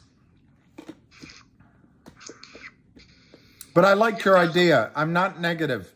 I I was asking you what's our broader purpose. And I think the more we educate, the more people get involved, the system will get fixed. But I don't think the United States government has enough money to pay off every short squeeze that's going to occur. So I would just love to be part of one of the first 3 or 4 or 5 or 6 of them. And more importantly, I'd like you to be part of it so that you become independent. I really appreciate it, William. Thank you so much. It's more of a philosophical thing. I love your idea, and I'm not dismissing it. I'm going to think about it. There's got to be a way. Maybe it doesn't have to be 24 hours a day, but maybe I'll think about it. We'll come up with a way to do it. And William, it doesn't even have to be YouTube. It's just the idea of doing something so unrelated that captures the imagination of a very massive, large-scale audience. My idea, my idea is different than yours, and I'm still formulating it, and I'm going to pursue it. Someone corrected me. His name is Pete Sessions. I've been to his office. I don't particularly know him that well, but I think I can get into him. He's on the House Finance Committee. I'm just thinking, what if we all descended on Congress and had the ear of some congressmen and women, like Anna Paulina Luna, or I don't want to bring politics in it, but these people that seem to have the integrity and are not afraid to speak up. Anyway, that's one of my ideas. But I find I run out of energy focusing on GTII and these other questions each day. 100. Mike is yours. Yeah, I love the idea, and I just want to make the suggestion that whatever your messaging is going to be, whether you choose to use illegal naked short selling or not, the legal term should be forced settlement of shares, and then you include either the SEC, FINRA, or you can just substitute those governing agencies to the stock market to grab the attention, because everybody knows what the stock market is, right? So forced settlement of shares needs to be part of that message, and you'll get multiple eyes from different perspectives involved. So just wanted to bring it out there. I think your point about a message is excellent, because I deal on Wall Street. I deal with people that do this all the time. When they hear naked short, they hear a strategy. When they hear somebody complaining about one stock, they think, well, you took your chance. What do why should I help you? So you're absolutely right. We need to have a specific, and in fact, I would go further, and I'm sure there's people on this call that are trained in messaging. Whatever our message is, if we all do it together all the time, and it's 1, 2, 3 things, then it sinks no more than that, because most people, their eyes glaze over. But if it's 1, 2, or 3 things, they remember it. Anyway, I like your point about the message. It's excellent.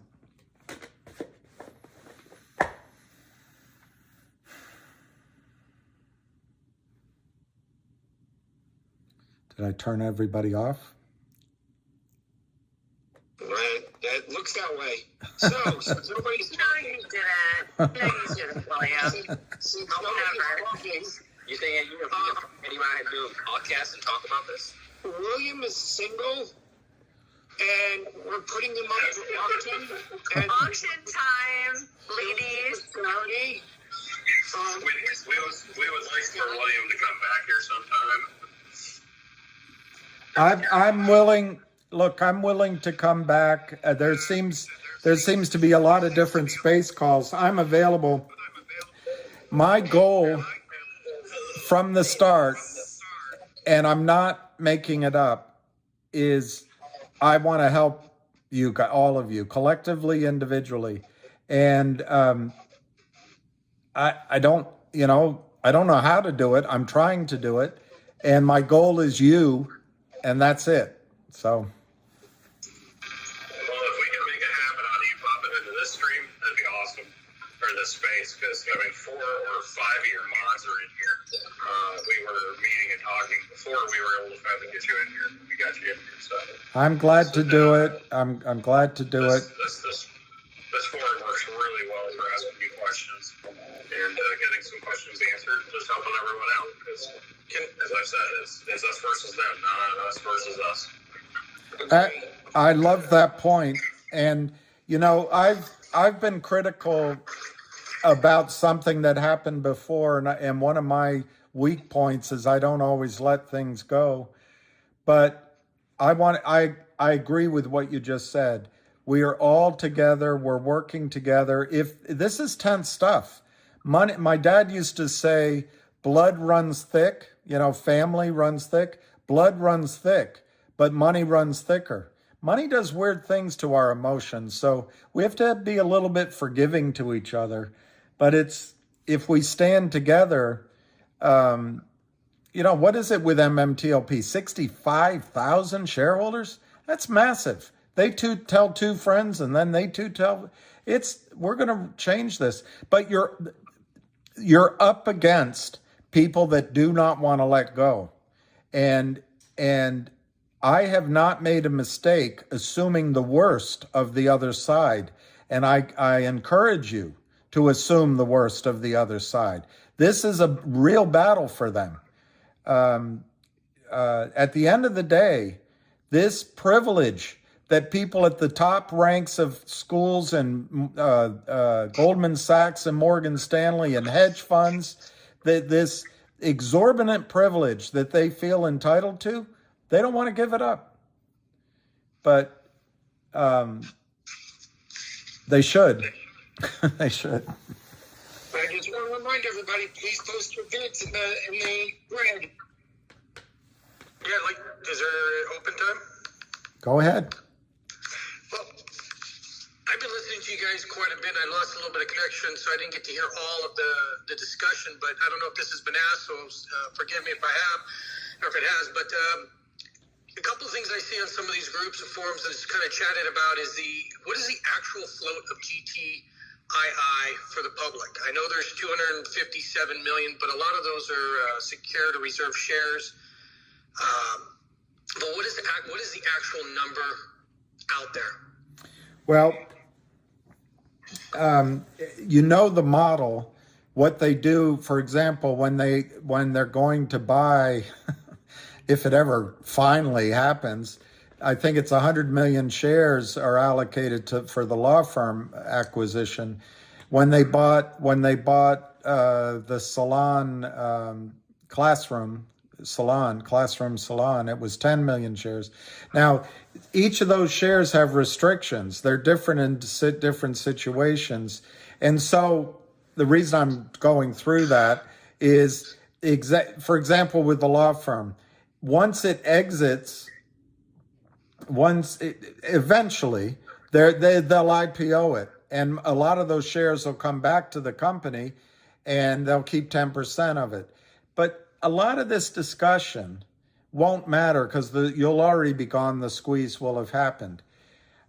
I think the number that you're looking for is most closely related to the most accurate number I can give you, which has changed. But when they did the warrant at $2.75, it most closely tracked what was out there, and it was roughly 33 million. They issued like 3.3 million or something like that. So I would say the number I use is around 35 million now. It used to be lower. It used to be 20, 25 million.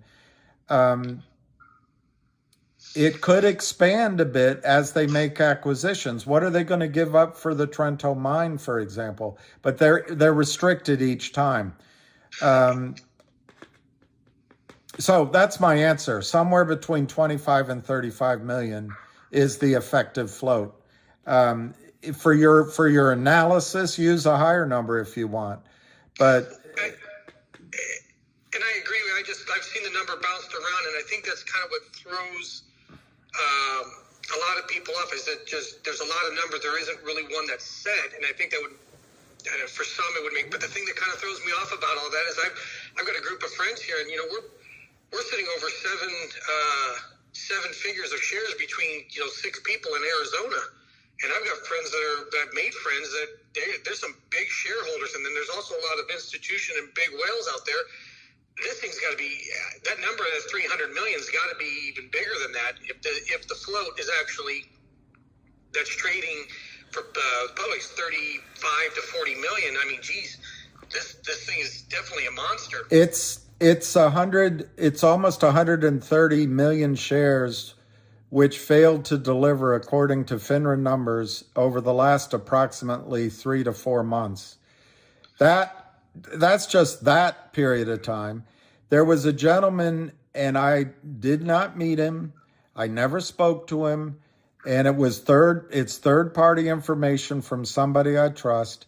But there was a Wall Street gentleman, his name was either Josh or James or something like that, who did a study of the total naked, criminal short, the counterfeit shares, including when GTII was called Treetop Enterprises or something. And the number he came up with was something like 425 million over a year ago. Over a year ago, he came up with that number. So you might be right that the total counterfeit, and it all comes back to life, by the way. None of it disappears. The number could be much higher. For me, I think 325 is a good start. That's 10 times what I think the realistic float is. Okay.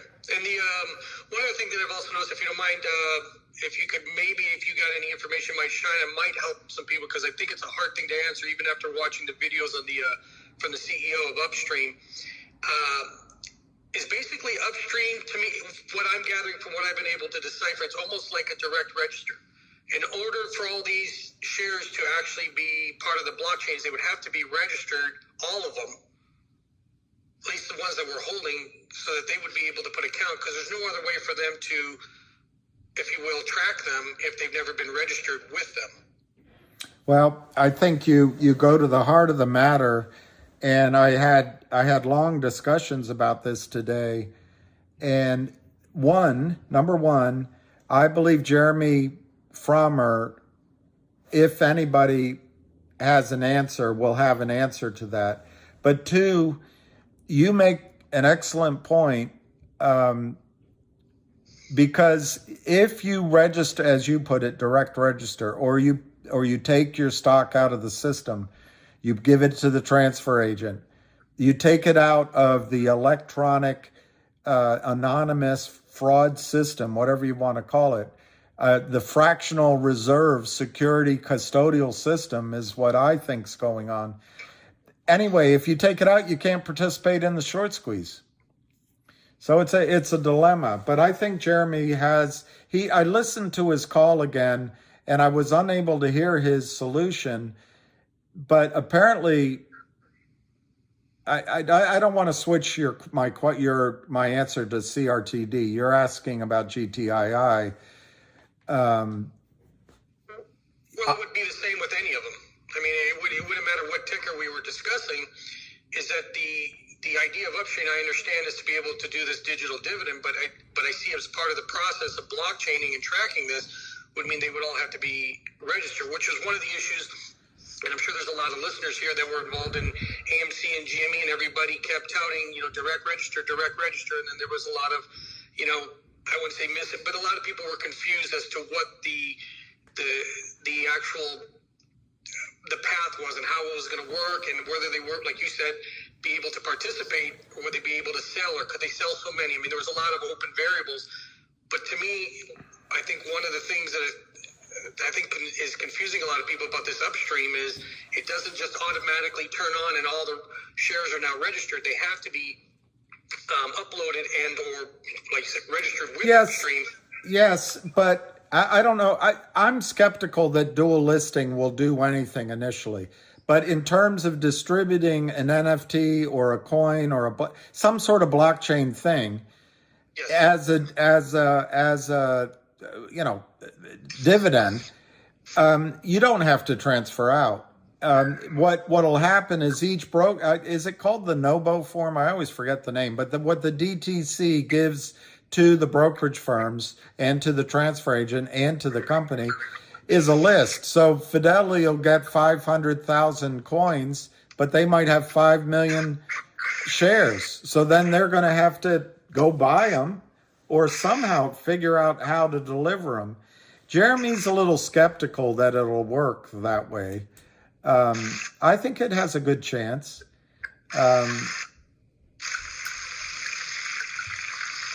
But anyway, I ultimately, let me ask you a question, since you seem to know what you're talking about. Do you think it's credible that in an era of high-speed computers in everything, from booking airlines, tracking mileage, concert tickets, tracking Venmo, tracking your credit cards, do you think it's credible that the brokerage firms don't have computers that can track every single share and every single trade? To me, it's not credible. And I'll answer my own question, then I'll let you talk. But it seems to me the system is set up this way because it benefits somebody, and they're going to fight hard back against it. But anyway. I can absolutely agree with you. I mean, why would they want to give up the transparency? Because, the more we know, that's the less they make. And I agree with you. I mean, there is no rhyme or reason if these guys have, I can't remember whatever Citadel's program is, Skynet. If they've got all these programs and they're willing to spend these kind of hundreds of millions of dollars for these algos and programs, they absolutely, this is.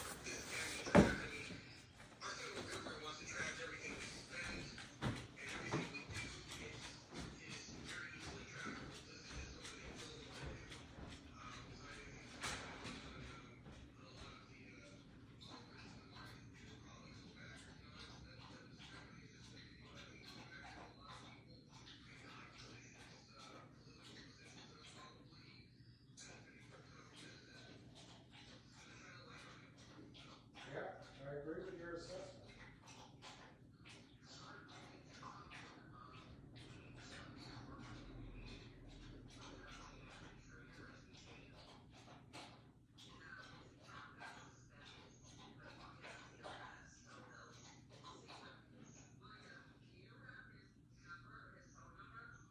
I do, but yeah, I can't. I will.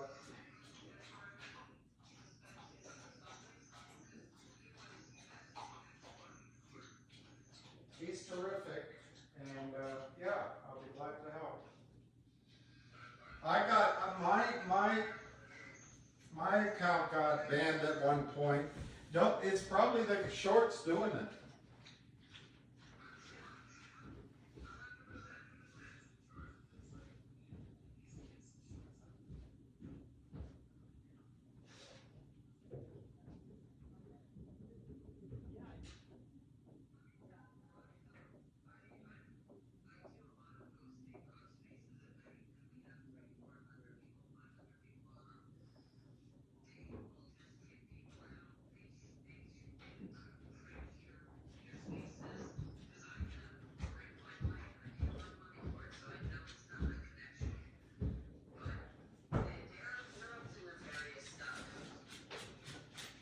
Well, that shows you how much money's involved. It also shows you the stakes of the game, and it shows you how desperate they are right now.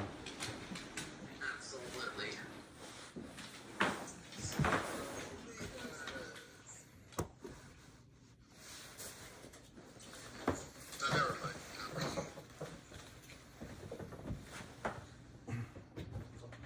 Is nobody speaking? I'm not hearing it. No, nobody's speaking.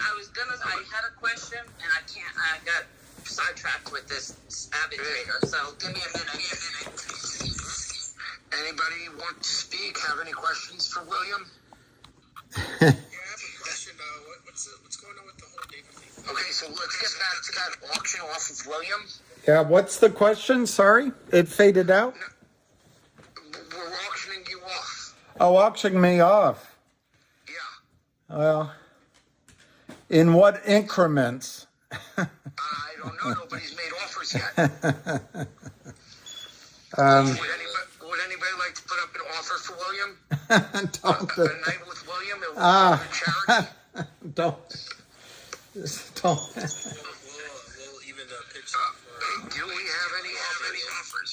the Holiday Inn in Times Square. I'll do 25 shares of MMTLP. guys. I'll do 100 offer. Ooh. Look at that. Who's gonna offer me? Do I hear 101 For me. I can't see For William. I can't see who's doing it, but that's all right. I don't get an offer like that. Do I hear 101? Anybody? Somebody? And this is $100 for all of us to hang out with William in DC. Bring him to New York. I'm offering up a personal date with him.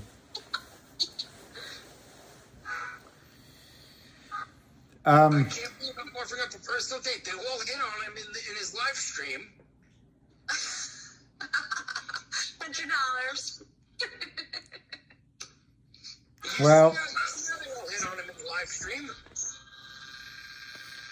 Come on, D. You made a lot of money on your calls and puts on the spy. Let's go. Come on, D. one woman on my live is saying I'm priceless. Don't make me hit the mute all button. So, yes. Yeah, I can't tell who's doing the feedback. I don't know if it's Maddie or who the heck's doing it. Hang on, I'm going to mute myself and say. All I know, I don't want to pay $100. I just want to drive 6 hours down to DC so I can help William run his stream from his house. I would love that. I need to get a. Get you some decent Wi-Fi set up and a nice computer set up. I want to. Yeah, I'd love to set up a studio. Let's do that. I'm good. I'm good with that. We'll make it happen. So yeah, if there's, I don't know, I'm available, but my dog is begging me to take him on a walk. So No, it's a lucky time. We know that. if there's more questions, I'll try to answer. But Well, our biggest what? we can do these spaces more. Yeah, I can't hear what you're saying. What's the best way to get a hold of you? The bat signal. Best way to get a hold of you, William. The bat signal. I'm learning. I'm not good at these direct messages. I'd rather not put out my phone number on this call. But I can maybe somebody here I can start talking with that I can share it with. D, there was at the SEC meeting, there was a gentleman, I raised my hand and suggested, is there a way we can all stay together? And there was a quite diligent guy that was taking everybody's name and emails and phone numbers. Did that ever go anywhere? Straight to the FBI. Anyway, If you want, William, I know you're not good at DMs. You could DM me because I have a lot of the connections to most of the MMTLP, and I follow GTII, so he has connections with GTII, like space. is that look at me? I'm Sandra D. Yes. All right. D, Yeah, but there's. what's your bid first? What? What is your bid? 3 hours on a space call, on one of my space calls. No. we have $100 bid. If you want his number, you gotta pay. No, come on, guys. Well,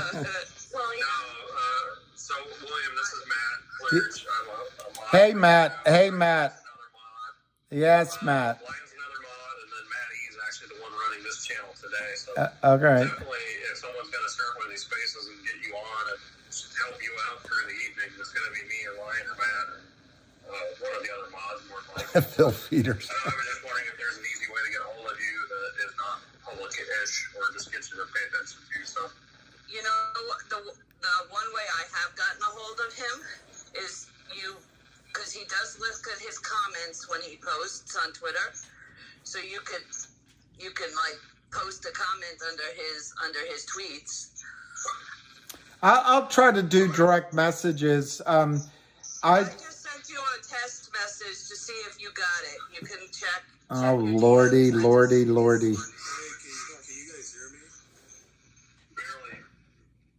Man, I guess my phone speaker sucks ass.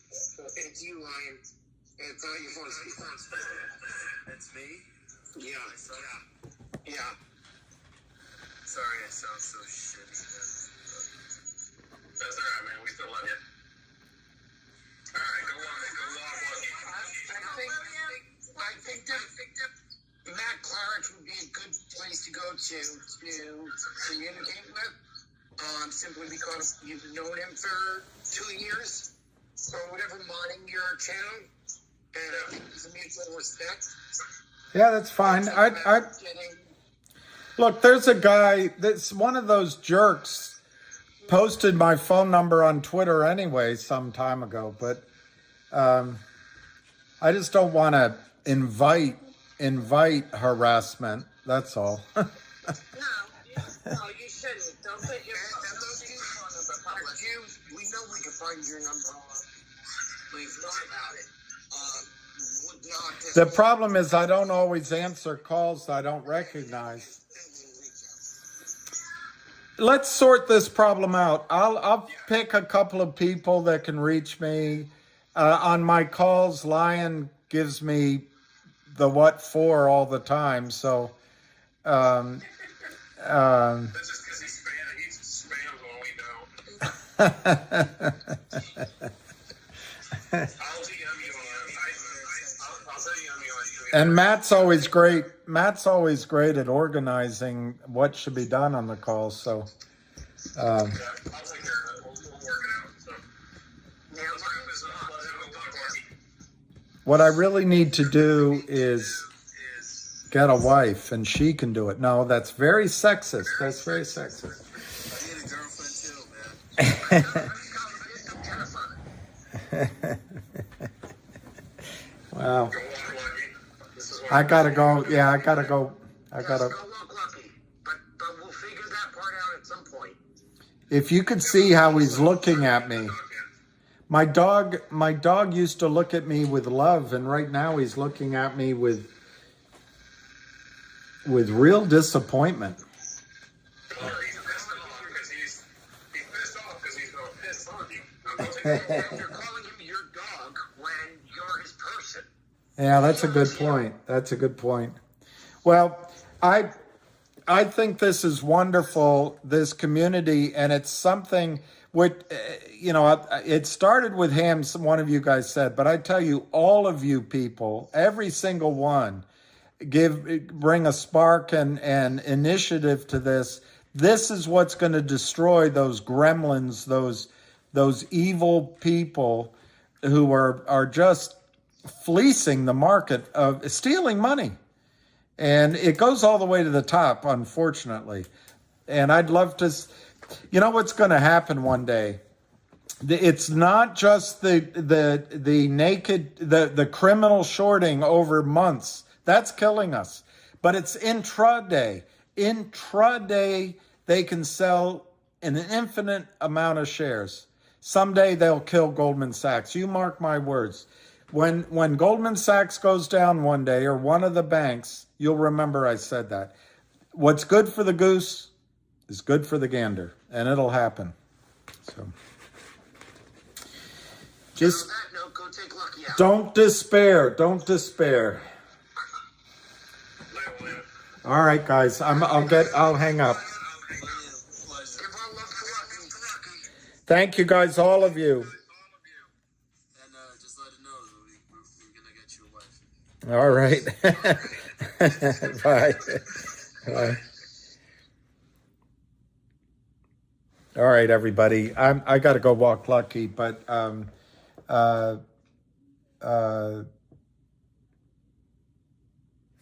me. I'm gonna go. I got to get a high IT guy. Hey, Farhan. You guys are all amazing, but I've got to walk hey, Colby, Cryptic. I'm going to call and find out what's going on with Alia.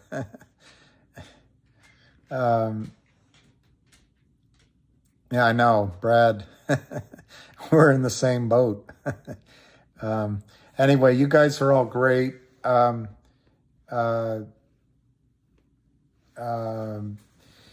Please, just remember this, it's not all going to be dark forever. And we'll get through it. We'll get through it. So, as Nixon would say, you guys don't remember Nixon. He was an odd guy.